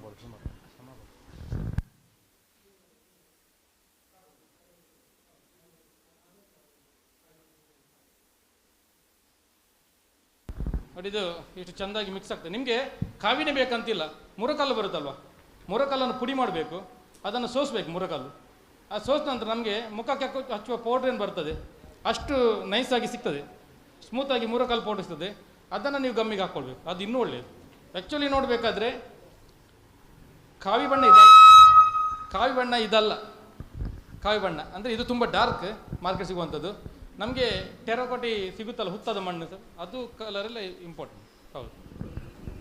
ಇಟ್ಟಿಗೆ ಮಣ್ಣು ಆದರೆ ಮುರಕಲ್ಲು ಇಟ್ಟಿಗೆ ಮಣ್ಣು ಅದು ಮೇಡಮ್, ಅದು ಇದು ಏನು ಹೇಳ್ತಾರೆ ಅದು ಅಲ್ಲ, ಅದು ಇಟ್ಟಿಗೆ ಬೇಯಿಸಿರುವಂಥದ್ದು ಆವೆ ಮಣ್ಣಲ್ಲ ಅದು ಮುರಕಲ್ಲೇ. ಇದು ಈ ಕಲ್ಲು ಹೌದು, ಈ ಕಲ್ಲು ಎಷ್ಟು ಹೌದು ಲೆಟರ್ ಹೌದು. ಈಗ ಇದಕ್ಕೆ ಅದನ್ನು ಪುಡಿ ಮಾಡಬೇಕು, ಗಾಳಿಸ್ಬೇಕು. ಅರ್ಪೆ ಅಂತ ಹೇಳ್ತಾರೆ, ಅರ್ಪೆ ಗಮ್ ಹಾಕ್ಬೇಕು. ಹೌದು ಸ್ವಲ್ಪ. ಆ್ಯಕ್ಚುಲಿ ನಿಮಗೆ DDLಲ್ಲೇ ಬೇಕಂತಿಲ್ಲ ಗಮ್ಮು, ಯಾವುದೇ ಅಂಟು ಅಂಟಿದ್ರೆ ಆಯ್ತು. ಹೌದು, ಪೇಪರ್ ಗಮ್ಮು ಹಾಕ್ಬೋದು ನನ್ನ ಲೆಕ್ಕದಲ್ಲಿ, ಸ್ವಲ್ಪ ಜೆಲ್ ಟೈಪ್ ಇದ್ರೆ ಒಳ್ಳೇದು.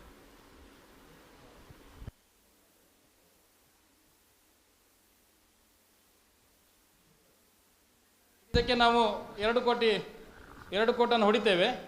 ಹೊಡೆದ ನಂತರ ನಾವು ಒಣಗಿಸ್ಲಿಕ್ಕೆ ಇಡ್ತೇವೆ. ಒಣಗಿಸಿಟ್ಟು ನಾವು ತಾಡೋಳಿ ಪ್ರತಿಯಲ್ಲಿ ಚಿತ್ರ ಬರೀಬೇಕಂತ ಒಂದು ಡೆಮಾನ್ಸ್ಟ್ರೇಷನ್ ಮಾಡುವ. ಅಲ್ಲಿ ತನಕ ಅದು ಒಣಗ್ತದೆ. ಆಮೇಲೆ ಗೀರು ಚಿತ್ರ, ಕಾವಿ ಚಿತ್ರಕ್ಕೆ ಹೋಗೋದು ಡೈರೆಕ್ಟಾಗಿ.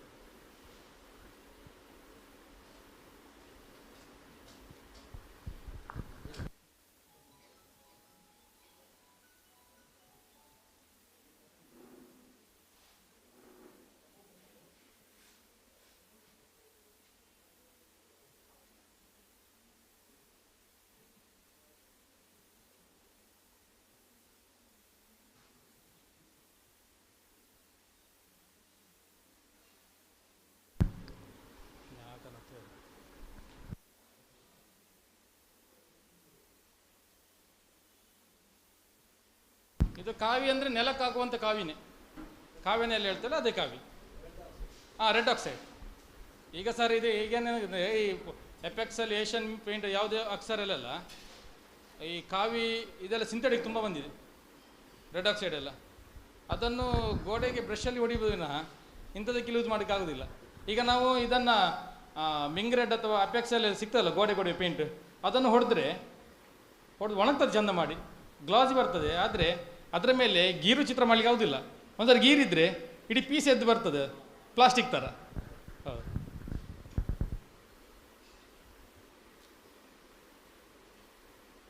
ಮತ್ತು ಇದು ಮಿಕ್ಸ್ ಆದಮೇಲೆ ಬಟ್ಟೆದಾಗಿದ್ದು ಹೋಗುವುದಿಲ್ಲ. ಅದಕ್ಕೆ ಸ್ವಲ್ಪ ಸೆಕ್ಯೂರಿಟಿ ಆಗಿ ಹೇಳ್ಕೊಳ್ಳೋದು, ಆ್ಯಪ್ರನ್ನೆಲ್ಲ ಹಾಕ್ಕೊಂಡು. ನೀವು ಗೂಗಲಲ್ಲಿ ಸರ್ಚ್ ಮಾಡಬೇಕು. ಆಮೇಲೆ ಕಾವಿ ಆರ್ಟ್ ಅಂತೆಲ್ಲ ಕೊಟ್ಟಬೇಡಿ, ನಿಮಗೆ ತುಂಬ ಅದರಲ್ಲಿ ಮೋಟಿವ್ ಸಿಗ್ತದೆ ಕಾವಿ ಆರ್ಟಲ್ಲಿ.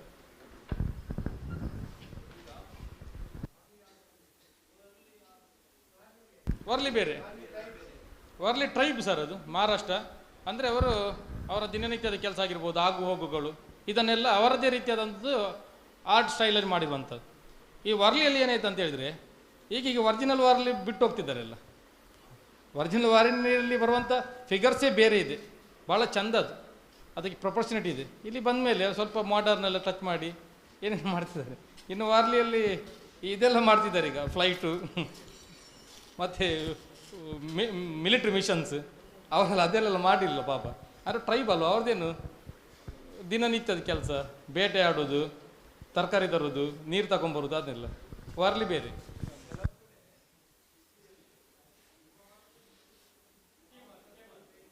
ಕೇವ್ ಆರ್ಟ್, ಹೌದು, ಕೇವ್ ಪಾಯಿಂಟ್ ಇಲ್ಲದಲ್ಲ. ಅಂದರೆ ಅದು ಆರ್ಕಿಯಾಲಜಿ ಆ್ಯಕ್ಚುಲಿ. ಅಂದರೆ ಅದು ಗೀರು ಚಿತ್ರ ಮಾಡ್ತಿದ್ದಂತೆ ಅವಾಗ. ಅದೇನು ಹೇಳ್ತಾರೆ, ಹಾಂ ಓಕೆ, ಬಂಡೆ ಆಸರೆ ಚಿತ್ರಗಳಂತ ಹೇಳ್ತೇವೆ, ಬಂಡೆ ಆಸರೆ ಚಿತ್ರಗಳು. ಹಾಂ ಕರೆಕ್ಟ್, ಗವಿ ಚಿತ್ರಗಳು. ಈಗ ಬಾದಾಮಿ ಇಲ್ಲೆಲ್ಲ ಇದೆಯಲ್ಲ. ಹೌದು ಹೌದು.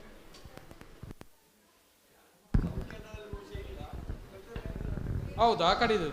ನಮ್ಮಲ್ಲಿ ಕೇವ್ ಪೇಂಟಿಂಗ್ ಇಲ್ಲ, ಕೇವ್ ಆರ್ಟ್ ಇಲ್ಲ.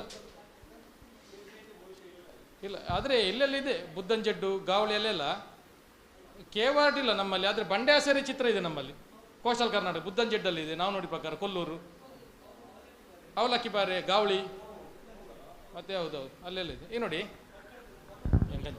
ಇರ್ತೇವೆ ಅಲ್ಲಿ ಉಯ್ಕೊಂಡು ನೋಡಿ, ಈ ಥರ ಬಂತು. ಈ ಥರ ಬಂದಾಗ ಈ ಸೈಡ್ ಫೇಸ್ ನೋಡಿ, ಸೈಡ್ ನೋಡಿ, ಸೈಡ್ ಇದು ನೋಡಿ, ಇಲ್ಲಿ ವೈಟ್ ಇದೆಯಲ್ಲ, ಇಲ್ಲಿ ವೈಟ್ ಇದೆಯಲ್ಲ, ಇದು ಗೋಡೆ, ಇದು ಮಾಡಿರುವಂಥದ್ದು ನಮ್ಮದು ಏನು ಕಾವಿ ಹೊಡೆದಿರುವಂಥದ್ದು. ಆಯ್ತು, ಈಗ ಇದರ ಬೇಸ್ ರೆಡಿ ಮಾಡಿದ್ದೇವೆ ನಾವು. ಇದನ್ನು ಒಣಗ್ಲಿಕ್ಕೆ ಇಡ್ತೇವೆ. ಇದನ್ನು ಇಲ್ಲೇ ಪಾಸ್ ಮಾಡುವ, ಈ ಸಬ್ಜೆಕ್ಟ್ ಪಾಸ್ ಮಾಡಿ. ಈಗ ಒಣಗೋ ತನಕ ನಾವು ತಾಡೊಳಗೆ ಹೋಗುವ. ಅದು ಮುಲ್ದಿಕ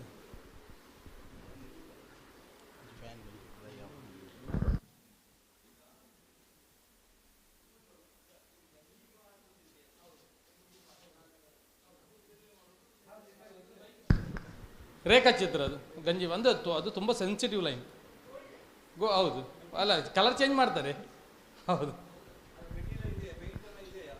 ಅಲ್ಲ ಈಗ ಇದು ಯೂಸ್ ಮಾಡ್ತಾರೆ ಸರ್, ಇಂಡಿಯನ್ ಇಂಕು ಯೂಸ್ ಮಾಡ್ತಾರೆ. ಅದಕ್ಕೆ ಅಲ್ಲೇ ಕಲರ್ ಚೇಂಜ್ ಮಾಡ್ತಾ ಇರ್ತಾರೆ. ಅಂದರೆ ಯಾವ್ದು ಬೇಕಾದ್ರು ಯೂಸ್ ಮಾಡ್ತಾರೆ, ಅಕ್ರಿಲಿಕ್ ಮಾಡ್ತಾರೆ, ಚೇಂಜ್ ಮಾಡ್ತಾರೆ. ಆದರೆ ಒರಿಜಿನಲ್ ಗಂಜಿಪ ಮಾಡ್ತಿರೋದು ಅವ್ರದ್ದು. ಹೌದು, ಅವರು ಪ್ರಿಪರೇಷನ್ ಮಾಡ್ತಿರೋ ಪ್ರತಿಯೊಂದು ಆರ್ಟ್ ಇದಕ್ಕೆ ಸ್ಟೈಲಿಗೂ ಅವರವ್ರದ್ದಾದಂಥ ಅದಕ್ಕೆ ಆದಂಥ ಕಲರ್ಸನ್ನು ಅವರು ಪ್ರಿಪರೇಷನ್ ಮಾಡ್ತಿದ್ರು. ಉದಾಹರಣೆಗೆ ಇದು ಕಾವಿ ಆರ್ಟಿಗೆ ಮುರಕಲ್ಲಿದಾಗಿದ್ದರೆ, ನೀವು ಮೈಸೂರು ಸ್ಟೈಲ್ ಹೋದ್ರೆ ಗೋಲ್ಡ್ ಇದೆಯಲ್ಲ, ಅದಕ್ಕೆ ರೆಡಿ ಮಾಡ್ತಿದ್ರು. ಈಗ ಎಲ್ಲ ಮಾಡರ್ನ್ ಮಾರ್ಕೆಟಲ್ಲೆಲ್ಲ ಸಿಗ್ತದೆ ನಿಮಗೆ. ಹೌದೌದು, ಆದರೆ ತಿಕ್ ಮತ್ತು ತಿನ್ನು ಅದು ವ್ಯತ್ಯಾಸ ಗೊತ್ತಿದ್ರೆ ಆಯ್ತು ಆರ್ಟಿಸ್ಟಿಗೆ, ಎಷ್ಟು ಸಪ್ರ ಲೈನ್ ಬರಬೇಕು, ಎಷ್ಟು ದಪ್ಪ ಲೈನ್ ಬೇಕು. ಈಗ ತಾಡೋಳೆ ಲೈನ್ ಬಗ್ಗೆ ಹೇಳೋದಾದ್ರೆ, ಈಗ ಇಲ್ಲಿ ಕಾಣ್ತುಂಟು ಎಲ್ರಿಗೂ ತಾಡೋಲೆಯಲ್ಲಿ ಸರ್ ಹೇಳಿದಾಗಿ ಈ ಶೀಟಲ್ಲಿ ಲೈನ್ ಆರ್ಟ್ ಮಾಡೋದಿದ್ರೆ ಇದು ಅವರ ಮಗಳೇ ಮಾಡಿದ್ದು, ಸಾರ್ ಮಗಳೇ ಮಾಡಿರುವಂಥದ್ದು. ಅವ್ರ ಆರ್ಟಿಸ್ಟಲ್ಲೇ ಆ್ಯಕ್ಚುಲಿ ಅದು ಚೆನ್ನಾಗಿ ಮಾಡಿದ್ದಾರೆ. ಇದು 10 ನಂಬರ್ ಪೆನ್ನಲ್ಲಿ ಒಂದು ಮಾರ್ಕರಲ್ಲಿ ಬಿಡಿಸಿರುವಂಥದ್ದು.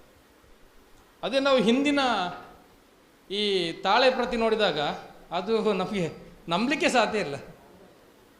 ಅಷ್ಟು ಸಪ್ರ ಲೈನ್ ಇವಾಗಿನ ಪ್ರಿಂಟಲ್ಲಿ ಬರಲಿಕ್ಕಿಲ್ಲ. ಅದು ಹೇಗೆ ಮಾಡಿದ್ದಾರೆ ಆರ್ಟಿಸ್ಟ್ಗಳು, ಗಾಡ್ ಗಿಫ್ಟ್ ಅದು.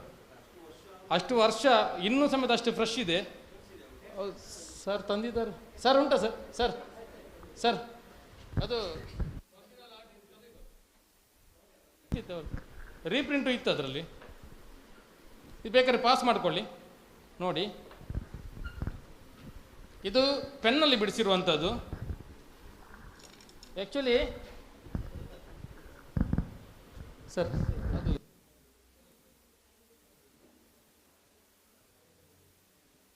ಅವ್ರು ತಂದಿಲ್ಲ. ಶೇಕ್ ಆಗೋಗಿಲ್ಲ. ತಾಡೋಳೆಯಲ್ಲಿ ಚಿತ್ರ ಬಿಡಿಸ್ಬೇಕಾದ್ರೆ ಈ ಗ್ರಿಪ್ ಇಟ್ಕೊಳ್ಳು ಸರ್. ಅವರು ಅಧ್ಯಯನ ಮಾಡಿದ ಪ್ರಕಾರ ನಮ್ಗೆ ಹೇಳಿರುವಂಥದ್ದು. ನಾವು ಈಗ ಅದರ ಮೇಲೆ ತುಂಬ ಪ್ರಾಕ್ಟೀಸ್ ಮಾಡ್ತೀವಿ ವಿನಃ, ಅಂದರೆ ನಮ್ಗೆ ಎಷ್ಟು ಬೇಕಷ್ಟು. ಅವರ ಇದರ ಮೇಲೆ ಗೈಡ್ ಮೇಲೆ ಪೆನ್ ಹೀಗೆ ಆದರೆ ಇದನ್ನು ಹಿಡ್ಕೊಂಡು ನಮಗೆ ಬಿರಳು ತುಂಬ ಸುಸ್ತಾಗ್ತದೆ, ಆಗೋದಿಲ್ಲ. ಈ ವೆಯ್ಟ್ ಇದೆಯಲ್ಲ, ಆದರೆ ಇದು ವೆಯ್ಟ್ ಕಡಿಮೆ ಮಾಡಬೇಕಂತ ಗೊತ್ತಿಲ್ಲ, ಮುಂದಾಗೆ ಆಗ್ತದಿಲ್ಲ. ಯಾಕೆಂದರೆ ಹೀಗೆ ಪೆನ್ ಹಿಡ್ಕೊಂಡು ನಮಗೆ ಸುಸ್ತಾಗ್ತದೆ. ಈ ಥರ ಹಿಡ್ಕೊಂಡು ಗೀರು ಚಿತ್ರ ಮಾಡಿ ಅದು ಏನಾಗ್ತದೆ ಅಂತ ಹೇಳಿದರೆ, ಇದರ ಮೇಲೆ ಇದು ಗೀರಿದ್ರೆ ಇದರ ಒಂದು 10ರಲ್ಲಿ 2ನೇ ಭಾಗದಷ್ಟು ಡೀಪ್ ಆಗ್ಬೋದಂತ ನನ್ನ ಡೌಟ್ ಸ್ವಲ್ಪ. ಆಮೇಲೆ ಸರ್ ಆಮೇಲೆ ಸ್ವಲ್ಪ ಡೆಮೋ ಮಾಡಿ ತೋರಿಸ್ತಾರೆ.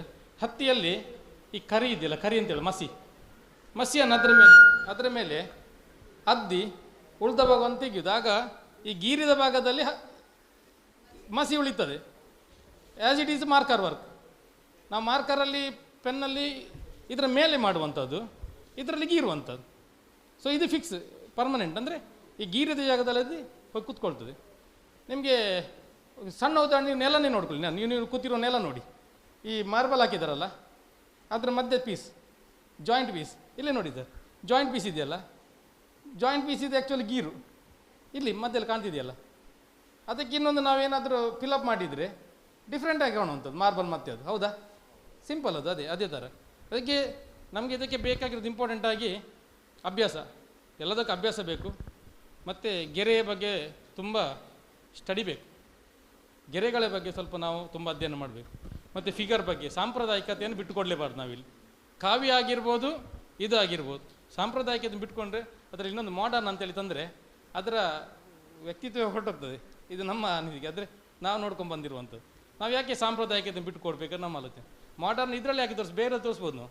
ಹೌದಾ? ಈಗ ತುಂಬ ಕೆಲವು ಕಡೆ ಬೇಜಾರಿನ ಸಂಗತಿ ಆಗ್ತುಂಟು. ಈ ನಾವು ಯಾವಾಗಲೂ ಶಿರ್ಸಿ ದೇವಸ್ಥಾನಕ್ಕೆ ಹೋಗ್ತೇವೆ. ಆ್ಯಕ್ಚುಲಿ ಇಲ್ಲಿ ಕಾವಿ ಆರ್ಟ್ ತುಂಬ ಶ್ರೀಮಂತವಾಗಿರೋದು ಶಿರ್ಸಿ ಮಾರಿಕಾಂಬ ಟೆಂಪಲಲ್ಲಿ. ತುಂಬ ಬೇಜಾರು ಅಂತ ಹೇಳಿದರೆ ಅಲ್ಲಿ ಎಂಬೋಸ್ ಇದೆ. ಯಾವುದು? ಕಾವಿ ಡಿಸೈನ್ಸ್ಗಳು ಗೋಡೆಗಿಂತ ಸ್ವಲ್ಪ ಎಂಬೋಸ್ ಇದೆ.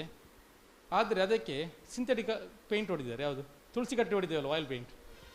ತುಂಬ ಬೇಜಾರಾಗ್ತದೆ. ಯಾರು ಹೊಡೆದ ಅಂದರೆ ಅವರು ಏನು ಮಾಡ್ತಾರೆ ಗೊತ್ತಾ? ಜಾತ್ರೆ ಇರುವಾಗ 10 ತಿಂಗಳಿಂದ ಅವರು ಕಾಂಟ್ರಾಕ್ಟ್ ಕೊಡ್ತಾರೆ. ಅಲ್ಲಿ ಒಬ್ಬ ಆರ್ಟಿಸ್ಟ್ ಇದ್ದಾರೆ. ಅವರು ನಾನೊಬ್ಬನೇ ನಾವಿಬ್ಬರು ಮಾಡಬೇಕಾದ್ರೆ ನಮ್ಗೆ 2 ವರ್ಷ ಬೇಕಾದ್ರು, ಅಷ್ಟಿದೆ ಕೆಲಸ. ಅವ್ರಿಗೆ ಬೇಕಾಗ್ತದೆ. ತುಳಸಿ ಕಟ್ಟಿ ಹೊಡಿದೇವಲ್ಲ, ಆಯಿಲ್ ಪೇಂಟ್ ಟರ್ಪಂಟೈನ್ ಹಾಕಿ ಅದನ್ನು ನೋಡಿದ್ದಾರೆ. ಅಲ್ಲ, ಅದರ ಮೇಲೆ ಹೊಡೆದಿದ್ದಾರೆ ಸರ್. ತುಂಬ ಬೇಜಾರು ಅಂತ ಹೇಳಿದ್ರು. ಒರಿಜಿನಾಲಿಟಿ ಬಿಟ್ಟು ಡಿಸೈನ್ ಒರಿಜಿನಾಲಿಟಿ ಇದೆ ಅದು. ಯಾವುದು? ಲೈನ್ಸ್ ಆಗಿರ್ಬೋದು, ಫಾರ್ಮು. ಆದರೆ ಅದರ ಕಲರ್ ಹೋಯಿತು. ಆಮೇಲೆ ಗರ್ಭಗುಡಿ ಹಿಂದೆ ಈಗ ವಸ್ತು ಮಾಡಿದ್ದಾರೆ ಸರ್ ಅಲ್ಲಿ ಶಿರ್ಸಿಯಲ್ಲಿ. ಗರ್ಭಗುಡಿ ಹಿಂದೆ ವಸ್ತು ಕಾವ್ಯ ಆರ್ಟ್ ಮಾಡಿದ್ದಾರೆ. ಆ್ಯಕ್ಚುಲಿ ನೋಡೋದಾದರೆ ನಾವು ನೋಡಿದ ಪ್ರಕಾರ ಕಾವ್ಯ ಆರ್ಟಲ್ಲಿ ಶಿಲ್ಪಶಾಸ್ತ್ರಕ್ಕೆ ಮತ್ತು ಕಾವ್ಯ ಆರ್ಟ್ಗೆ ತುಂಬ ಡಿಫರೆನ್ಸ್ ಇದೆ. ಫಿಗರ್ಗೆ ಒಂದು ದೇವರ ಫಿಗರನ್ನು ಬಿಡಿಸಿ ದೇವಿ ಅಂತ ಅಂದ್ಕೊಂಡ್ರೆ, ಒರಿಜಿನಲ್ ಕಾವ್ಯ ಆರ್ಟಲ್ಲಿ ಬಂದಿರುವಂಥ ದೇವಿನೇ ಬೇರೆ. ಅದಕ್ಕೆ ಶಿಲ್ಪಶಾಸ್ತ್ರದಾಗೆ ಮೆಜರ್ಮೆಂಟ್ ಇಲ್ಲ. ಈಗ ಶಿಲ್ಪಶಾಸ್ತ್ರ ನೀವು ನೋಡಿದಾಗ ಕೆಲವೊಂದು ಬೇಲೂರು, ಹಳೆಬೀಡು, ಹೊಯ್ಸಳ ಶೈಲಿ ನೋಡಿದಾಗ ಸೊಂಟ ಇದೇ ಥರ ಬಂದು ಭುಜ, ಗಲ್ಲ, ತೊಡೆ, ಕಾಲ ಅಂದರೆ ಆ ಥರ ಒಂದು ಸ್ಟೈಲ್ ಇರುವಂಥ ಅದನ್ನೀಗ ಕಾವ್ಯ ಆಟಿಗೆ ಕನ್ವರ್ಟ್ ಮಾಡಿ ಎಲ್ಲ ದೇವಸ್ಥಾನದಲ್ಲಿ ಮಾಡ್ತಿದ್ದಾರೆ. ಅಂದರೆ ಒರಿಜಿನಾಲಿಟಿ ಇಲ್ಲ ಅದರಲ್ಲಿ. ಇನ್ನು ಮುಂದಕ್ಕೆ ಹೋಗಿ ಕೆಲವು ಕಲಾವಿದರು ಏನು ಮಾಡಿದೆ ಅಂತಾರೆ ನಮ್ಮ ಉಡುಪಿಯಲ್ಲಿ, ನಾನು ದೂರ ಹಾಕೋದ್ರಲ್ಲಿ ಇದ್ದದ್ದು ಹೇಳಬೇಕು ನಾವು ಏನು ಮಾಡಿದ್ದಾರೆ ಅಂತ ಹೇಳಿದರೆ, ಕಾವ್ಯಲ್ಲಿ ಲಿಮಿಟೆಡ್ ಡಿಸೈನ್ಸ್ ಇರ್ತದೆ. ಮೊಗ್ಗು, ಬಳ್ಳಿ, ಕೆಲವು ಪಕ್ಷಿಗಳಿದ್ದಾವೆ. ಹೊಸ ಪಕ್ಷಿಗಳಂತ ಅಂತಾರೆ ಅವರು. ಆನೆಗಳ ಬೇರೆ ಬೇರೆ ಡಿಸೈನ್ಸ್ ಏನು ಮಾಡೋದಿಲ್ಲ. ಅಂದರೆ ಅದು ಯಾರು ಆರ್ಡ್ರ್ ಕೊಡ್ತಾರೆ ಅವರ ಮೇಲೆ ಅವರ ಖುಷಿಗೆ, ಕಣ್ಣು ಖುಷಿಗೆ ಏನು ಮಾಡೋದು ಹೇಳಿ. ಅದನ್ನು ನಾವು ಇದು ಮಾಡಲಿಕ್ಕೆ ಆಗೋದಿಲ್ಲ ಏನು. ಓಕೆ, ಈಗ ನಮ್ಮದಿದು ತಾಳೆ ಗರಿಯಲ್ಲಿ ಚಿತ್ರ ಬಿಡಿಸುವ ಬಗ್ಗೆ ನಿಮಗೆ ಎಲ್ಲರಿಗೂ ಒಂದೊಂದು ತಾಳೆ ಗರಿ ಕೊಡ್ತೀವಿ. ಎಲ್ರಿಗೂ ಎಲ್ಲರೂ ಕಲಾವಿದ್ರಲ್ಲ, ಆದರೆ ಕಲಾಸಕ್ತರು. ಕಲಾಸಕ್ತರು. ನಿಮಗೆ ಚಿತ್ರ ಬಿಡಿಸ್ಲಿಕ್ಕೆ ಬರೋದಿಲ್ಲ ಅಂತೇಳಿ ಅಲ್ಲ, ಎಲ್ಲರೂ ಬಿಡಿಸಿದವ್ರೆ, ಹೌದಾ? ಹಾಗಾಗಿ ನಿಮ್ಮ ಹತ್ರ ಬಾಲ್ ಪೆನ್ ಇದ್ದರೆ ನೀವು ಅದರ ಮೇಲೆ ಚಿತ್ರ ಬಿಡಿಸಿ ಚಂದ ಮಾಡಿ. ಅಥವಾ ಇಲ್ಲಿ ಮಾರ್ಕರ್ ಒಂದು 2 ಮಾರ್ಕರ್ ಇದೆ. ನಮ್ಮ ಸುರೇಶ್ ಇದ್ದಾರೆ, ಸುರೇಶ್ ಅವರೀಗ ಅದರ ಮೇಲೆ ಅಂದರೆ ನಿಮಗೆ ಮೊಬೈಲಲ್ಲೇ ಸಿಗ್ತದೆ ಡ್ರಾಯಿಂಗ್, ಅದನ್ನು ಕಾಪಿ ಮಾಡಿ ತೋರಿಸ್ತಾರೆ ಈಗ. ಅಂದರೆ ಯಾವ ಥರ ಬಿಡಿಸಿದರೆ ಬರುತ್ತೆ ಅನ್ನುವಂಥ ನಿಮಗೆ. ಅಂದರೆ ನಾನೀಗ ಒಂದು ಡ್ರಾಯಿಂಗ್ ಕಳಿಸಿದ್ದೆ, ಅದು ಯಾವತ್ತೂ ಬಿಡಿಸಿರುವಂಥದ್ದು. ಅದರ ಬದಲು ನಿಮ್ಮ ಎದುರುಗಡೆ ಬಿಡಿಸಿದ್ದು ನಿಮಗೊಂದು ಖುಷಿ, ಸ್ವಲ್ಪ ಅಂದಾಜಾಗ್ತದೆ. ಸೊ ಹೌದು.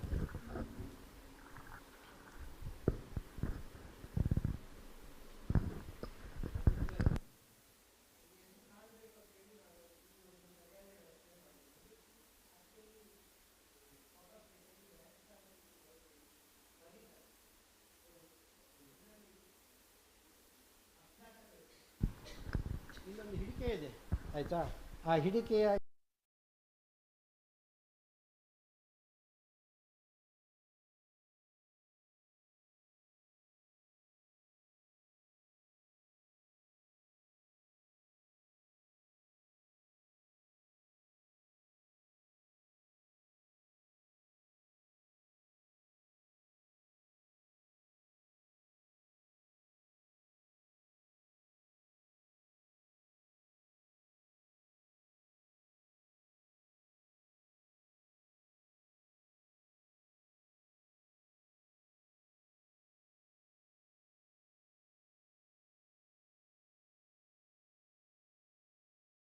ಚಿತ್ರ ನೋಡಿದಾಗ ನಮಗೆ ತುಂಬ ಅಂದರೆ ಅದ್ಭುತ ಅಲ್ವಾ?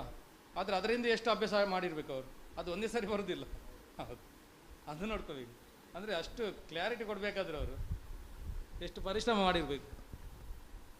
ಉದಾಹರಣೆ ಇದು ನಾನು ಕಂಠದಲ್ಲಿ ಬರೆದಿದ್ದು, ಅದಕ್ಕೂ ಪೂರ್ವದಲ್ಲಿ ಸ್ವಲ್ಪ ದಪ್ಪ ಬೇಕು ಅಂತೇಳಿ ತೋರಿಸೋದಕ್ಕೋಸ್ಕರ ನಾನು ಕಡ್ಡಿಯಲ್ಲಿ ಇಟ್ಕೊಂಡು ಬರೆದಿದ್ದೀನಿ.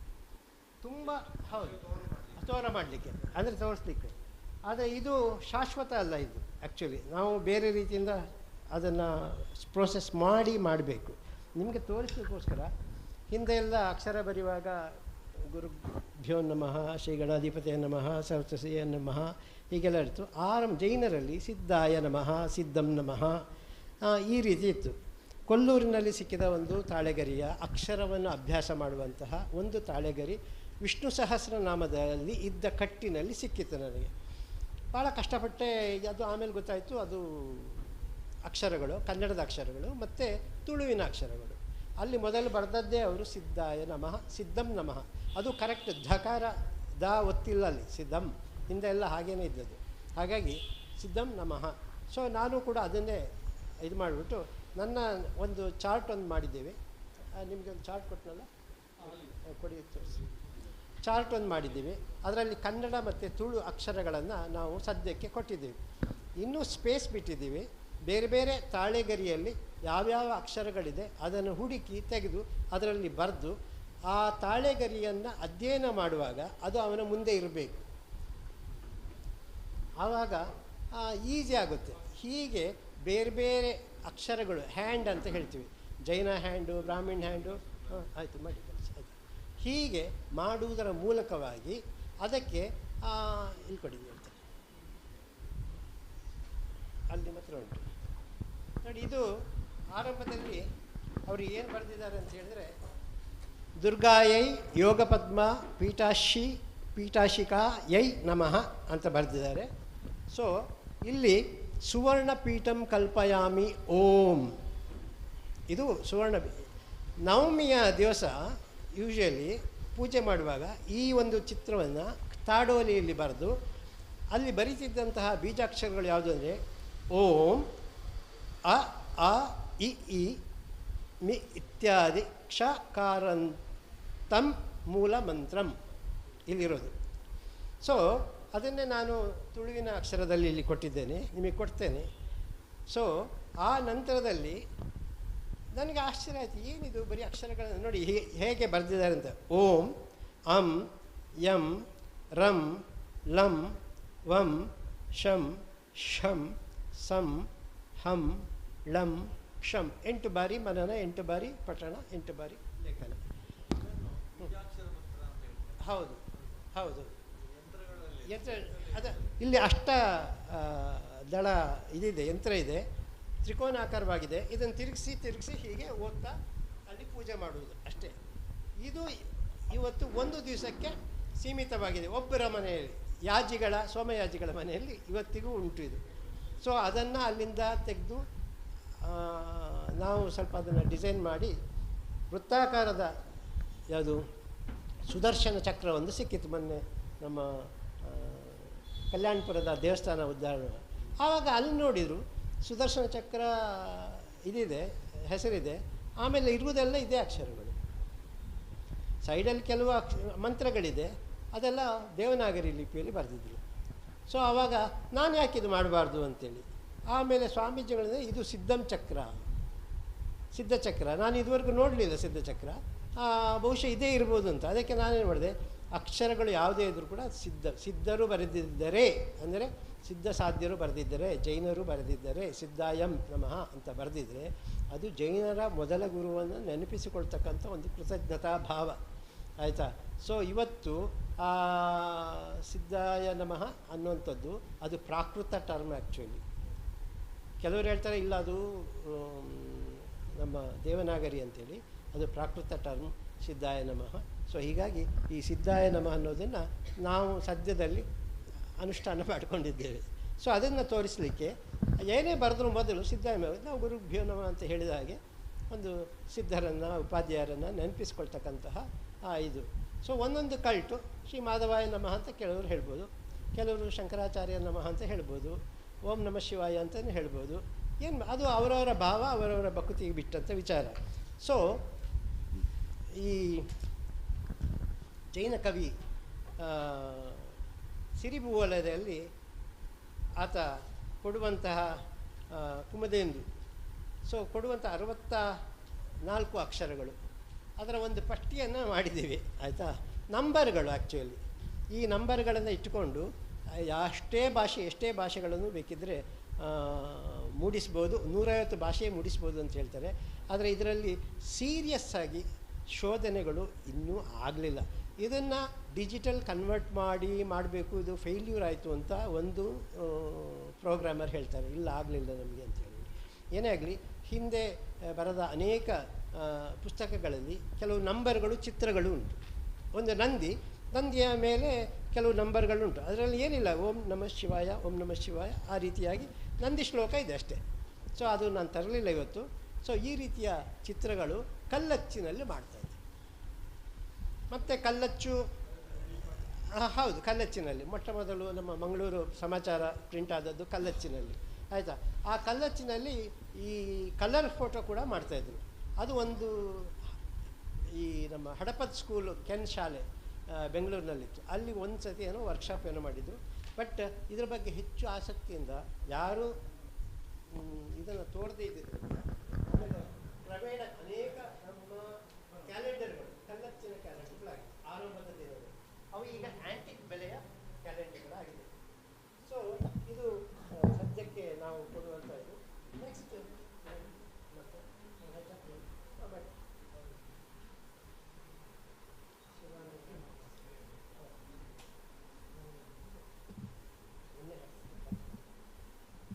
ಸೌಮ್ಯ ಮೇಡಮ್, ನನ್ನೊಂದು ಸಾಂಬಾರು ಹಾಕುವ ಬಟ್ಟಲ ಥರದ್ದು ಎಣ್ಣೆ ಹಾಕಿ.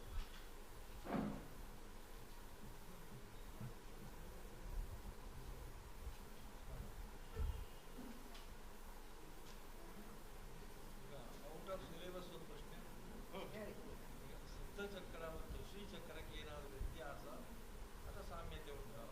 ಅದೇ ಔಟ್ ಆಫ್ ಸಿಲೆಬಸ್. ಹೌದು, ಈಗ ಶ್ರೀಚಕ್ರ, ಇದು ಸಿದ್ಧಚಕ್ರ ಯೂಶಲಿ ಅಕ್ಷರಗಳದ್ದೇ ಇದು. ಶ್ರೀಚಕ್ರದಲ್ಲಿ ಏನಿದೆ, ದಳಗಳು, ಇದರಲ್ಲೂ ಕೂಡ ಅಷ್ಟದಳಗಳೇ ಇರೋದು. ಇಲ್ಲ, ಅಕ್ಷರ ಎಕ್ಸ್ಟ್ರಾ ಅಕ್ಷರಗಳು ಅಂದರೆ 64 ಅಕ್ಷರಗಳನ್ನು ಹಾಕಿದ್ದಾರೆ. ಕೆಲವರು ಬಸವಣ್ಣನ ವಚನದಲ್ಲಿ 40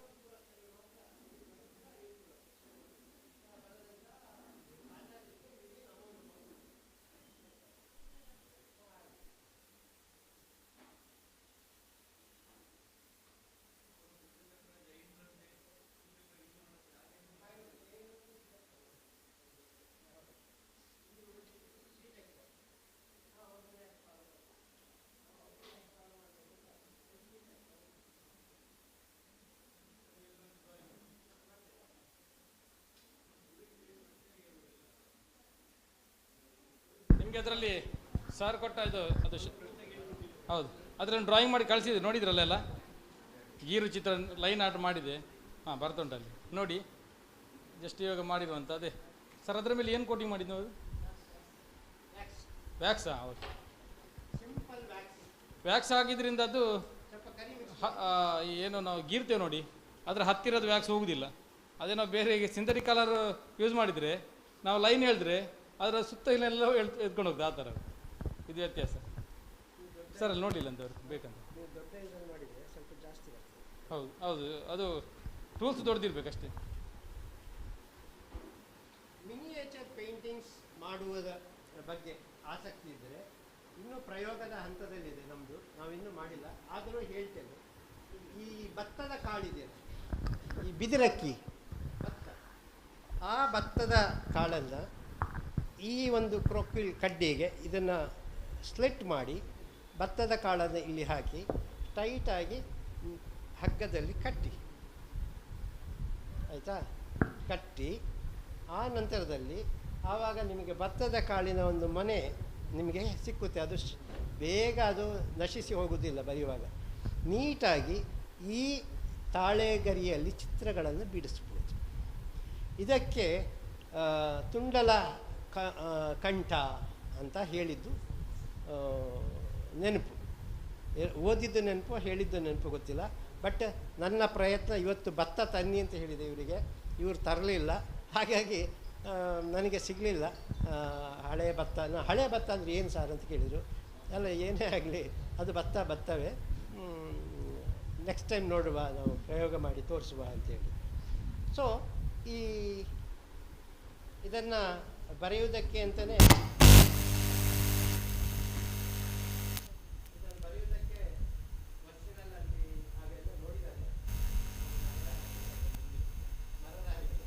ಮರದ ಹಲಗೆಯನ್ನು ಜಾಸ್ತಿ ಉಪಯೋಗಿಸೋದು ಬೇಡ, ಅಥವಾ ನೀಟಾಗಿ ಇದು ಮಾಡೋದು ಯಾಕೆ ಕಂಪ್ಯೂಟರೈಸ್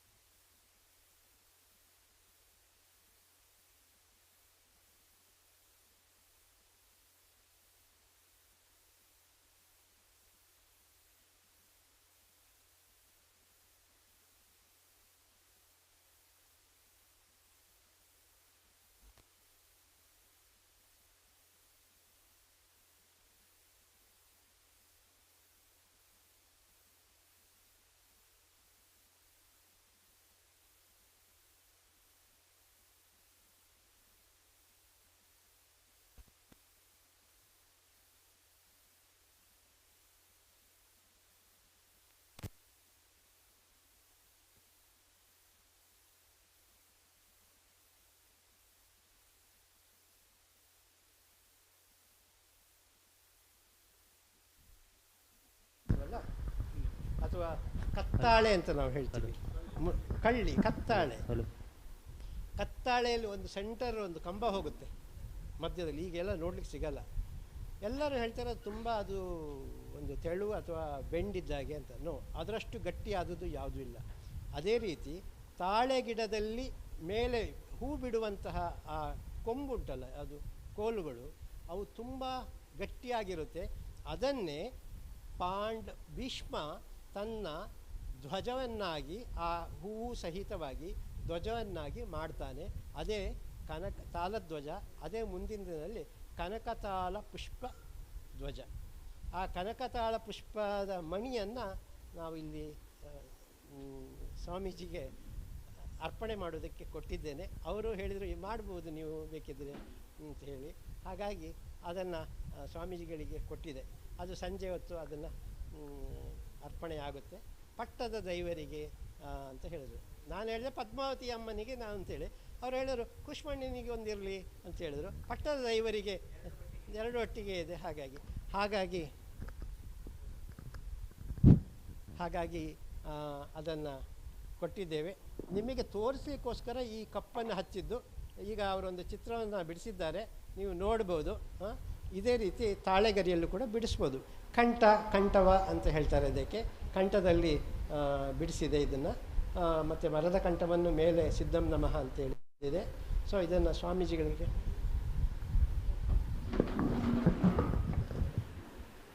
ಚಿತ್ರ ಬಿಡಿಸಿದ ನಮ್ಮ ಸ್ಟೂಡೆಂಟ್ಸ, ನಿಮ್ಮ ಸ್ಟಾಫ್ ಯಾರು ಆ ಚಿತ್ರವನ್ನು ಉಂಟಲ್ಲ ಮನುಷ್ಯ ಇದು ಒಬ್ಬರು ಬಿಡಿಸಿದ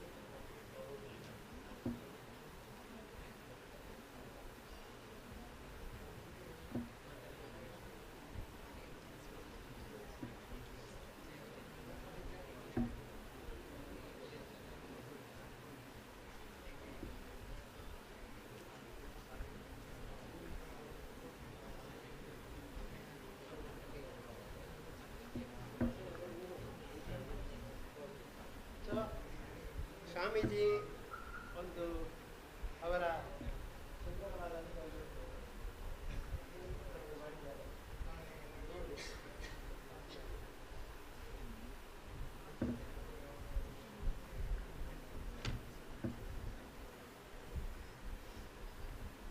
ಸೊ ಇದನ್ನು ನಾನು ಮಾತಾಡ್ತಾ ಇದ್ದೆ, ಯಾವಾಗ ಕಟ್ ಮಾಡಬೇಕು ಅಂತ. ನಾವು ಏನಾದರೂ ಒಂದು ಸುದ್ದಿಯನ್ನು ಇದನ್ನು ನಾವು ವೆಬ್ಸೈಟಲ್ಲಿ ಹಾಕಿದರೆ ಹೇಗೆ ನಾವು ಹಣ ಮಾಡ್ಬೋದು, ಕಮರ್ಷಿಯಲೈಸೇಷನ್. ಅದಕ್ಕೋಸ್ಕರ ಆದಷ್ಟು ನಾವು ವಿಚಾರಗಳನ್ನು, ಕೆಲವು ಮುಖ್ಯವಾದ ವಿಚಾರಗಳನ್ನು ಹೇಳದೇ ಇರುವುದೇ ಲೇಸು, ಇದು ಉಳಿಬೇಕು ಅಂದರೆ. ಆದರೆ ಇದನ್ನು ಹಿಂದಿನವರು ಅಮಾವಾಸ್ಯೆ ದಿವಸ ಕಟ್ ಮಾಡ್ತಾಯಿದ್ರು, ಅಥವಾ ಅಮಾವಾಸ್ಯೆಯ ಮುಂದಿನ ಒಂದು ದಿನದ ನಂತರ ಕಟ್ ಮಾಡ್ತಾಯಿದ್ರು. ಹಾಗಾಗಿ ಉಳಿತಿತ್ತು. ಕೆಲವೆಲ್ಲ ಹುಳುಗಳು ಬಂದು ಹೊರಟೋಗುತ್ತೆ, ಅದಕ್ಕೆ ಒಂದು ಕಾರಣ. ಮತ್ತು ಇದನ್ನು ಯಾವುದರಲ್ಲಿ ಬೇಯಿಸಬೇಕು ಅಂತೇಳಿ ಈಗ ತಾನೇ ಅವ್ರು ಹೇಳಿದರು, ಹೇಗೆ ವಿಧಿವಿಧಾನಗಳು ಇದೆ ಅನ್ನೋದನ್ನು ಲೈಬ್ರರಿನಲ್ಲಿ ಇದೆ ಅಂತೇಳಿ. ನಾನು ಒಂದು ಸತಿ ಬಂದು ಅಧ್ಯಯನ ಮಾಡಬೇಕು ಅಂತಿದ್ದೇನೆ, ನಾನು ಇದು ಮಾಡ್ತೇನೆ. ಈಗ ಪರಿಪಾಲನೆ ಮಾಡ್ತಾ ಇರುವಂಥದ್ದು ಒಂದು ಉಪ್ಪು ಹಾಕಿ ಬೇಯಿಸ್ತಾರೆ, ತುಂಬ ಅಲ್ಲ. ಕೆಲವರು ಹೇಳ್ತಾರೆ ಒಂದಿಷ್ಟು ಉಪ್ಪು ಹಾಕಿ, ಇಲ್ಲ, ಎಲ್ಲ ಹೋಗಿಬಿಡುತ್ತೆ. ಸೊ ಇಲ್ಲ, ಅದು ಒಂದು ಗರಿಯ ಪ್ರಮಾಣವನ್ನು ನೋಡಿ ನಿಮ್ಮ ರುಚಿಗೆ ಹಿಡಿಸುವಷ್ಟು ಮಾತ್ರ ಉಪ್ಪು ಅದರಲ್ಲಿ ಆ ನೀರಿನಲ್ಲಿ ಇರಬೇಕು. ಜಸ್ಟ್ ಒಂದು ಕುದಿ ಬಂದು ಒಳಗೆ ಹಾಕಿ ಹೀಗೆ ತೆಗಿಬೇಕು. ಅದು ಉಪ್ಪು ನೀರು. ತಾಮ್ರದ ವರ್ಣ ಬರಬೇಕು ಅಂತೆ. ಸಮುದ್ರದ ನೀರು ತುಂಬ ಉಪ್ಪಾಯಿತು. ತಾಮ್ರದ ವರ್ಣ ಬರಬೇಕಾದ್ರೆ ಇದಕ್ಕೆ ಕೆಲವೆಲ್ಲ ತಾಮ್ರದ ವರ್ಣ ಇದೆ ಅದರಲ್ಲಿ, ಆಯಿತಾ, ವರ್ಣ ಅದು ಕೆಲವು ಸಸ್ಯಜನ್ಯವಾದಂಥ ತೊಗಟೆಗಳನ್ನು, ಅದು ನಾನು ಹೇಳಲ್ಲ, ಆಮೇಲೆ ನಿಮಗೆ ಹೇಳ್ತೀನಿ. ಆ ತೊಗಟೆಗಳನ್ನು ಹಾಕಿ ಅದರಲ್ಲಿ ಒಂದು ಕುದಿ ಬಂದು ಜಸ್ಟ್ ಅದನ್ನು ನೀರಿನಲ್ಲಿ ಹೀಗೆ ಮಾಡಿದ್ರೆ ಗೊತ್ತಾಗುತ್ತೆ, ಒಂದು ಮಸ್ತಾಂಡು, ಒಂದು ರೀತಿ ಒಡ್ಚಿ, ಹೀಗೆ ಹೇಳ್ತಾರೆ ಅವರು. ಸೊ ಈ ಅರ್ಥದಲ್ಲಿ ಮಾಡುವ ಕ್ರಮ ಇದೆ. ಮಲೇಷ್ಯಾ, ಜಾವಾ, ಬಾಲಿದಲ್ಲಿ ಈ ಎಲೆಗೆ ಲೊಂಟಾರ ಅಂತ ಹೆಸರು. ಲೊಂಟಾರ. ತುಳುವಿನ ತಾರಾಯಿ ಉಂಟಲ್ಲ, ತಾರ ಇಲ್ಲಿದೆ. ಆದರೆ ನಾನು ಜಾವಾ ಬಾಲಿಗೆ ಹೋದಾಗ ಅಲ್ಲಿ ಆ ಮರದ ಕೆಳಗೆ ನಿಂತು ಫೋಟೋ ತೆಗೆಸ್ಕೊಂಡಿದ್ದೆ. ಆವಾಗ ಏನು ಮರ ಅಂದರೆ ಲೊಂಟಾರ ಅಂದರು. ಆಮೇಲೆ ಹುಡುಕಾಡಿದೆ. ಲೊನ್ ಅಂದರೆ ರೊನ್ ಅಂದರೆ ಸೊಪ್ಪು ಅಂತೇಳಿ. ಲೊನ್ ಅದು ಹೇಗೆ ಬಂತು ಗೊತ್ತಿಲ್ಲ, ಇದರ ಎಟಿಮಾಲಜಿ ಗೊತ್ತಿಲ್ಲ ಅಂತ ಹೇಳಿದರು. ಸರಿ, ಒಳ್ಳೆಯದು ಅಂತ ಅಂದ್ಕೊಂಡೆ. ಅದೇ ನಮ್ಮ ಇಂಡಿಯಾದಲ್ಲಾದರೆ 28 ವ್ಯಾಖ್ಯಾನ ಬರ್ತಾಯಿತ್ತು. ಅವರು ಗೊತ್ತಿದೆ, ಇಲ್ಲ. ಸೊ ಹೀಗೆ ಲೊಂಟಾರ ಆ ರೊಂಟಾರ ಇವತ್ತಿಗೂ ಕೂಡ ಅದನ್ನು ಲೊಂಟಾರ ಲಿಪಿ ಅಂತಲೇ ಕರೀತಾರೆ. ಅವ್ರು ಏನೇ ಬರೆದ್ರು ತಾಡೋದೆಯಲ್ಲಿ ಲೊಂಟಾರ ಲಿಪಿ ಅಂದರೆ, ಹೇಗೆ ಉತ್ತರ ಭಾರತದಲ್ಲಿ ಈ ಬೂರ್ಜಪತ್ರದಲ್ಲಿ ಬರೆದು ಬಿಳಿಸ್ಕೊಂಡಾಗ ಅದನ್ನು ಪಾಂಡುಲಿಪಿ ಅಂತ ಕರೆದ್ರು, ಹಾಗೆ ಎಲ್ಲವೂ ಪಾಂಡುಲಿಪಿ ಅವರಿಗೆ. ನಮ್ಮಲ್ಲಿ ಗ್ರಂಥ ಅಂತ ಕರೆದ್ರು, ಎಲ್ಲವೂ ಗ್ರಂಥವೇ. ಹಾಗೆ ಒಂದು ಕಟ್ಟು ಅಷ್ಟೇ. ಗ್ರಂಥ ಅನ್ನೋದು ಅದರಲ್ಲಿ ಲಿಪಿ ಅಂತ ಹೇಳಿ ಇದು ಮಾಡುವಂಥ ವೈಭವೀಕರಿಸೋದಿಲ್ಲ. ಆದರೆ ಹಿಂದಿನವ್ರು ಹೇಳಿದ್ದಾರೆ, ಏನು ಮಾಡೋಣ, ಗ್ರಂಥಲಿಪಿ ಅಂತ ಹೇಳಿದರು. ಸೊ ಗ್ರಂಥಲಿಪಿ ಬೇರೆ, ಗ್ರಂಥಲಿಪಿ ಅಂತ ಇಲ್ಲ. ಗ್ರಂಥ ಅಂದರೆ ಕಟ್ಟುವಿಕೆ ಅಷ್ಟೇ, ಒಂದು ಕಟ್ಟು. ಕವಳಿಗೆ ಅಂತ ಇರ್ತದೆ ಜೈನರ ಇದರಲ್ಲಿ ನೋಂಪಿಯಲ್ಲಿ ಬರ್ತದೆ. ಕವಳಿಗೆ, ಬಟ್ಟೆ, ಅದಕ್ಕೆ ಪಾವಡೆ,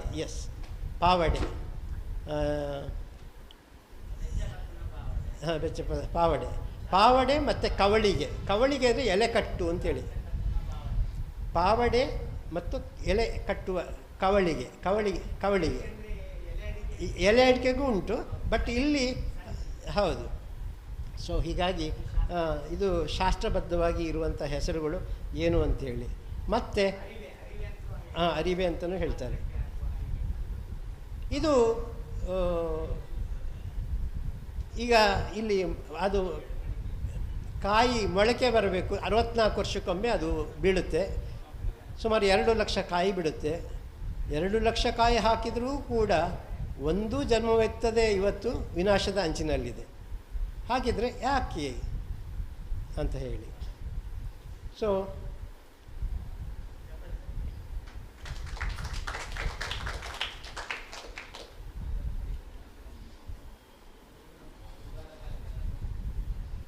ಇದೊಂದು ಮಾಡ್ಬೋದಾಯ್ತು. ಬಂಗಾರ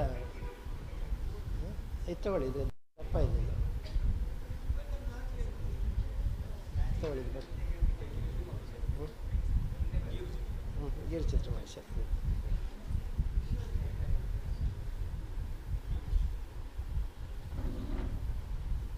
ಇದು ಬಂಗಾರ ಸರ.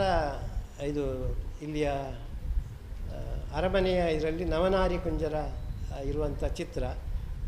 ಗೊಂಬೆ ಆಟದಲ್ಲೂ ಇದೆ ಇದೇ ಚಿತ್ರ. 1000 ಕಂಬದ ಗೊಂಬೆ ಆಟದಲ್ಲೂ ಇದೆ ಚಿತ್ರ. ನಾನು ಗೊಂಬೆ ಆಟದ ಚಿತ್ರ ನೋಡಿ ಇಲ್ಲಿ ಬರೆದಾಗ 1000 ಕಂಬದ ಬಸದಿಯ ನೆನಪಾಯಿತು. ಸೊ ಇದು ಬಂಗಾರ ಸರ, ಪುರುಷ ಮೃಗ ಇಲ್ಲಿರುವಂಥದ್ದು. ಮತ್ತು ನಮಗೆ ಸಿಕ್ಕಿದಂಥ ಸಜಿಪ್ಪಾಡಿ ಈ ಶಾಸನ, ಈ ಶಾಸನದಲ್ಲಿ ಸಿಕ್ಕಿದ ಪ್ರಪ್ರಥಮ ಈ ರೀತಿಯ ಒಂದು ಚಿತ್ರ, ಬಂಗಾರದ್ದು ಅವರದೇ ಆದಂಥ ಒಂದು ಲಾಂಛನ ಚಿತ್ರ ಇತ್ತು ಅನ್ನೋದಕ್ಕೆ ಪುಷ್ಟಿ ದೊರೆಯಿತು. ಸೊ ಇದೆಲ್ಲ ನಮ್ಮ ಗಮನಕ್ಕೆ ಬಂದಿರುವಂಥ ಐತಿಹಾಸಿಕ ದಾಖಲೆಗಳು. ಈಗ ಸದ್ಯಕ್ಕೆ ಈ ಇದುಂಟಲ್ಲ, ಯಾವುದು ಪುರುಷ ಮೃಗ ಇಲ್ಲಿ ಕಾಣಿಸಿರುವುದು ಹೌದು. ಯಾಕೆಂದರೆ ಕತ್ತಲೆ ಬಸದಿಯ ಎದುರುಗಡೆ ಇರತಕ್ಕಂತಹ ಮಾನಸ್ತಂಭದಲ್ಲಿ ಕೂಡ ಇದೇ ಇರುವುದು. ಇಲ್ಲಿ ಬಾರ್ಕೂರು ಕತ್ತಲೆ ಬಸದಿಯ ಎದುರುಗಡೆ ಇರತಕ್ಕಂಥ ಮಾನಸ್ತಂಭದಲ್ಲಿ ಒಂದು ಕಡೆ ಆನೆ,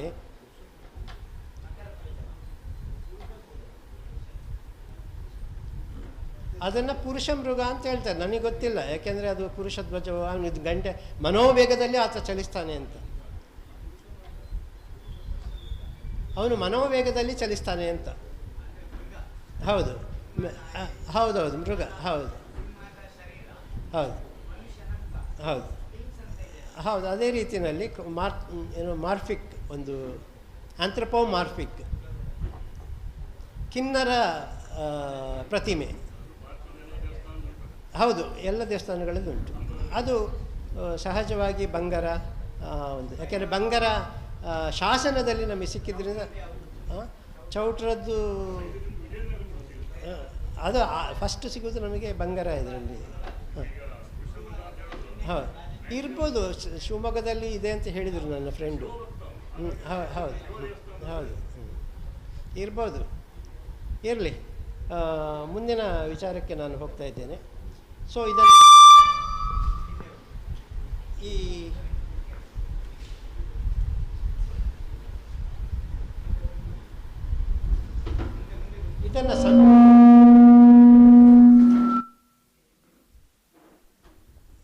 ಇದನ್ನು ಸಂಸ್ಕರಿಸುವ ಇನ್ನೊಂದು ವಿಧ ಇದೆ.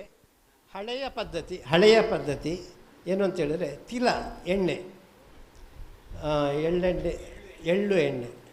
ಎಳ್ಳು ಎಣ್ಣೆ ಮತ್ತು ಅರಿಶಿಣ ಹಾಕಿ ಇದನ್ನು 2 ದಿವಸ ಒಣಗಲಿಕ್ಕೆ ಬಿಡಬೇಕು.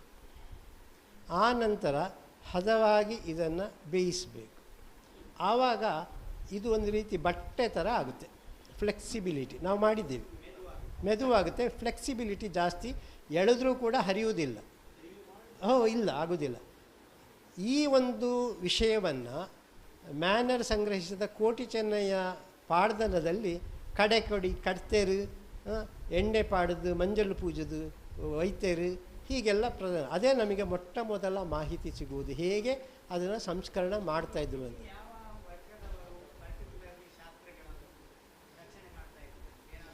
ಹೌದು, ಇಲ್ಲಿ ನನಗೆ ಸಿಕ್ಕಿದ್ದು ಬಿಲ್ಲವರ ಒಂದು ವರ್ಗದಲ್ಲಿ ಅವರ ಮಾಸ್ತರ್ಗೆ ಇದ್ದಂಥವರು.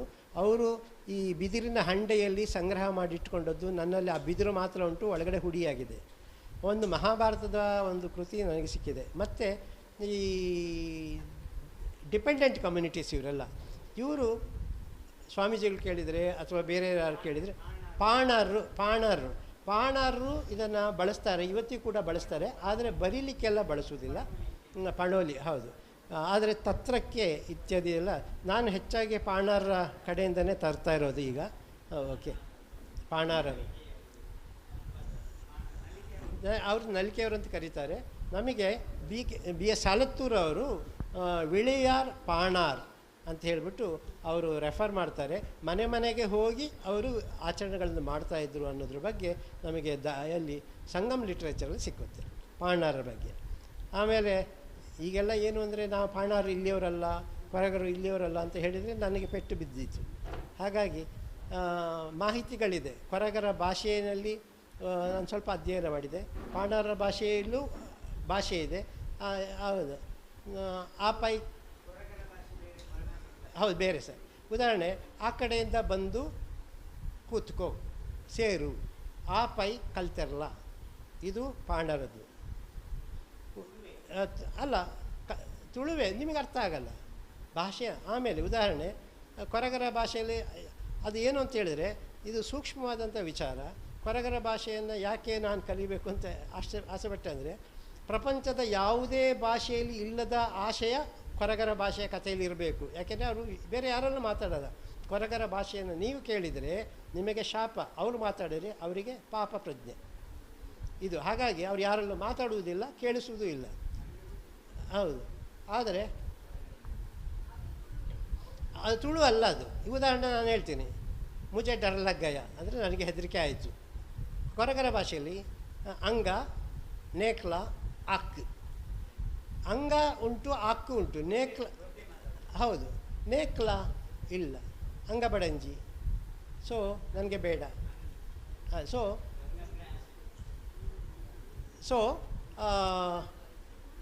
ತುಳು ಅಲ್ಲ ಅಲ್ಲ. ಆದರೆ ಅವರ ನಿಜವಾದ ಕಥೆಗಳನ್ನು, ಹೌದು, ನಿಜವಾದ ಕಥೆಗಳನ್ನು ಯಾರೂ ಕೇಳಿಲ್ಲ. ಕೇಳಿದರೆ ಒಂದು ಶಂಕರ್ ಭಟ್ರು ಅವರು ಅಧ್ಯಯನ ಮಾಡಿದ್ದಾರೆ, ಕೇಳಿದ್ದಾರೆ. ಇನ್ನೊಂದು ರಾಮಕೃಷ್ಣ ಶೆಟ್ಟಿ ಅವರು ಸ್ವಲ್ಪ ಅಧ್ಯಯನ ಮಾಡಿದ್ದಾರೆ. ಹೌದು, ಇವತ್ತಿಗೂ ಇದ್ದಾರೆ.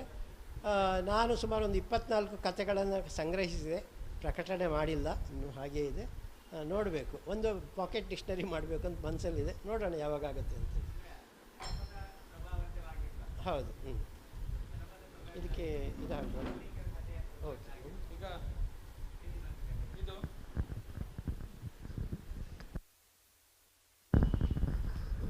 ತಾಡೋಳಿಯಲ್ಲಿ ಗೀರು ಚಿತ್ರ ಮಾಡುವಂಥದ್ದು. ಈಗೊಂದು ನಿಮಗೊಂದು ಫಿಗರನ್ನು ಇಲ್ಲಿ ಮಾಡಿದೆ ನಾನು.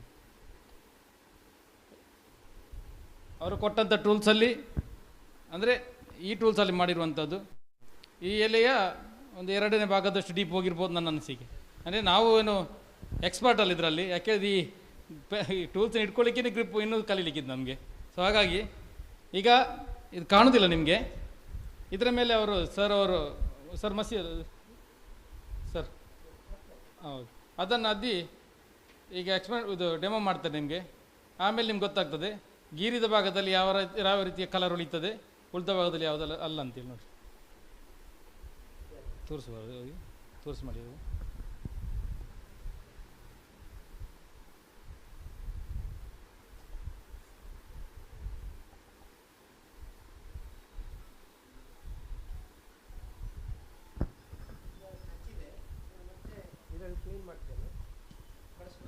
ಹಾಂ,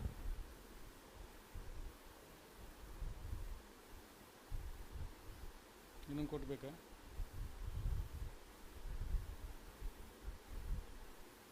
ಇನ್ನೊಂದು ಕೊಡ್ಬೇಕದ ಕಾಣ್ತಾ ಬಟ್ಟೆ ಉಂಟು.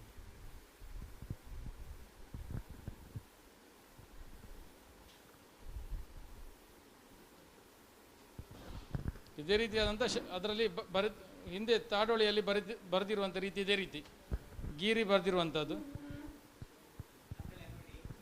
ಪಾಸ್ ಮಾಡು, ಪಾಸ್ ಮಾಡಿ. ತಗೊಳ್ಳಿ ಯಾರಾದರೂ. ಲತಾ ಮೇಡಮ್ ತಗೊಳ್ಳಿ, ಅದು ಇನ್ನೊಂದು ಸಲ ಹಾಕ್ತೀರಾ?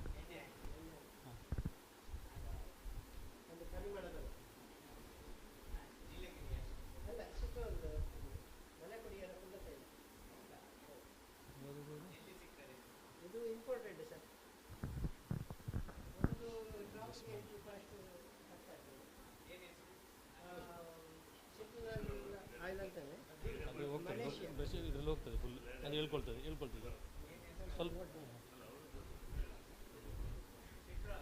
ಶೀರ್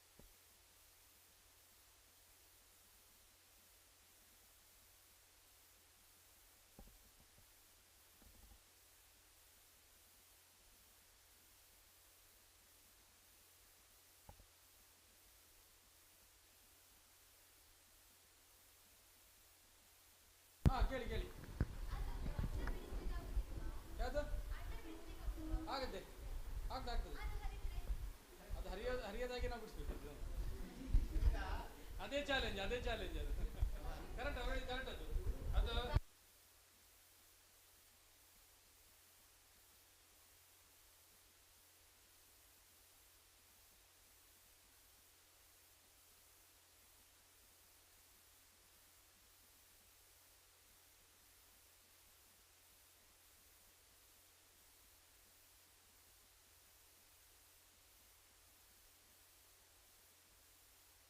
ಹೇಳ್ತಾರೆ ನೋಡಿ ಇಲ್ಲಿ ಕೇಳಿ ಕೇಳಿ ಈಗ ಅಂದರೆ ಒಂದು ವಿಧಾನ ಅಂತ ಹೇಳಿದರೆ ನೀವು ಸ್ಟ್ರೈಕ್ ಡೈರೆಕ್ಟ್ ಸ್ಟ್ರೋಕ್ ಕೊಡೋದಲ್ಲ, ಅಲ್ಲಿ ಒಂದು ಸಣ್ಣದ ಗಂಟು ಹಾಕಿ ಹೀಗೆ ಎಳೆದಾಗ ನಿಮಗೆ ಆ ಸ್ಟ್ರೋಕ್ ಹರಿಯುವುದನ್ನು ತಪ್ಪುತ್ತದೆ. ನೀವು ನೇರವಾಗಿ ಹರಿದ್ರೆ ಅದು ಬ್ಲೇಡ್ ಹಾಕಿದಾಗ ಆಗುತ್ತೆ. ಅಲ್ಲಿ ಪ್ರತಿ ಅಕ್ಷರ, ಹಳೆಯ ಅಕ್ಷರವನ್ನು ಗಮನಿಸಿ, ಅವರು ಬರೆಯುವಾಗ ಒಂದು ಸಣ್ಣ ಗಂಟು ಹಾಕ್ತಾರೆ, ಗಂಟು ಹಾಕಿ ಹೀಗೆ ತಗೊಳ್ತಾರೆ. ಅಲ್ಲಿ ನಿಮಗೆ ಗೊತ್ತಾಗಲ್ಲ ಅದು ಗಂಟು ಭಾಳ ಸೂಕ್ಷ್ಮವಾಗಿದೆ. ಕಂಠದಲ್ಲಿ ಒಂದು ಸಣ್ಣ ಒಂದು ಗಂಟು ಅವರು ಬರೆಯುವ, ಯಾಕೆಂದರೆ ಅವರಿಗೆ ಒಂದು ಉರುಟು ಸಿಗಬೇಕು ಮತ್ತು ಅದು ಕಟ್ಟಾಗಬಾರ್ದಂತೆ. ಹೀಗೆ ಮಾಡಿ ಒಂದು ದಿನಕ್ಕೆ ಎಷ್ಟು ಸಾಲುಗಳನ್ನು ಸಾಮಾನ್ಯವಾಗಿ ಒಬ್ಬ ವ್ಯಕ್ತಿ ಬರೆಯಬಹುದು? ಒಂದು ಗಂಟೆಯಲ್ಲಿ ಎಷ್ಟು ಹಾಳೆಗಳನ್ನು ಅಭ್ಯಾಸ ಮಾಡಿದರೆ ಒಂದು ಹಾಳೆಯಲ್ಲಿ ಎಷ್ಟು ಸಾಲುಗಳಿವೆ? ಈಗ ಧವಳ ಗ್ರಂಥದಲ್ಲಿ ಆದರೆ 3 ಅಡಿ ಉದ್ದ ತಾಡ ಓಲೆಗಳು, ಸಾಮಾನ್ಯದ್ದು 1 ಅಡಿ ಇರ್ತದೆ, ಆದರೆ ಇದು ವಿಶೇಷ ಹಾಳೆ 3 ಅಡಿ ಉದ್ದ ಇರ್ತದೆ. ಆಮೇಲೆ 9 ರಿಂದ 12 ಸಾಲು 14 ಸಾಲುಗಳವರೆಗೆ ಇರ್ತದೆ. ಚಿಕ್ಕ ಅಕ್ಷರ, ಸಾಮಾನ್ಯ ಫಾಂಟ್ ಅಂತ ಹೇಳ್ತಾರೆ, ಓದಲಿಕ್ಕೆ ಬರೆಯುವ ಅಕ್ಷರದಷ್ಟು ಚಿಕ್ಕ. ಆದರೆ ನೀವು ಬರೆಯುವಂಥ ಅಕ್ಷರಗಳು ಎಷ್ಟು ವ್ಯಾಸ ಇರ್ತದೆ, 1 ಸೆಂಟಿಮೀಟರ್ ಇರ್ತದೆ ಮತ್ತು ಎಷ್ಟು ಉದ್ದಕ್ಕೆ ಬರೆಯಬಹುದು. ಇದು ಮಕ್ಕಳಿಗೆ ನಾಲೆಜಿಗೆ ಬರಲಿ ಅಂತ. ಅರೌಂಡ್ ಇದು ಒಂದು ಭಾಳ ಸಣ್ಣ ಅಕ್ಷರ. ಅಂದರೆ ಈ ಫಾಂಟಿನ ಲೆಕ್ಕದಲ್ಲಿ ಹೇಳುವುದಾದರೆ 9 ಫಾಂಟ್ ಅಂತ ಅಥವಾ 10 ಫಾಂಟ್ ಇದರಲ್ಲಿ ಬರೆಯೋದು. ಹಾಂ, ಅಂದರೆ ಈಗ 11, 12ಗೆಲ್ಲ ಓದಲಿಕ್ಕೆ ಆಗುತ್ತೆ. A4 size. ಹೌದು, 9 ಅಂದರೆ ಸ್ವಲ್ಪ ಚಿಕ್ಕದಾಯಿತು. 12 ಫಾಂಟಿಗೆ ಧಾರಾಳವಾಗಿ ಹೋಗ್ಬೋದು. ಸರಿ, ಆಯ್ತಾ? ಆದರೆ 12 ಪಾಯಿಂಟ್ ದೊಡ್ಡದಾಗ್ತದೆ ಸರ್. ಅಲ್ಲ, ತುಂಬ ದೊಡ್ಡದಾಗೋದಿಲ್ಲ. ಹೌದು, ಹಾಂ, ಇದು 12. ಹೌದು, ಈಗ ಇರುವುದು ಅಷ್ಟೇ ಅಲ್ವಾ? ಅಷ್ಟೇ ಅಷ್ಟೇ ಅಕ್ಷರಗಳು. ಹೌದು, 12 ಸೊ ಆ ಥರದ್ದು ಎಷ್ಟು ಸಾಲು? ಎಷ್ಟು ಸಾಲು ಈಗ ಇರುವ ಹಾಳೆಯಲ್ಲಿ? ಇದನ್ನ ಇವತ್ತು ಯಾರು ಅಭ್ಯಾಸ ಮಾಡಿಲ್ಲ. ಆತ ದಿವಸಕ್ಕೆ ಎಷ್ಟು ಬರೀತಾನೆ? ಅಲ್ಲ, ಒಂದು 6 ಸಾಲು ಇರ್ಬೋದಲ್ಲ ಯಾವುದು ಇದರಲ್ಲಿ? 6 ಸಾಲು. ನಾನು ಒಂದು ನಿಮಿಷ. ಹೌದು, ಈಗ ತೋರಿಸ್ತೇವೆ. ಹೌದು, ತಾಳೆಗರಿಯಲ್ಲಿ. ಹೌದು, ಶ್ರೀತಾಳೆದ್ದು ನಾವು ಒಂದು ತರ್ತೇವೆ. ಆಮೇಲೆ ನಾನು ಒಂದು ಪ್ರಯತ್ನ ಮಾಡಿದ್ದೆ. 56 ಸಾಲಿನ ಒಂದು ರಾಮಾಯಣ, 56 ಸಾಲು. ಅದನ್ನು ನನಗೆ ತುಂಬ ನಿಧಾನವಾಗಿ ಕೇರ್ಫುಲ್ಲಾಗಿ ನಾನು 1 ಗಂಟೆ ತಗೊಂಡಿದ್ದೆ. ಎಷ್ಟು ಹಾಳೆ ಇದೆ ಅದರಲ್ಲಿ? ಈ ಥರದ್ದು ಹಾಳೆಗಳು ಎಷ್ಟಿವೆ? 2 ಸೈಡ್ ಇಷ್ಟಕ್ಕೆ. ಹೌದು, ಇದು ತುಂಬ ದೊಡ್ಡದಲ್ಲ, ಇಷ್ಟಕ್ಕೆ. ಹಾಂ, ಆ ಥರದ್ದು 4 ಹಾಳೆಯ? 4 ಹಾಳೆ ಆಗುತ್ತೆ. ಇಲ್ಲಿ ಉದ್ದ ಆದರೆ 2 ಹಾಳೆ. ಮಕ್ಕಳೆಲ್ಲ ಬರ್ಕೊಳ್ಳಿ ಅಪ್ಪ, ನೋಟ್ ಮಾಡಿಕೊಳ್ಳಿ ಸಾಲುಗಳ ಬಗ್ಗೆ. ಚಿಕ್ಕದು ಹೇಳುವುದನ್ನು ಕೇಳಿಕೊಂಡ್ರೆ ಇದು ಸಾರ್ಥಕ ಆಗುತ್ತೆ. ಹೌದು, ಆದರೆ ಅಭ್ಯಾಸ ಬೇಕು. ಅಭ್ಯಾಸ ಇಲ್ಲದೆ ಹೋದರೆ ನಾವು ಒಂದು ತಪ್ಪಾದ ಕೂಡಲೇ ಮತ್ತೆ ಅದು ವೇಸ್ಟ್. ಅದು ದಿನಕ್ಕೆ ಎಷ್ಟು ಬರಿಬಹುದು? 1 ಗಂಟೆಗೆ 4 ಹಾಳೆ? 1 ಗಂಟೆಗೆ 4 ಹಾಳೆ. 4 ಹಾಳೆ. ಒಂದು 10 ಗಂಟೆ ಬರಿತಾ ಇರ್ಬೋದಾ ಹಿಂದಿನವರು? ಅದು ಅಭ್ಯಾಸದ ಮೇಲೆ ಇದೆ. ಕಷ್ಟ. ಲಿಪಿಕಾರರು ಅಂತ ಇದ್ರ? ಲಿಪಿಕಾರರು ಅಂತ ಇದ್ರು ದಕ್ಷಿಣ ಕನ್ನಡದಲ್ಲಿ. ದಕ್ಷಿಣ ಕನ್ನಡದಲ್ಲಿ ನಾರಾಯಣಪ್ಪ ಲಿಪಿಕಾರ, ಮತ್ತೆ ಲಿಂಗಪ್ಪ ಲಿಪಿಕಾರ. ನಮ್ಮ ಇಲ್ಲಿ ಲಿಪಿಕಾರ ಅಂತ ಒಂದು ಜಾತಿಯೇ ಇತ್ತ ಅಂತ ವರ್ಗ? ಇಲ್ಲ, ಯಾರು ಬೇಕಾದ್ರೂ ಬರಿಬೋದಿತ್ತು. ಪ್ರತಿ ಅಭ್ಯಾಸ ಮಾಡಿದವರು ಯಾರು ಬೇಕಾದ್ರೂ ಬರಿಬೋದು. ಆಯ್ತಾ? ಆದ್ರೆ ಧಾರವಾಡದಲ್ಲಿ ಲಿಪಿಕಾರರ ಹೆಚ್ಚು ಸಂಖ್ಯೆ ಇತ್ತು. ಧಾರವಾಡದಲ್ಲಿ ಈ ಉದಯನ್, ಓಲಿಮಠ, ಸಾಲಿಮಠ ಅಂತೇಳಿ ಅವರು ಇದನ್ನು ತಂದು ಕೊಡ್ತಾ ಇದ್ರು. ಮತ್ತೆ ಬರೀತಾರೆ. ಓಲಿ ಅಂದ್ರೆ ಓಲಿ, ಓಲೆಗೆ ಓಲಿ ಹೇಳು. ಓಲಿ ಮಠ, ಸಾಲಿಮಠ. ಸಾಲೆ ಮಠ ಅಂದ್ರೆ ಸಾಲೆ ಮಠದವರಿಗೆ, ಈ ಶಾಲೆಯವರಿಗೆ, ಶಾಲೆ ಮಕ್ಕಳಿಗೆ ತಂದು ಕೊಡುವ ಗುರುಕುಲಕ್ಕೆ ಉಪಕರಣವನ್ನು ತಂದು ಕೊಡುವ. ಮತ್ತೆ ಅವರು ಇದು ಮಾಡ್ತಾ ಇದ್ರು. ಜಂಗಮರು ಸಹಜವಾಗಿ ಇದು ಮಾಡ್ತಾ ಇದ್ರು. ಮುಂಚೆ ಎಲ್ಲ ಈ ತಾಳೆಗರಿಯ ಇದನ್ನ ನಾವಿನ್ನೂ ಅಭ್ಯಾಸ ಮಾಡಿಲ್ಲ. ಈ ಒಂದು ಉಗುರನ್ನು ಹೀಗೆ ಇಟ್ಕೊಂಡು ಹೀಗೆ ಕೊರಿತಾ ಹೋಗ್ತದೆ.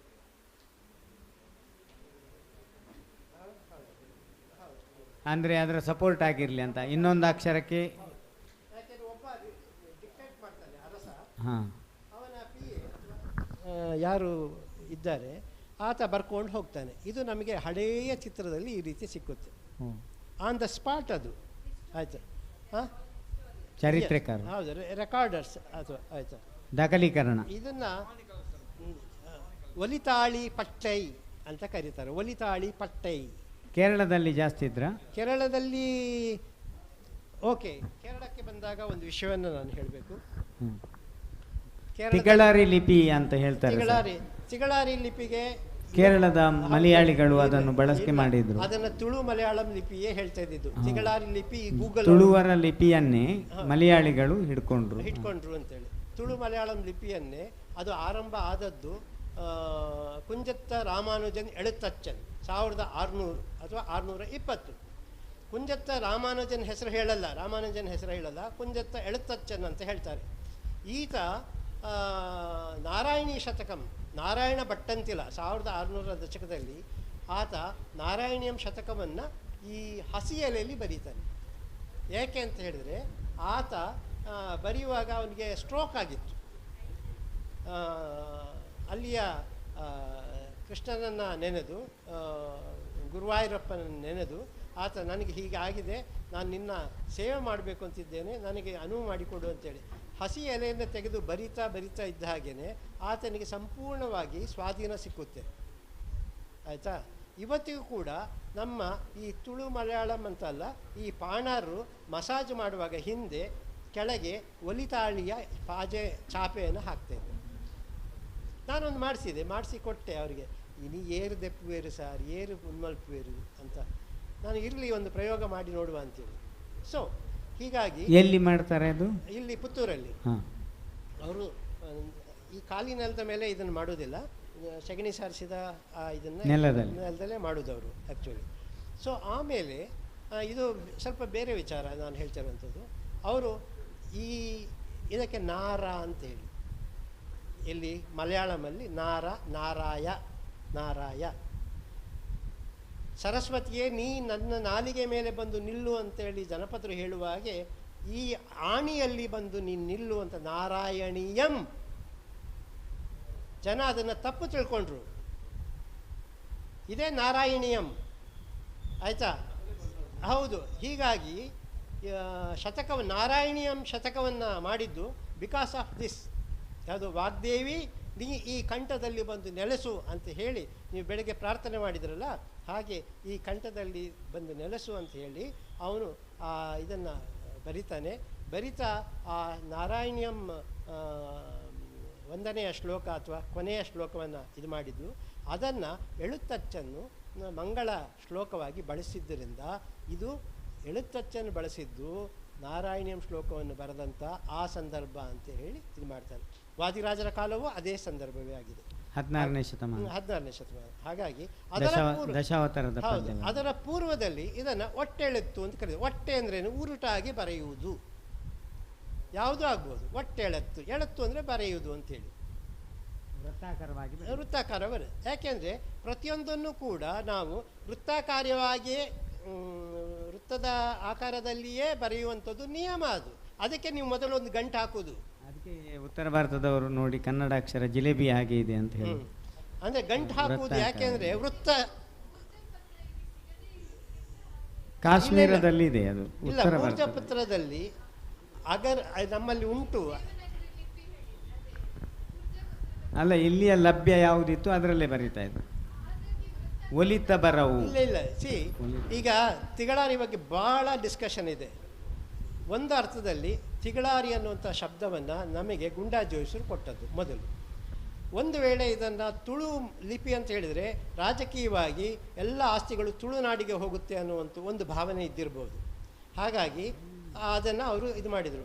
ಆಗ ರಾಜರ ಕಾಲ ಇತ್ತು. ಆದರೆ ಅವರ ಬಾರ್ಕೂರು ಶಾಸನದಲ್ಲಿಯೂ ಕೂಡ ಕನ್ನಡದಲ್ಲಿ ಬರೆದರೂ ಕೂಡ ಶ್ರೇಷ್ಠವಾದ ಹೆಸರನ್ನು, ರಾಜರ ಹೆಸರನ್ನು, ದೇವರ ಹೆಸರನ್ನು ತುಳು ಲಿಪಿಯಲ್ಲೇ ಬರೆದಿದ್ದಾರೆ. ನನ್ನಲ್ಲಿ ಉಂಟು, ನಾನು ಅದನ್ನು ಇಟ್ಕೊಂಡಿದ್ದೇನೆ. ಸುಮಾರು 11ರಿಂದ 12 ಶಾಸನಗಳು ನನ್ನಲ್ಲಿದೆ. ಅದು ಕಾಪರ್ ಪ್ಲೇಟ್ ಆಗಿ. ಸೊ ಈ ಅರ್ಥದಲ್ಲಿ ಅಲ್ಲಿ ಕೂಡ ಅಷ್ಟೇ ಸಂಸ್ಕೃತದ ಭಾಷೆಯಲ್ಲಿ ಅಥವಾ ಸಂಸ್ಕೃತದ ಶ್ಲೋಕಗಳನ್ನು ಅವರು ಗ್ರಂಥದಲ್ಲಿ ಬರೀತಿದ್ರು, ಇನ್ನು ಉಳಿದದ್ದನ್ನು ಅವರ ಇದರಲ್ಲಿ ಮಾಡ್ತಿದ್ರು. ಸೊ ಇದು ನಾವು ಗಮನಿಸಿರುವಂಥ ವಿಚಾರ.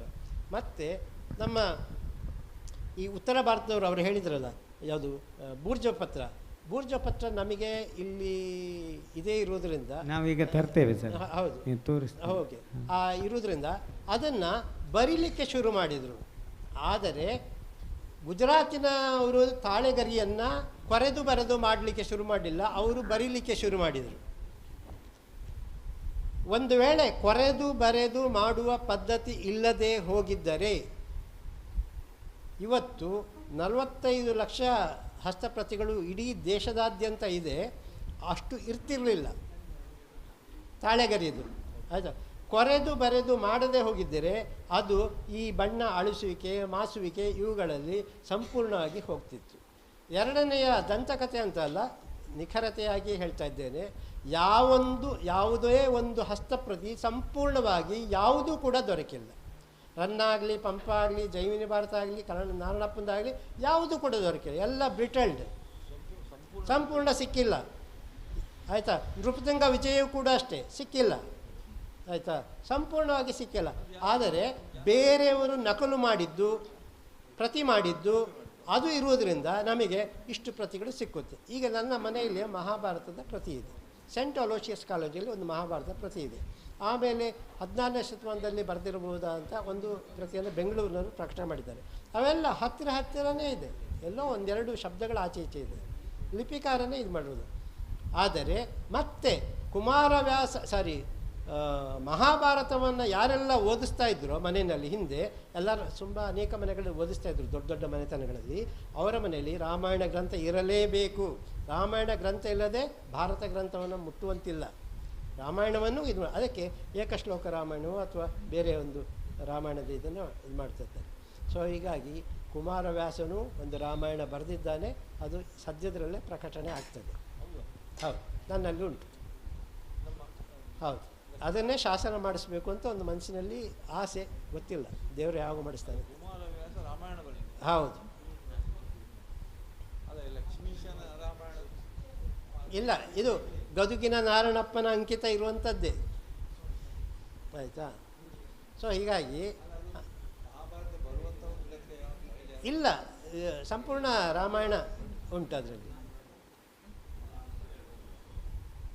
ಆಮೇಲೆ ತ್ರಿವಿಕ್ರಮ ಪಂಡಿತಾಚಾರ್ಯ ಆತ ಸಂಕ್ಷೇಪ ರಾಮಾಯಣ ಅಂತೇಳಿ ಬರೀತಾನೆ.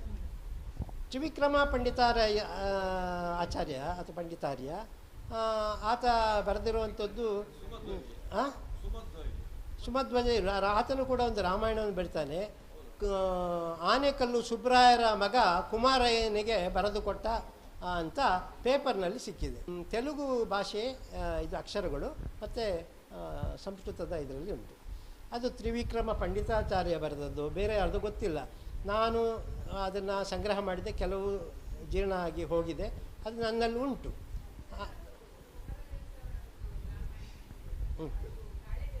ತಾಳೆಗರಿಯಲ್ಲಿದ್ದದು. ಆಯಿತಾ?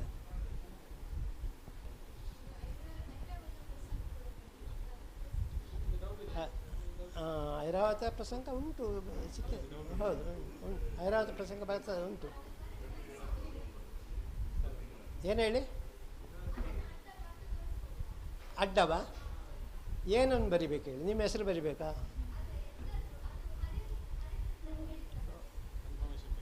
ಅವರ ಯಾವುದು ಇದು ಹರಿಯುವುದಿಲ್ಲ.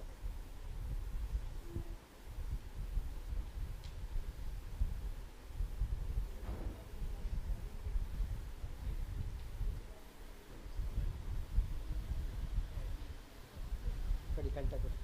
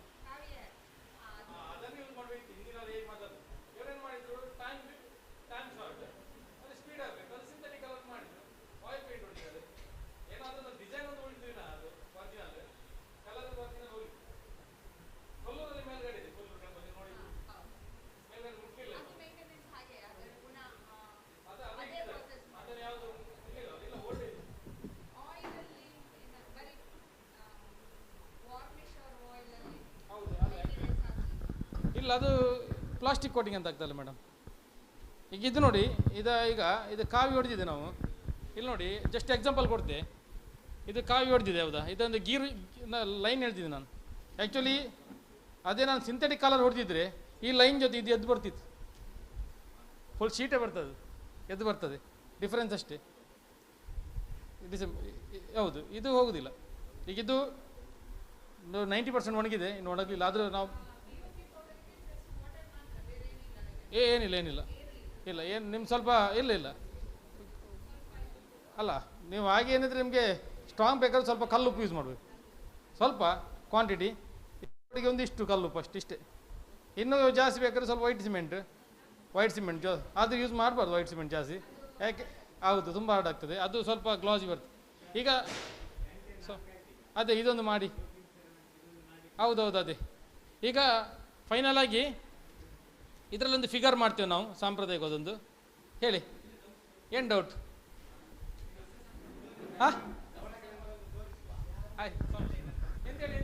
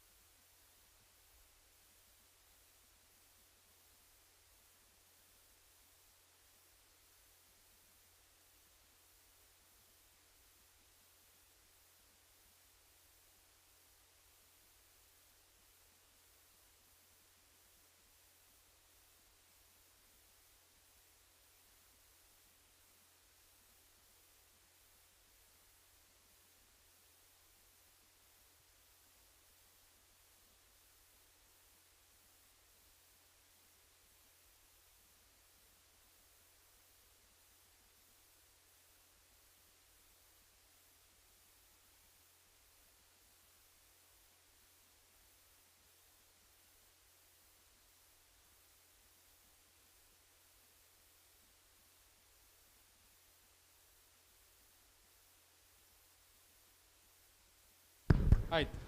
ಇದೊಂದು ಫೈನಲ್ ಆಗಿ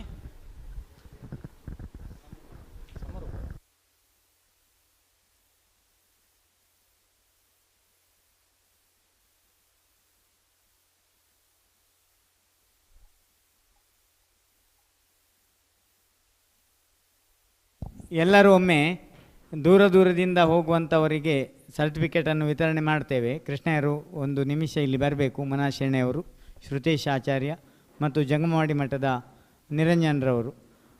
ಇದೀಗ ಇವತ್ತಿನ ಈ ಒಂದು ಧವಳತ್ರಯ ಜೈನಕಾಶಿ ಟ್ರಸ್ಟ್ ಮತ್ತು ನಮ್ಮ ನೆಚ್ಚಿನ ಕೃಷ್ಣಯ್ಯರವರ NTC-ADM ಅಂಗಸಂಸ್ಥೆಯಾದ ಪ್ರಾಚ್ಯ ಸಂಶೋಧನಾ ಕೇಂದ್ರ ಉಡುಪಿ ಇದೇ ಕಾರ್ಯಕ್ರಮ ಮತ್ತೆ ಜುಲೈ 18ಕ್ಕೆ ನಾವು ಕ್ಷಿತಿರೋಹನೋಂಪಿ ಇದರ ನಿಯಮವನ್ನು ಎಲ್ಲ ಮಕ್ಕಳಿಗೆ ನೀಡುವಂಥ ಒಂದು ಅದ್ಭುತಪೂರ್ವ ಕಾರ್ಯಕ್ರಮ ಮಾಡಲಿಕ್ಕಿದ್ದೇವೆ.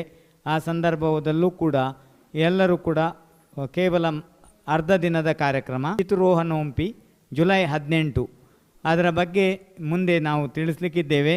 ಆ ಕಾರ್ಯಕ್ರಮಕ್ಕೂ ಕೂಡ ನೀವು ಬರಬೇಕು ಅಂತ ಹೇಳ್ತಾ ಇದೀಗ Arshani Jain PU college Jain PU college ಅವರು ಬಂದು ಇದನ್ನು ಸರ್ಟಿಫಿಕೇಟನ್ನು ಪ್ರಶಂಸಾ ಪತ್ರವನ್ನು ತೆಗೆದುಕೊಳ್ಬೇಕಾಗಿ ಅಪೇಕ್ಷೆ ಮಾಡಿ ಓದಿ ಹೇಳಬೇಕು.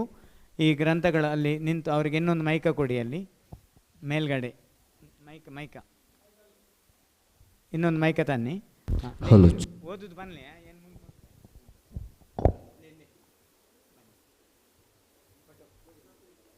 ಶ್ರೀಯುತ ಪ್ರಭಾತ್ ಸರ್ ಅವರು ವೇದಿಕೆಗೆ ಆಗಮಿಸಬೇಕು.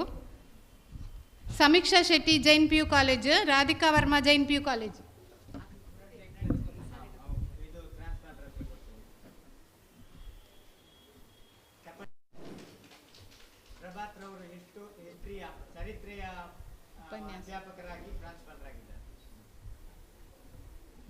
ಮನೋಜ್ ಕೋಟ್ಯನ್ ಚಿತ್ರಕಲಾ ವಿದ್ಯಾಲಯ ಉಡುಪಿ. Manjunath MSRS college Shirva.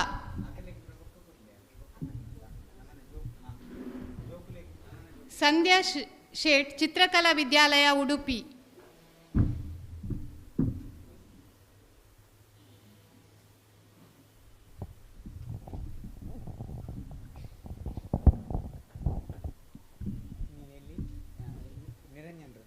ಲತಾ ಶ್ರೀಧರ್ ಚಿತ್ರಕಲಾ ವಿದ್ಯಾಲಯ ಉಡುಪಿ. ನಿರಂಜನರು ಅವರು ಬರಲಿ. ನೀವು ರಾಘವೇಂದ್ರ ಬನ್ನಿ, ಮೇಲೆ ಕೂತ್ಕೊಳ್ಳಿ.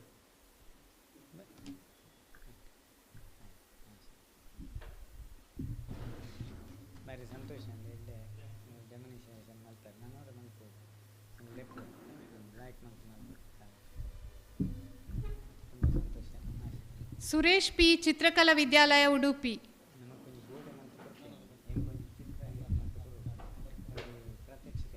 Shashank MSRS college Shirva. District level, state level,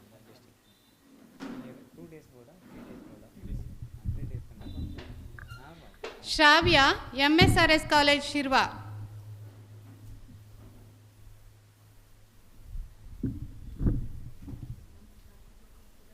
ಅಂದ್ರೆ ರಪ ಕೊಡಲಿ ನಾವು ಇದೆ ಬನ್ನಿ ಇದೆ ಗೊತ್ತಿಲ್ಲ ನಾವು. Manaswini Swastishree PU college Moodbidri. Swathi Swastishree PU college Moodbidri. Shabari Swastishree PU college Moodbidri.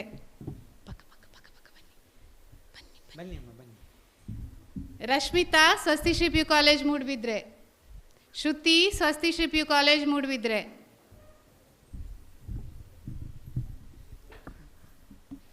Nireeksha Swastishree PU college Moodbidri. Fameeda Swastishree. Sushmitha Swastishree PU college Moodbidri. Swathi Swastishree PU college Moodbidri. ಶ್ರುತಿ Shweta Swastishree PU college Moodbidri. Anusha Swastishree PU college Moodbidri.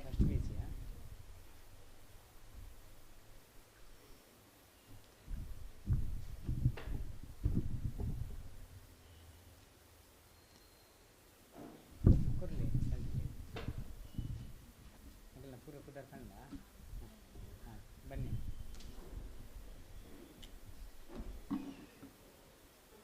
First PC ಅಲ್ವಾ ಬಂದ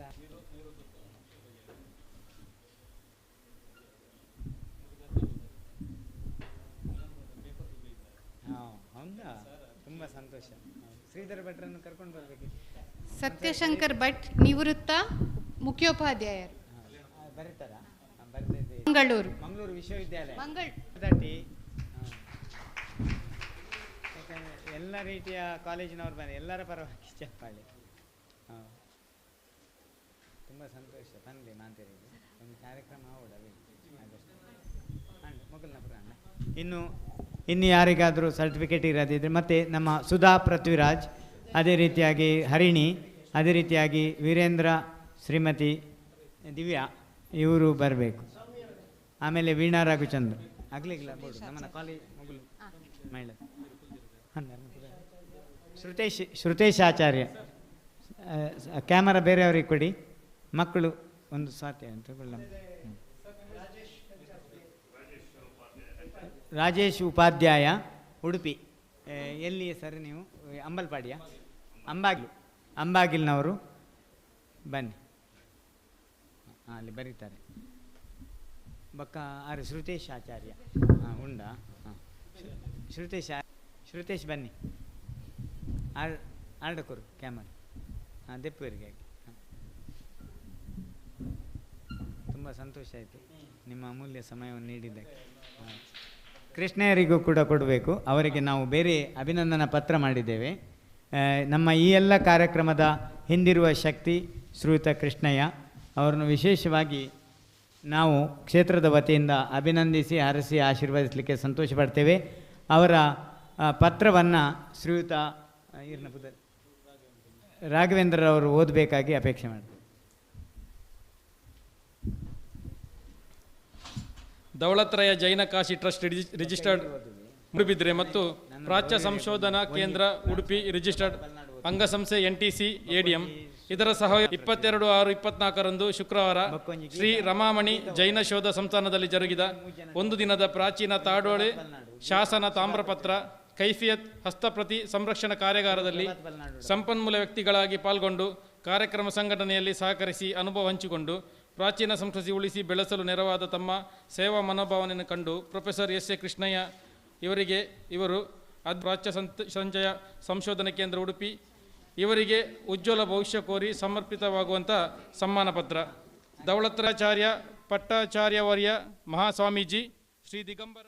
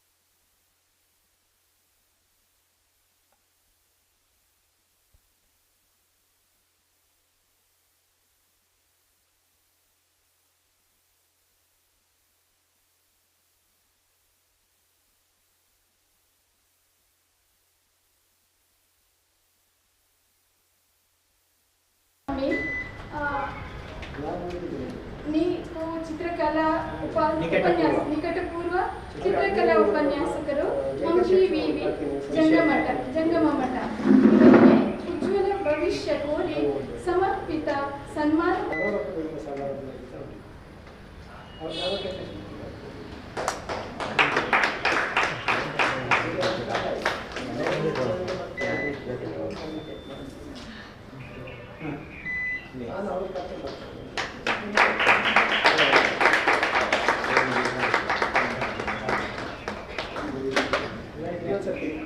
ಡಾಕ್ಟರ್ ಕುಮನಾಕ್ಷರ ಇವರ ಸನ್ಮಾನ ಪತ್ರವನ್ನು ಶ್ರೀ ಪ್ರಭಾತ್ ಸರ್ ಇವರು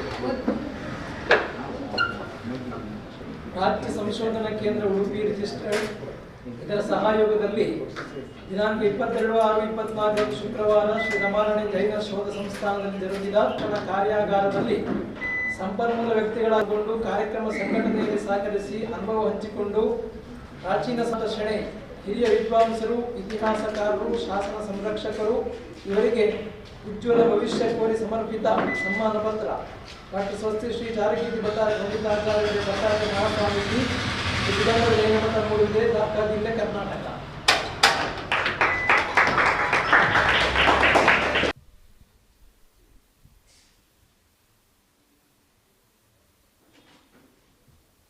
ತುಂಬ ಸಂತೋಷ.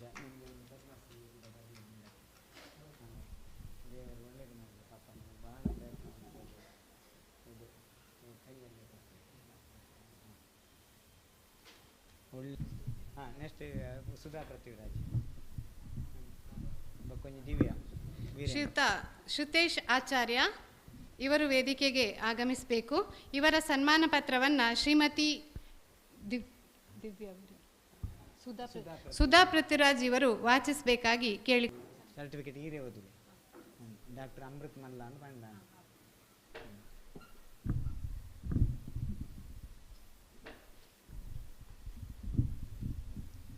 ದವಡತ್ರಯ ಜೈನ ಕಾಶಿ ಟ್ರಸ್ಟ್ ರಮಾರಾಣಿ ಜೈನ ನಿಮ್ಗೆಲ್ಲರಿಗೂ ಕೊಡ್ತೇನೆ.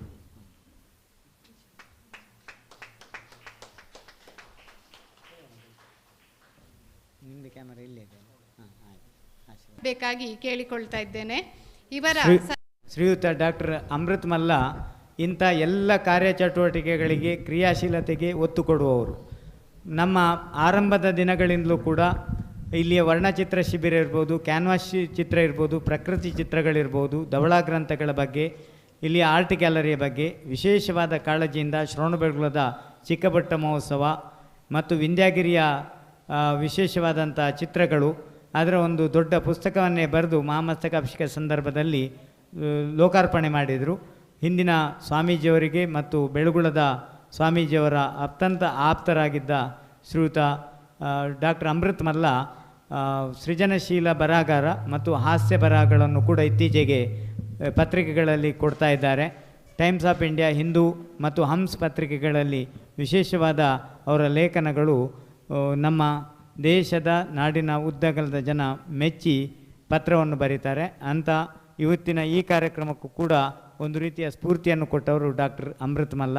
ಅವರು ಯಜ್ಞ ಆಚಾರ್ಯರು ಕೂಡ ಇವತ್ತು ಬಂದಿದ್ದರು, ಆದರೆ ಅನಿವಾರ್ಯ ಕಾರ್ಯಗಳಿಂದ ಅವರು ಹೋಗಿದ್ದಾರೆ. ಮತ್ತೊಮ್ಮೆ ಅವರನ್ನು ನಮ್ಮ ಧವಳ ಗ್ರಂಥಗಳ ಚಿತ್ರಗಳ ಫೋಟೋ ಛಾಯಾಚಿತ್ರಕ್ಕಾಗಿ ಅವರನ್ನು ಕರೆಯುವವರಿದ್ದೇವೆ.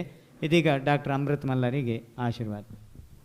ಇವರ ಸನ್ಮಾನ ಪತ್ರವನ್ನು ಶ್ರೀಮತಿ ದಿವ್ಯಾ ವೀರೇಂದ್ರ ಇವರು ವಾಚಿಸಬೇಕಾಗಿ ಕೇಳಿಕೊಳ್ತಾ ಇದ್ದೇನೆ.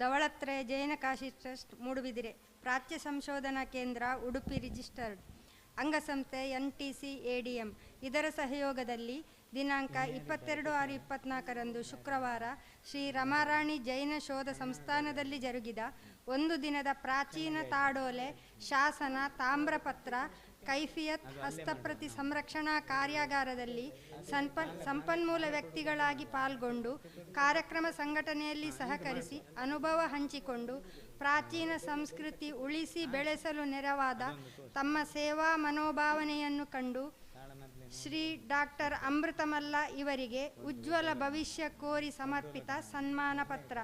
ಧವಳತ್ರಯ ಜೈನ ಕಾಶಿ ಟ್ರಸ್ಟ್ ರಿಜಿಸ್ಟರ್ಡ್ ಹಾಗೂ ಜೈನ ಮಠ ಟ್ರಸ್ಟ್ ರಿಜಿಸ್ಟರ್ಡ್ ಜೈನ ಕಾಶಿ ಮೂಡಬಿದಿರೆ. ಸ್ವಸ್ತಿ ಶ್ರೀ ಡಾಕ್ಟರ್ ಚಾರುಕೀರ್ತಿ ಭಟ್ಟಾರಕ ಪಟ್ಟಾಚಾರ್ಯವರ್ಯ ಮಹಾಸ್ವಾಮೀಜಿ, ಶ್ರೀ ದಿಗಂಬರ ಜೈನ ಮಠ, ಮೂಡಬಿದಿರೆ, ದಕ್ಷಿಣ ಕನ್ನಡ ಜಿಲ್ಲೆ, ಕರ್ನಾಟಕ.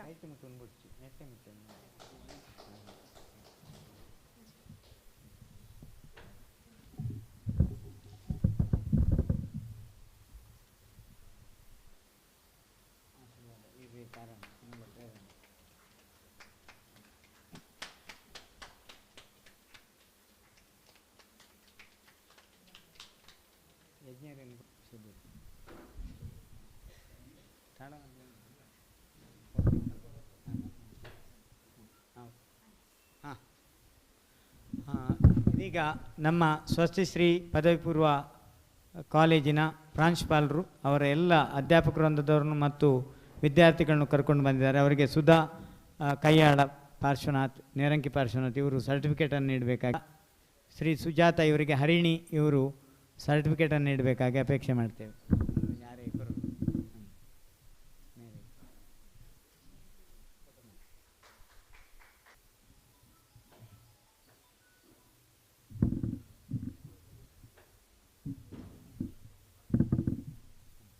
ಅದೇ ರೀತಿಯಾಗಿ ಮತ್ತು ಹರಿಣಿ ಇವರಿಗೆ ಸರ್ಟಿಫಿಕೇಟನ್ನು ತೆಗೆದುಕೊಳ್ಬೇಕಾಗಿ ಅಪೇಕ್ಷೆ ಮಾಡ್ತೇವೆ. ನಾವೇ ಅವರಿಗೆ ಸರ್ಟಿಫಿಕೇಟ್ ನೀಡ್ತೇವೆ. ಅದೇ ರೀತಿಯಾಗಿ ವಿದ್ಯೆಗಳಿಗೆ ಸರ್ಟಿಫಿಕೇಟ್ ಸಿಗದಿದ್ದರೆ ಹೇಳಬೇಕು.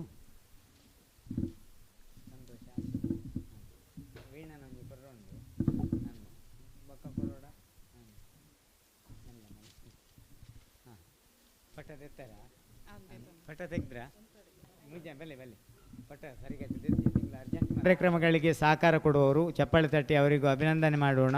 ಮತ್ತಷ್ಟು ಉತ್ಸಾಹವನ್ನು ತುಂಬಲಿ. ಶ್ರುತಿ ಎಷ್ಟಿದೆ? ಅವರಿಗೆ ಒಂದೊಂದು ಕ್ಷಿತಿ ರೋಹ ನೋಂಪಿಯ ಗಿಡ. ಅದೇ ರೀತಿಯಾಗಿ ಸುಧಾ ಪಾರ್ಶ್ವನಾಥ್ ಇದು ಸೌಮ್ಯಶ್ರೀ ಪ್ರಾಂಶುಪಾಲರಿಗೆ, ಅದೇ ರೀತಿಯಾಗಿ ಸುಧಾ ಪಾರ್ಶ್ವನಾಥ್ರಿಗೆ, ಹರಿಣಿಯವರಿಗೆ ಈ ಚಪ್ಪಾಳೆ ತಟ್ಟಿ ಇವತ್ತಿನ ಈ ಕಾರ್ಯಕ್ರಮಕ್ಕೆ ಸಹಕರಿಸಿದ ಎಲ್ಲರಿಗೂ ಅಭಿನಂದನೆ. ಅದೇ ರೀತಿಯಾಗಿ ಡಾಕ್ಟರ್ ಅಮೃತ್ ಮಲ್ಲರಿಗೆ ಮತ್ತು ಪ್ರಾಂಶುಪಾಲ್ ಪ್ರಭಾತ್ರಿಗೆ ಇದ್ದಾರ ಒಂದು ಗಿಡ ಒಂದು ಮಠಕ್ಕೆ ಮತ್ತು ಯಶೋಧರ್ ಪ್ರಭಾತ್ ಬಲ್ನಾಡು ಅವರಿಗೆ ಅವ್ರ ಪ್ರಾಂಶುಪಾಲರಿಗೆ ಒಂದು ಕೊಡಿ. ಇವ್ರದ್ದಾದ ಮೇಲೆ ಒಳ್ಳೆಯದು. ಒಂದು ಪ್ರಭಾತ್ ಬಲ್ನಾಡು ದೊಡ್ಡ ಕೃಷಿಕ ಸುಳ್ಯದಲ್ಲಿ, ಅವರಿಗೆ ಒಂದು ಕೊಡ್ತಾರೆ. ವಿಶೇಷವಾಗಿ ಅವರು ತಗೊಳ್ಬೇಕು. ಡಾಕ್ಟರ್ ಅಮೃತ್ ಮಲ್ಲ ಕೃಷಿಯ ಬಗ್ಗೆ ಯಾವಾಗಲೂ ಲೇಖನಗಳ ಜಾಗೃತಿ ಮೂಡಿಸ್ತಾ ಇದ್ದಾರೆ.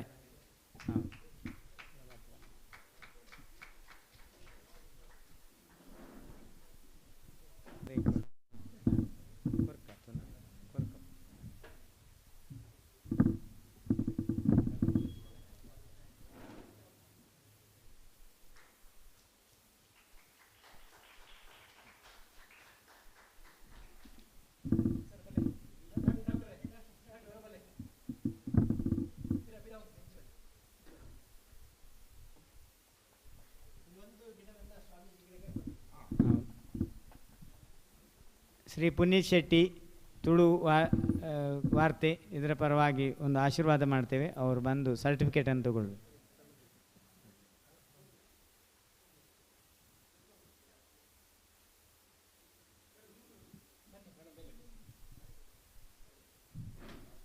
ಇದನ್ನ ಗಿಡವನ್ನು ಗಿಡನ ಬತ್ತೊಂದು ಇಂಚಿನ ಉದಾಸೀನ ಎಲ್ಲರೂ ಗಿಡ ತೋರಿಸಿ. ಜೇವಲೋ ಪಂಚಪರಮೇಷ್ಠಿ ಭಗವಾನ್ ಕಿ. ಕ್ಷಿತಿರೂಪ್ ನೋಂಪಿ ವಿಧಾನವನ್ನು ಮಾಡಿದ ಆ ಮಹಿಳೆಯನ್ನು ನೆನೆಸ್ಕೊಳ್ಬೇಕು. ಶ್ರೀದೇವಿ ಅಂತ ನಮ್ಮಲ್ಲಿ ಭಾಳ ಫೇಮಸ್ ಹೆಸರು ಶ್ರೀದೇವಿ ಅಂತ. ಅದು ಶ್ರೀದೇವಿ ಹೌದು, ಶ್ರೀದೇವಿಯೂ ಹೌದು. ಹೌದು. ಪಚ್ಚೆ ವನಸಿರಿ ಅಭಿಯಾನಕ್ಕೆ ಜಯವಾಗಲಿ. ಪಚ್ಚೆ ವನಸಿರಿ ಅಭಿಯಾನಕ್ಕೆ ಜಯವಾಗಲಿ. ಸರಿ, ಇನ್ನೂ ಇದೆ ಇಲ್ಲಲ್ಲ? ಹಾಂ, ಆಯ್ತು. ಪೆನ್ನೆ ಗೀತಾ ಮೇಡಮ್ರವರಿಗೆ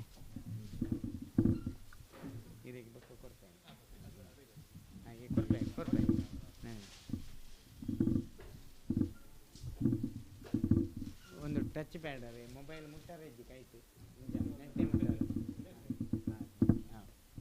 ಸರಿ, ಮತ್ತೆ ಕೊಡುವ. ಆಯಿತು, ಒಳ್ಳೆಯದಾಯ್ತಲ್ಲ. ಇನ್ನು ಈಗ ಸಮಯ ಇದ್ದವರು ಶಾಸ್ತ್ರ ಕಟ್ಟುವ ಕ್ರಮವನ್ನು ಈಗ ಒಂದು 2 ನಿಮಿಷದಲ್ಲಿ ತೋರಿಸ್ಲಿಕ್ಕಿದ್ದಾರೆ ಕೃಷ್ಣರು. ಅದು ನೋಡಿ ಮತ್ತೆ ಮಕ್ಕಳು ಮನೆಗೆ ಹೋಗ್ಬೋದು. ಡೆಮೋ 15 ನಿಮಿಷ ಇದೆ ಕಾವಿ ಆರ್ಟಿದ್ದು, ಅದನ್ನು ನೋಡಿ ಮತ್ತೆ ಹೋಗ್ಬೋದು. ಹಾಂ, ಆಯಿತು. ನೀವು ದೂರದವರು ಹೋಗ್ಬೋದು.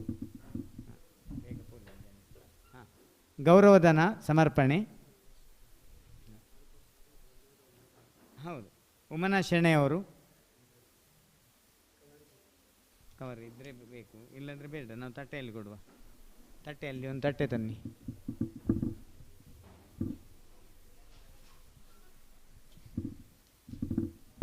ನಮ್ಮ ಸಂಸ್ಥೆ ಧವಳತ್ರಾಯ ಟ್ರಸ್ಟ್ನೊಂದಿಗೆ ಕೈ ಜೋಡಿಸಿದಂಥ ಕೃಷ್ಣಯ್ಯರವರು ಹಾಗೂ ಧವಳತ್ರಾಯ ಜೈನಕಾಶಿ ಟ್ರಸ್ಟ್ನಿಂದ ಈ ಕಾರ್ಯಕ್ರಮವನ್ನು ಆಯೋಜಿಸಿದ್ದೇವೆ. ನಮ್ಮ ಕರೆಗೆ ಹೋಗೊಟ್ಟು ಭಾಳ ಪ್ರೀತಿಯಿಂದ ಬಂದಂಥ ಉಮನಾಶಿಣಿಯವರಿಗೆ ಈ ಒಂದು ಗೌರವಧನವನ್ನು ನೀಡ್ತೇವೆ. ಅದೇ ರಾಘವೇಂದ್ರರಿಗೆ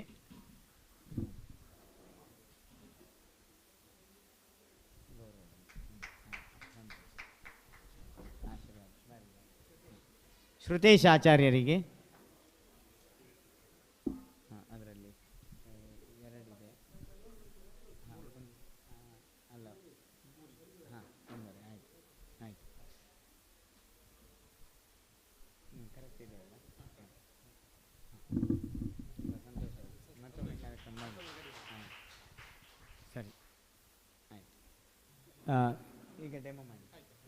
ಈಗ ಶ್ರೀಯುತ ರಾಘವೇಂದ್ರ ಹಾಗೂ ಶ್ರುತೇಶ್ರವರು ಡೆಮೋವನ್ನು ತೋರಿಸ್ತಾರೆ. ಅದನ್ನು ನೋಡಿಕೊಂಡು ಮತ್ತೆ ಇಲ್ಲಿರುವವರು ನಿಲ್ಬೋದು. ಮತ್ತು ಜಾಂಬವತಿ ಕಲ್ಯಾಣ ಅನ್ನುವ ತಾಳಮದ್ದಳೆ ಪ್ರಸಂಗ 6 ಗಂಟೆಗೆ ಬಹಳ ಇಲ್ಲಿಯ ನಾಡಿನ ಪ್ರಸಿದ್ಧ ಕಲಾವಿದರ ಕೊಡುವಿಕೆಯಿಂದ ಸಾಂಸ್ಕೃತಿಕ ಕಾರ್ಯಕ್ರಮ ಜರುಗಲಿಕ್ಕಿದೆ. 30ನೇ ತಾರೀಕಿಗೆ ಮತ್ತೊಂದು ಭರತಾಗಮನ ಅನ್ನುವ ಯಕ್ಷಗಾನ ತಾಳಮದ್ದಳೆ ನಡೀಲಿಕ್ಕಿದೆ. ಈ ತಿಂಗಳು 2 ಕಾರ್ಯಕ್ರಮಕ್ಕೆ ನಿಮಗೆಲ್ಲರಿಗೂ ಸ್ವಾಗತ. ನಮ್ಮೊಂದು ಗ್ರಂಥ ಇದೆಯಲ್ಲ ಅದು ಹಾಂ ಅಲ್ಲಿ ಮಾಡುವ. ಫೋಟೋಗೆ ಕನಕ ಮಣಿಯ ಒಂದು ಜಪಸರವನ್ನು ಮಾಡಿದ್ದಾರೆ. ಅದನ್ನು ಶ್ರೀಮಠದಲ್ಲಿ ನಾವು ಆಮೇಲೆ ತಗೊಳ್ಳಿಕ್ಕಿದ್ದೇವೆ ಕೃಷ್ಣಯ್ಯರಿಂದ. ಇದೀಗ ಡೆಮೋ ಮಕ್ಕಳಿಗೆ ವಿಳಂಬ ಆಗುವುದರಿಂದ ಶಾಸ್ತ್ರಗಳನ್ನು ಕಟ್ಟುವುದು ಹೇಗೆ ಅನ್ನುವ ಪ್ರಾತ್ಯಕ್ಷಿಕೆಯನ್ನು ನೀಡ್ತಾರೆ. ಎಲ್ಲ ಮಕ್ಕಳು ಸ್ವಲ್ಪ ಹತ್ತಿರದಲ್ಲಿ ಇದ್ದವರು ಪ್ರಾತ್ಯಕ್ಷಿಕೆಯನ್ನು ನೋಡಬೇಕಾಗಿ ಅಪೇಕ್ಷೆ ಮಾಡ್ತೇವೆ. ಹತ್ತಿರದಲ್ಲಿ ಕೂತ್ಕೊಳ್ಳಿ, ದೂರದಲ್ಲಿರುವವರು. ಶ್ರೀಯುತ ಡಾಕ್ಟರ್ ಅಮೃತ್ ಮಲ್ಲರಿಗೆ ಗೌರವ ಧನ ಸಮರ್ಪಣೆ ಶ್ರೀಮಠದಿಂದ.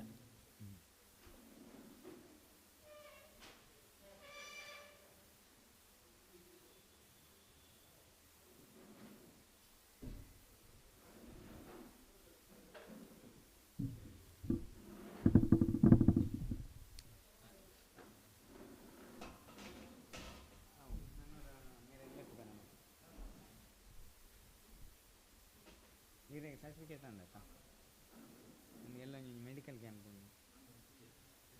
ಪ್ರಿನ್ಸಿಪಾಲ್ ಸೌಮ್ಯಶ್ರೀ ಅವರು ಇದನ್ನು ತಗೊಂಡು ಹೋಗಬೇಕು. ಮೆಡಿಕಲ್ ಕ್ಯಾಂಪ್ ಆಯ್ತಾ ಪಾತ ಕೊಡ್ತಾರಾ? ಹಾಂ, ಒಂದು ಎಷ್ಟ್ರದನ? ಹಾಂ ಪೂರ ಜನಕ್ಕೆ ಬರ ನೋಡು. ನನ್ನ ಪೇರೆಂಟ್ಸ್ನಾಗಲಿ ಪೇರೆಂಟ್ಸ್ ಟೈಮ್ ಕೊರಲಿ ಆಗಲಿ ಹೊರಾನ್. ಮೀಟಿಂಗ್ ರಿಜಿಸ್ಟ್ರೇಷನ್ ನೆಟ್ಟೆ ಉಂಡತ ಇರ್ಪೂಲಿ ನಮ್ಮ ಲೇಟ ಲಾಯ್ಕಂಡು ಅಭಿನಂದನೆ.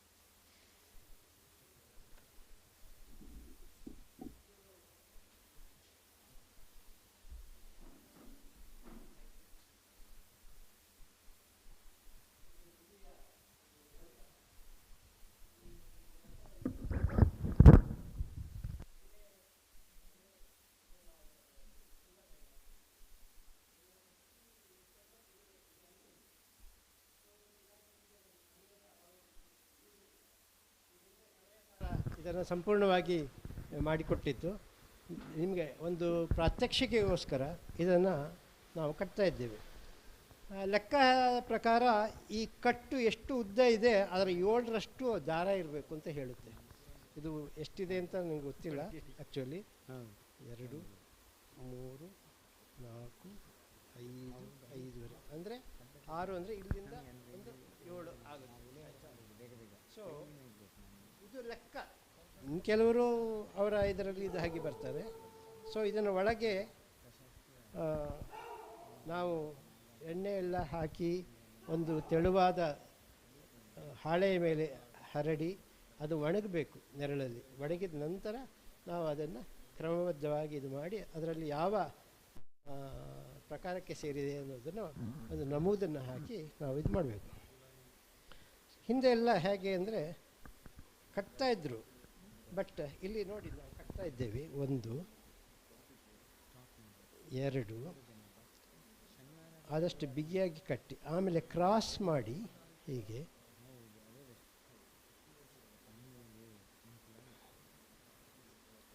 ಮೂರು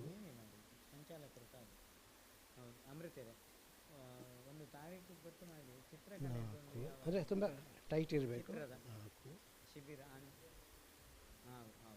ಮತ್ತೆ ಕ್ರಾಸ್ ಹೊಡಿಬೇಕು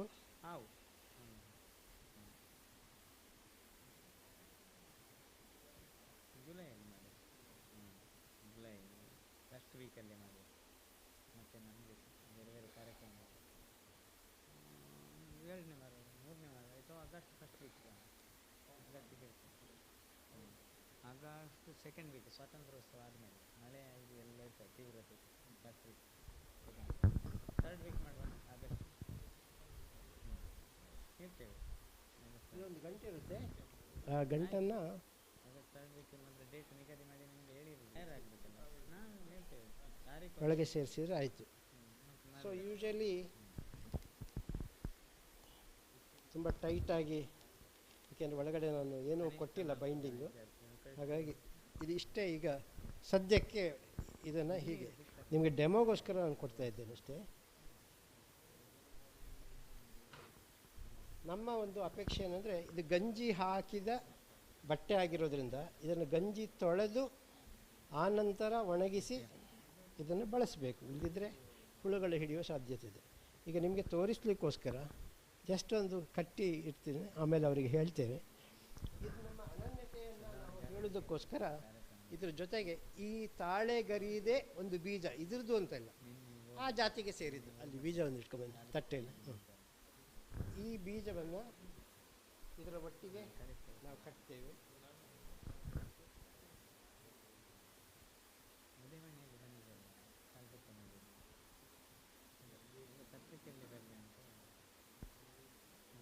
ಬೀಜ ಇದನ್ನು ಹಿಂದೆ ಎಲ್ಲ ಈ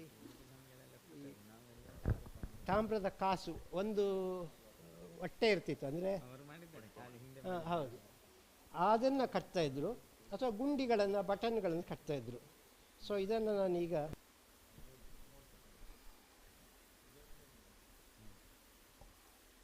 ಗಂಟು ಹಾಕಿ ಒಳಗಿನ ಪುಟಗಳು ಉಡುಪಿ ಸ್ವಾಮಿಗಳು ಮಾಡೋದು, ಪೇಜಾವರವರು, ಕುತ್ತಿಗೆಯವರು ಮತ್ತು ಹಿರಿಯ ಸ್ವಾಮಿಗಳು ಹಾಗೂ ಮುಂದಿನ ಸ್ವಾಮಿಗಳು ಕಲ್ಗುಪ್ತ ಮಾಡೋದು.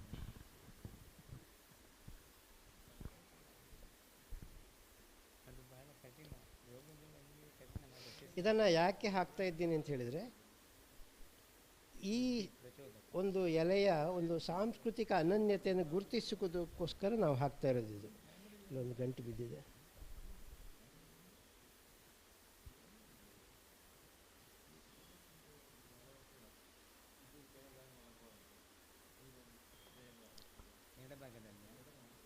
ಈ ರೀತಿಯ ಒಂದು ಪ್ರಯೋಗ ದಕ್ಷಿಣ ಕನ್ನಡ ಜಿಲ್ಲೆಯಲ್ಲಿ, ಅಂದರೆ ಇಲ್ಲಿ ಮಾಡ್ತಾರೆ, ಇದೇ ಮೊದಲು. ಈ ಹಿಂದೆ ವಿಶ್ವವಿದ್ಯಾಲಯದ ಕನ್ನಡ ಕುವೆಂಪು ಪೀಠಕ್ಕೆ ಅಲ್ಲಿರ್ತಕ್ಕಂಥ ಹಸ್ತಪ್ರತಿಗೆ 200 ಬೀಜಗಳನ್ನು ಕೊಟ್ಟು ಒಂದು ಡೆಮೋ ಕೊಟ್ಟಿದ್ದೆ. ನನ್ನ ಒಂದು ಲೆಕ್ಕಾಚಾರದ ಪ್ರಕಾರ ದೇಶದಲ್ಲಿರತಕ್ಕಂಥ ಎಲ್ಲ ಹಸ್ತಪ್ರತಿಗಳಿಗೆ ಈ ರೀತಿ ಒಂದು ಇದರ ಬೀಜ ಅಥವಾ ಕಾಯನ್ನು ಕೊಡಬೇಕು ಅಂತ ಮನಸ್ಸಲ್ಲಿರೋ ಸಂಕಲ್ಪ. ಹಾಗೆ ಒಂದು ವೇಳೆ ಲೆಕ್ಕ ಮಾಡಿ ನೋಡಿದರೆ ನನಗೆ 45 ಲಕ್ಷ ಬೀಜ ಬೇಕು. ಆದರೆ ನನಗೀಗ 5 ವರ್ಷದಲ್ಲಿ 1 ಲಕ್ಷ ಬೀಜ ಮಾತ್ರ ನನಗೆ. ಆದರೆ ಮಾಡ್ಬೋದು, ಸರಿಯಾಗಿ ಪ್ರೋತ್ಸಾಹ ಇತ್ಯಾದಿ ಎಲ್ಲ ಸಿಕ್ಕಿದರೆ. ಆವಾಗ ಕೇಳ್ತಾರೆ, ಇದು ಯಾವ ಎಲೆ, ಎಲ್ಲಿಂದ ಬಂತು, ಹೇಗೆ ಅಂತ. ಇಲ್ಲಿ ಅದರ ಬೀಜ ಹೇಳುತ್ತೆ, ನಾನಿಲ್ಲಿದ್ದೇನೆ ಅಂತ ಹೇಳುತ್ತೆ. ಇದು 1 ವರ್ಷ ಅಲ್ಲ 2 ವರ್ಷ ಹೋದರೂ ಕೂಡ ಸರಿಯಾಗಿ ಪೋಷಣೆ ಸಿಕ್ಕಿದರೆ ಮೊಳಕೆ ಬರುತ್ತೆ. ಬ್ರಿಟಿಷರ ಕಾಲದಲ್ಲಿ ಇದನ್ನು ಗುಂಡಿಗಳನ್ನಾಗಿ ಬಳಸ್ತಾ ಇದ್ರು. ಹಾಗಾಗಿ ಈ ಗುಂಡಿಗಳಾಗಿ ಬಳಸ್ತಿದ್ದಂಥ ಇದು ಆಮೇಲೆ ಆಭರಣ ಎಕ್ಸ್ಪೋರ್ಟ್ ಮಾಡ್ತಾಯಿದ್ರು, ಮಣಿಗಳ ಸರ. ವರ್ಷದಲ್ಲಿ 2000 ಮರಗಳ ಹರಣ ಆಗ್ತಿತ್ತು. ಏನೇ ಇರಲಿ, ಈಗ ಇದನ್ನು ಮತ್ತೆ ನಾವು ನಮ್ಮ ಒಂದು ಸ್ಕ್ವೇರ್ ಇದ್ರ ಥರ ಮಾಡಿ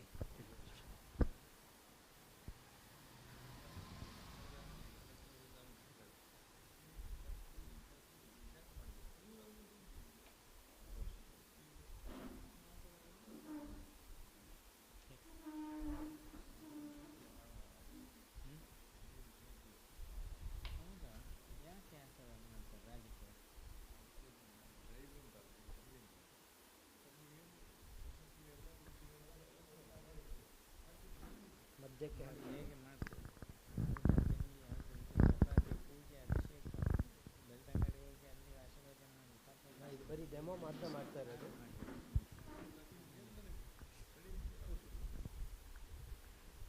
ಊಟ ಫಸ್ಟ್ ಕ್ಲಾಸ್ ಆಯಿತಾ? ಊಟ ಫಸ್ಟ್ ಕ್ಲಾಸ್ ಆಯಿತು.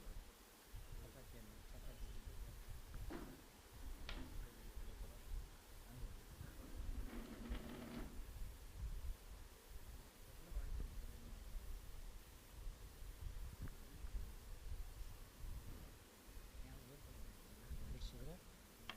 ವಿಷಯ ಮೈಕ್ ಸೆಟ್ಟಿಂಗ್ ಮಾಡಿ ನಿಮ್ಮ ಡಿಜಿಟಲ್ ಲೈವ್ ಸೊ ಇಲ್ಲಿ ಒಂದು ಸಣ್ಣ ಪಟ್ಟಿಕೆಯಲ್ಲಿ ಇದರ ಯಾವುದು ಕೃತಿ ಏನು ಅಂತೇಳಿ ನಾವು ಒಂದೋ ಬರೆದು ಅಥವಾ ಒಂದು ಸಣ್ಣ ತಾಡೋಲೆಯಲ್ಲೇ ಕೊರೆದು ಬರೆದು ಇಡ್ಬೋದು. ಆದರೆ ಈಗ ಸದ್ಯಕ್ಕೆ ಮಾಡ್ತಾ ಇಲ್ಲ ನಾವು. ಸೊ ಇಲ್ಲಿ ಒಂದು ನಂಬರನ್ನು ಕೂಡ ಹಾಕಬೇಕಾಗುತ್ತೆ. ಅದು ಯಾವ ಬಟ್ಟೆ ಏನು ಅಂಥೇಳಿ ಅದಕ್ಕೆ ಕೊಟ್ಟಂಥ ಅದರ ಆಕ್ಸೆಷನ್ ನಂಬರನ್ನು ನಾವು ಇಲ್ಲಿ ಬಳಸ್ತೇವೆ. ಯಾವುದೇ ಕಾರಣಕ್ಕೂ ಮೇಲ್ಗಡೆ ಬಣ್ಣದಲ್ಲಿ ಅಲ್ಲಿ ಚಿತ್ರಗಳಿರುತ್ತೆ, ಕೆಲವರು ನಂಬರ್ ಬರೆದಿರ್ತಾರೆ, ಈ ರೀತಿ ಎಲ್ಲ ಪ್ರಮಾದಗಳಾಗಿದೆ. ಹಾಗೆ ಆಗಬಾರ್ದು. ಸೊ ಇದನ್ನು ಟೈಟ್ ಮಾಡಿ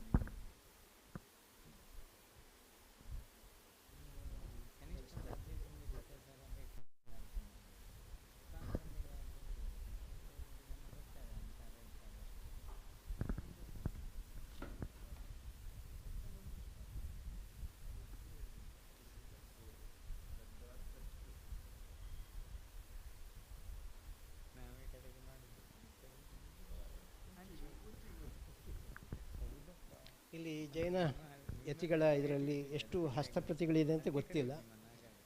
ಮುಂದಿನ ದಿನಗಳಲ್ಲಿ ಗಳನ್ನು ತಂದು ಹಸ್ತಪ್ರತಿಗೆ ಕಟ್ಟುವ ಇದರ ಒಂದು ಅನನ್ಯತೆಯನ್ನು ಇದರ ಜೊತೆಗೆ ಇಡುವುದರ ಮೂಲಕ ಒಂದು ಧನ್ಯತಾ ಭಾವ, ಈ ಉದ್ದೇಶಕ್ಕೋಸ್ಕರ ಕಟ್ತಾ ಇದ್ದೇನೆ. ಹೀಗಾಗಿ ಇದು ಕೇವಲ ಇಲ್ಲಿ ಮಾತ್ರ ಅಲ್ಲ, ಪ್ರತಿಯೊಂದು ರಾಜ್ಯಗಳಲ್ಲಿರುವಂಥ ಹಸ್ತಪ್ರತಿ ಗ್ರಂಥಾಲಯಗಳಲ್ಲಿ ಅದು ನಮಗೆ ಇದ್ದರೆ ನಮ್ಮ ಜ್ಞಾನದ ಆಂಶಿಕ ಏನು ಕೊರತೆ ಏನಿದೆ ಅದನ್ನು ನಾವು ದೂರ ಮಾಡಿದಾಗುತ್ತೆ. ಕೆಲವರಿಗೆ ಇದು ಯಾವ ಮರದ ಎಲೆ, ಕಾಯಿ ಏನು ಲವಲೇಶವೂ ಕೂಡ ಗೊತ್ತಿರಲಿಲ್ಲ. ಹೀಗಿರುವಾಗ ಸೊ ಇಲ್ಲ, ಕೆಂಪು ಬಟ್ಟೆಯೇ ಕಾವಿ ಕೆಂಪು ಬಟ್ಟೆಯೇ ಆಗಬೇಕು. ಯಾಕೆ ಅಂತ ಹೇಳಿದರೆ ಕೆಂಪಿಗೆ ಈ ಅಲರ್ಜಿ ಹುಳಗಳನ್ನು ತಡೆಯುವ ಶಕ್ತಿ ಇದೆ. ಅದಕ್ಕೋಸ್ಕರ ಈ ಹೈಕೋರ್ಟ್ಗಳೆಲ್ಲ ಕಡತಗಳನ್ನು ಇಡುವಂಥದ್ದು ಅವರು ಕೆಂಪು ಬಣ್ಣವನ್ನೇ ಹಾಕ್ತಿದ್ರು. ಆಮೇಲೆ ಇದು ಸ್ವಾಮೀಜಿಗಳು ಹೇಗೂ ಈ ಬಣ್ಣವನ್ನು ಬಳಸ್ತಾ ಇದ್ದಾರೆ. ಇದನ್ನು ಉರಿಮಂಜ ಅಂತಲೂ ನಾವು ಹೇಳ್ತೀವಿ. ಹಿಂದೆ ಹೇಗಿತ್ತು ಅಂತ ಹೇಳಿದರೆ ಸ್ವಾಮೀಜಿಗಳು ಬಳಸುವ ಈ ಕೊರದ ಬಟ್ಟೆ, ಅದಕ್ಕೆ ಮಣ್ಣನ್ನು ಸವರ್ತಾಯಿದ್ರು. ಈ ಉರಿಮಂಜ ಮಣ್ಣನ್ನು ಸವರಿ ಆ ನಂತರದಲ್ಲಿ ಒಣಗಲಿಕ್ಕೆ ಬಿಟ್ಟು ಅದನ್ನು ಧರಿಸ್ತಿದ್ರು, ಈಗಿನ ಹಾಗೆಲ್ಲ. ಹೀಗಾಗಿ ಈ ಉರಿಮಂಜ ನಿಮ್ಮ ಯಾವುದೇ ಚರ್ಮ ರೋಗ ಇದ್ದರೆ ಅದನ್ನು ತೆಗೆದು ಹಚ್ಚಿಕೊಳ್ತಾರೆ. ಸೊ ಹೀಗಾಗಿ ಈ ಮಣ್ಣನ್ನು ಲೇಪನ ಮಾಡಿಕೊಳ್ಳೋದ್ರ ಮೂಲಕ ಅವರು ಭಾಳಷ್ಟು ದಿನಗಳಲ್ಲಿ ಇದರಲ್ಲೇ ಅಂದರೆ ಭಾಳಷ್ಟು ಬಟ್ಟೆಗಳನ್ನು ಬಳಸುವುದಿಲ್ಲ. ಹಾಗಾಗಿ ಆ ಒಂದು ನೆಲೆಯಲ್ಲೂ ಕೂಡ ಚರ್ಮ ರೋಗಗಳು ಅವರ ಬಳಿ ಸುಳಿಯುವುದೂ ಇಲ್ಲ. ಮತ್ತು ತಂಪು ಕೂಡ, ಇದು ತಂಪು. ಹೀಗಾಗಿ ಯಾವುದೇ ಕ್ರೋಧ ಭಾವನೆ ಆಗಲಿ ಅಥವಾ ವಿಪರೀತ ಸಿಟ್ಟಾಗಲಿ ಸೆಡವಾಗಲಿ ಇರುವುದಿಲ್ಲ. ಇದು ನೋಡಿದ್ರೇ ನಮಗೆ ಮನಸ್ಸಿಗೆ ಒಂದು ಹಿತ ಅನಿಸುತ್ತೆ. ಆದರೆ ಇವತ್ತಿನ ರಾಜಕೀಯ ಕಣ್ಣುಗಳಿಗೆ ಇದು ನೋಡಿದ ಕೂಡಲೇ ಇದೇನೋ ಇವರು ಉಗ್ರರು ಅನ್ನೋ ಥರ ನೋಡ್ತಾರೆ ಈ ಬಟ್ಟೆಗಳನ್ನು ನೋಡಿಬಿಟ್ಟು. ಅಂದರೆ ಇದು ದಿಟವಾದ ಮಾತು ನಾನು ಹೇಳ್ತಾ ಇರೋದು. ಹೀಗಾಗಿ ಈ ಒಂದು ಇಲ್ಲಿ ಹೀಗೆ ಇದೆ ಅಂದರೆ ನಾವು ಬಂದು ಪ್ರಾಚ್ಯ ಸಂಚಯ ಬಂದು ಕೆಲಸ ಮಾಡಿ ಕೊಟ್ಟಿದ್ದೇವೆ ಅನ್ನೋದು ಒಂದು ನಮ್ಮ ಐಡೆಂಟಿಟಿ. ಅಥವಾ ಇದಕ್ಕೆ ಸಂಬಂಧಪಟ್ಟಂಥ ಸಿರಿದೇವಿಗೆ ಕ್ಷಿತಿರೋಹ ನೋಂಪಿಯನ್ನು ಪರಿಚಯ ಮಾಡಿದಂಥ ಆಕೆಗೆ ಕೊಡುವ ಒಂದು ಗೌರವ ಇದು. ಹೀಗಾಗಿ ಇದನ್ನು ಈ ಹಸ್ತಪ್ರತಿಯನ್ನು ಈಗ ನಾವು ಸ್ವಾಮೀಜಿಗೆ ಕೊಡ್ತಾ ಇದ್ದೇನೆ. ಅವರಿಗೆ ಒಂದು ಕಂಠವನ್ನು ಕೊಡಬೇಕು ಅಂತೇಳಿ ಯೋಚನೆ ಮಾಡಿದ್ದೇವೆ. ಇದನ್ನು ಕೊಡಲಾ? ಇದನ್ನು ತ್ರಿಶೂಲದ್ದು ಅವ್ರು ಕೇಳು.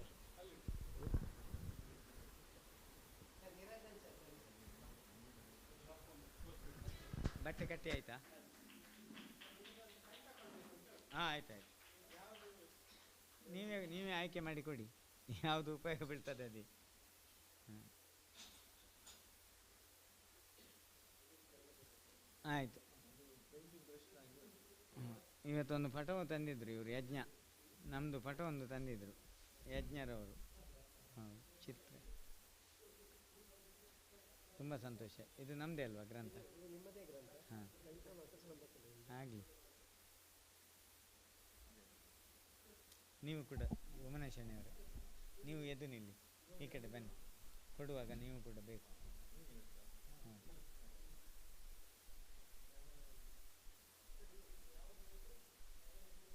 ನಗುಮುಗ.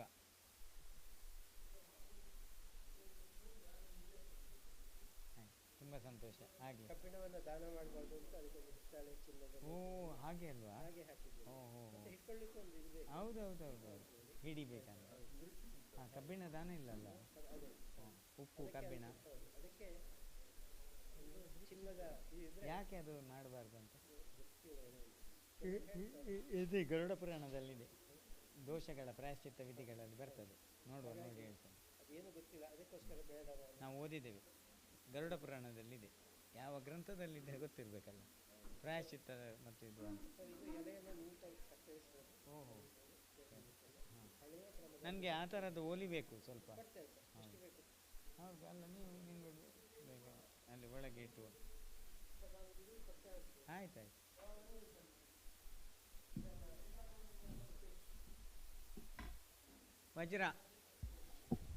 ವಜ್ರಕುಮಾರ್.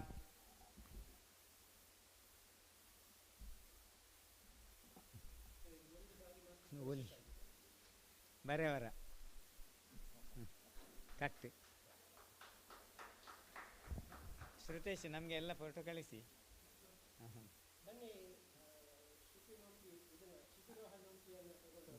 ಪಿರಾಡ್ ಬಲೆ, ಪಿರಾಡ್ ಫೋಟೋ ತೆಗಿ, ತೊಂದರೆ ಇಲ್ಲ.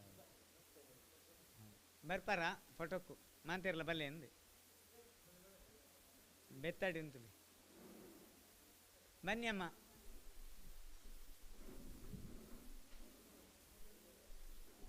ಬನ್ನಿ ಮಕ್ಕಳೇ. ಪ್ರಭಾತ್ ಬಲಿ.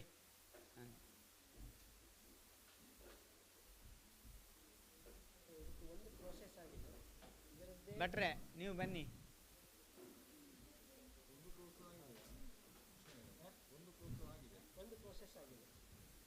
ಹೌದಾ? ಹಾಂ, ಇನ್ನೆಷ್ಟು ಇದೇ ಅಲ್ವಾ ವೃಕ್ಷ? ಅಲ್ಲ, ಇದು ಗಾಡಿ ಶ್ರೀತಾಳೆಯಾ? ಹಾಂ ಬನ್ನಿ.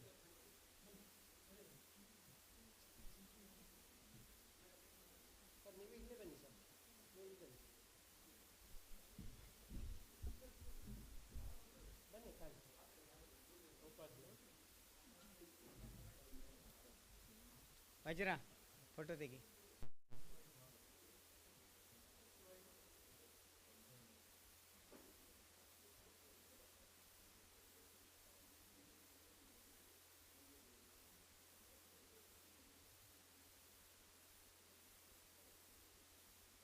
ತುಂಬ ಒಳ್ಳೆ ಕೆಲಸ. ನೀನು ಪತ್ತೊಂದು ನಿಂಗೆ ಅಲ್ಪ ಚಾವಡ್ಡಿದ್ದೀವಿ ಮತ್ತು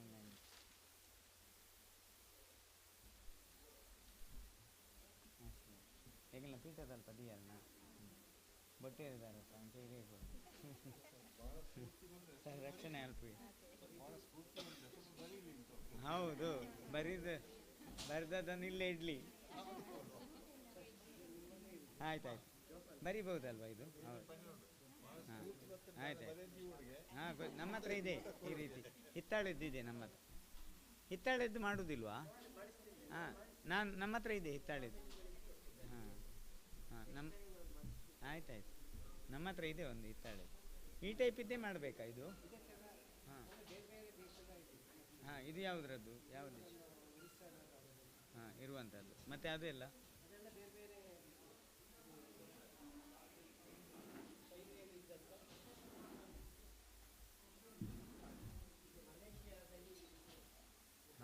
ಅದ್ಯಾಕೆ ನೂಲು ಹಾಕ್ಲಿಕ್ಕ?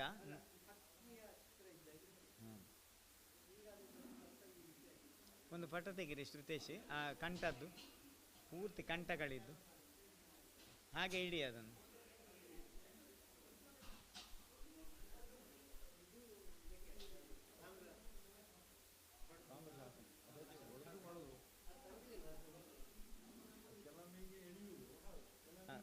ನಮಗೆ ಕೊಟ್ಟದ್ದನ್ನು ಕೊಡಿ, ಅದು ಅಲ್ಲೇ ಇದೆ ಕಂಠ.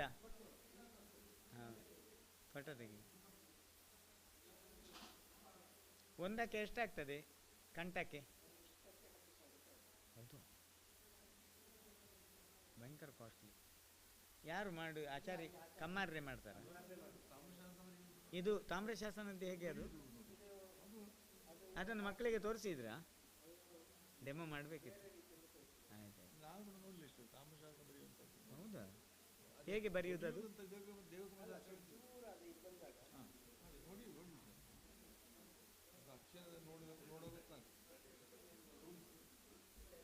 ಅಂಡೆ ಅಂಡೆ ಹಾಂ ವಾವ್. ನಾನು 5 ಗಂಟೆಗೆ ಅಂದೆ, ಈ 5 ಗಂಟೆಗೆ ಕರೆಕ್ಟ್ ಬಲೆ ಅಂದೆ ನಿನ್ನೆ.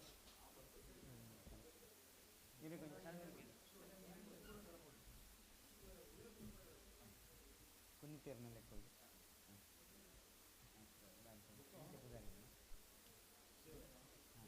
ಬಕ್ಕ ಇಪ್ಪಲೆ. ಹಾಂ ಹಾಂ, ಹೋಗುವ ಅಲ್ಲಿಗೆ ಹೋಗುವ. ಹೌದು, ಇದನ್ನು ಹಿಡ್ಕೊಂಡು ಇದನ್ನು ಅಲ್ಲಿಗೆ ಇಡಬೇಕು. ವಜ್ರ ಇದನ್ನು ಇದರ ಒಳಗೆ ಇಡುವಂತ ಗ್ರಂಥ ಇದರ ಒಳಗೆ ಇಡು. ಇದೆಲ್ಲ ಹಿಡ್ಕೊಂಡು ಹೋಗುವ. ಇದು ಇಲ್ಲೇ ಇರಲಿ ಆಯಿತಾ? ಆಮೇಲೆ ಸನ್ಮಾನ ಎಲ್ಲ ಇದೆಯಲ್ಲ, ಇದು ಮತ್ತೆ ಧಾರ್ಮಿಕ ಕಾರ್ಯ, ಇದು ಚೇರ್ ಎಲ್ಲ ಕೆಳಗೆ ಇಡಬೇಕು. ಯಾರಿಲ್ವಾ ಮಕ್ಕಳು? ಚೇರ್ ಒಂದು ಸರಿ. ಹಾಂ ಹಾಂ, ಅದೊಂದು ಸರಿ ಮಾಡಿ ಇಡಬೇಕಲ್ಲ. ಹೀಗೆ ಮಕ್ಕಳಿದ್ದರೆ ಅವರವರ ಚೇರನ್ನು ಅಲ್ಲಲ್ಲಿ ಕರೆಕ್ಟಾಗಿ ಇಟ್ಟರೆ ಆಯಿತು. ಹಾಂ, ಡೆಮೋ ಮುಗಿದ ತಕ್ಷಣ ಚೇರ್ ಒಂಜಿ ಸಂತ ಅಲ್ಪ ಅಲ್ಪನೇ. ಹಾಂ, ಮತ್ತು ತಾಳಮದ್ದಳೆ ಕಾರ್ಯಕ್ರಮ 6 ಗಂಟೆಗೆ ಸರಿಯಾಗಿ ಜರುಗಲಿಕ್ಕಿದೆ. ಬಲೆ ಇದು ಪೆನ್. ಹಾಂ, ಓ ಉಮನಶರಣೆ ನಿಮಗೆ ನಾನು ಒಂದು ಪೆನ್ನು ಕೊಟ್ಟಿದ್ದೇನಾ? ಇದು ಪೆನ್ನು ಮೊಬೈಲ್ ಟಚ್ ಮಾಡಲಿಕ್ಕೆ ಇನ್ನು ಡೈರೆಕ್ಟ್ ಮೊಬೈಲನ್ನು ಇದರಲ್ಲೇ ಟಚ್ ಮಾಡಬೇಕಿನ್ನು ಬರೆಯುವುದು ಇದು ಮಾಡಿ. ಹೌದು, ಅದಕ್ಕೆ ಅನುಕೂಲ ಆಗುತ್ತೆ. ಆರೋಗ್ಯ ಎಲ್ಲ ಹಾಳಾಗೋದಿಲ್ಲ ನೋಡಿ. ಹೀಗೆ ಓಪನ್ ಮಾಡಲಿಕ್ಕೆ. ಹೌದು, ನಿಮ್ಮ ಮೊಬೈಲ್ ಕೊಡಿ ನೋಡಿ. ಹೀಗೆ ಹೀಗೆ ಹೀಗೆ ಹೀಗೆ ಹೀಗೆ ಹೀಗೆ ಹೀಗೆ ಹೀಗೆ ಟ್ಯಾಂಗ್. ಆರೋಗ್ಯ ಒಳ್ಳೆಯದಾಯ್ತಲ್ಲ. ನಿಮಗೆ ಕೊಟ್ಟೆಲ್ಲ ಶ್ರುತೇಶ್? ಹೌದು ನೋಡಿ, ಕಮಲಾಂಪನ ತೀರಿದ್ರು ಅವರಿಗೆ ನೋಡಿ ಎಷ್ಟು ಸಮಯ. ಹಾಂ, ಇಲ್ಲಿ ಫಸ್ಟ್ ಇರುವುದು. ಹೌದು,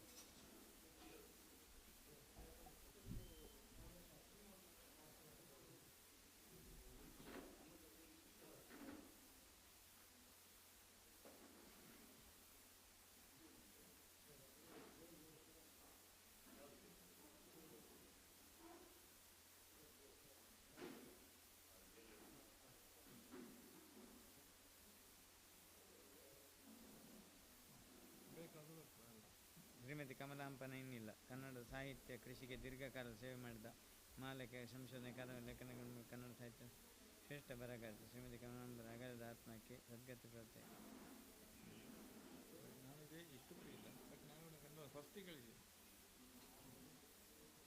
ಬೇಕಲ್ಲ.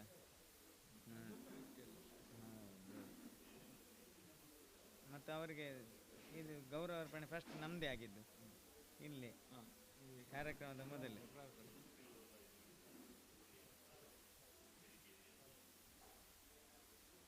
ನೋಡಿ ನಮ್ಮದು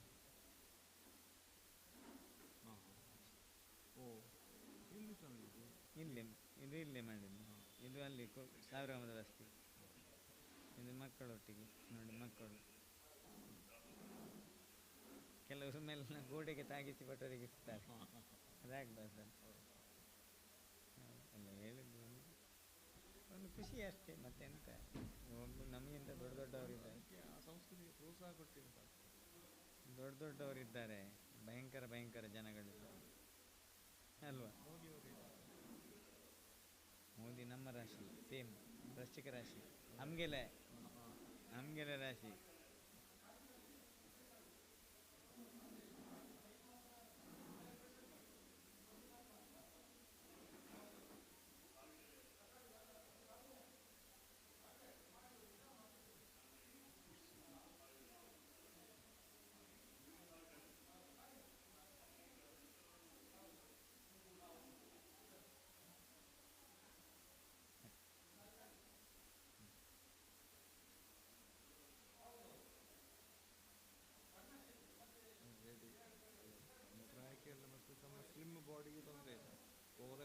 ಯೋಗ ಅತ್ಯಂತ ಕಠಿಣ ಆಸನವಾದ ರಾಜ ಶೀರ್ಷಾಸನ ಮಾಡಿದ್ದಾರೆ. ಆಸನಗಳ ರಾಜ ಶೀರ್ಷಾಸನ ಮಾಡಿದ್ದಾರೆ.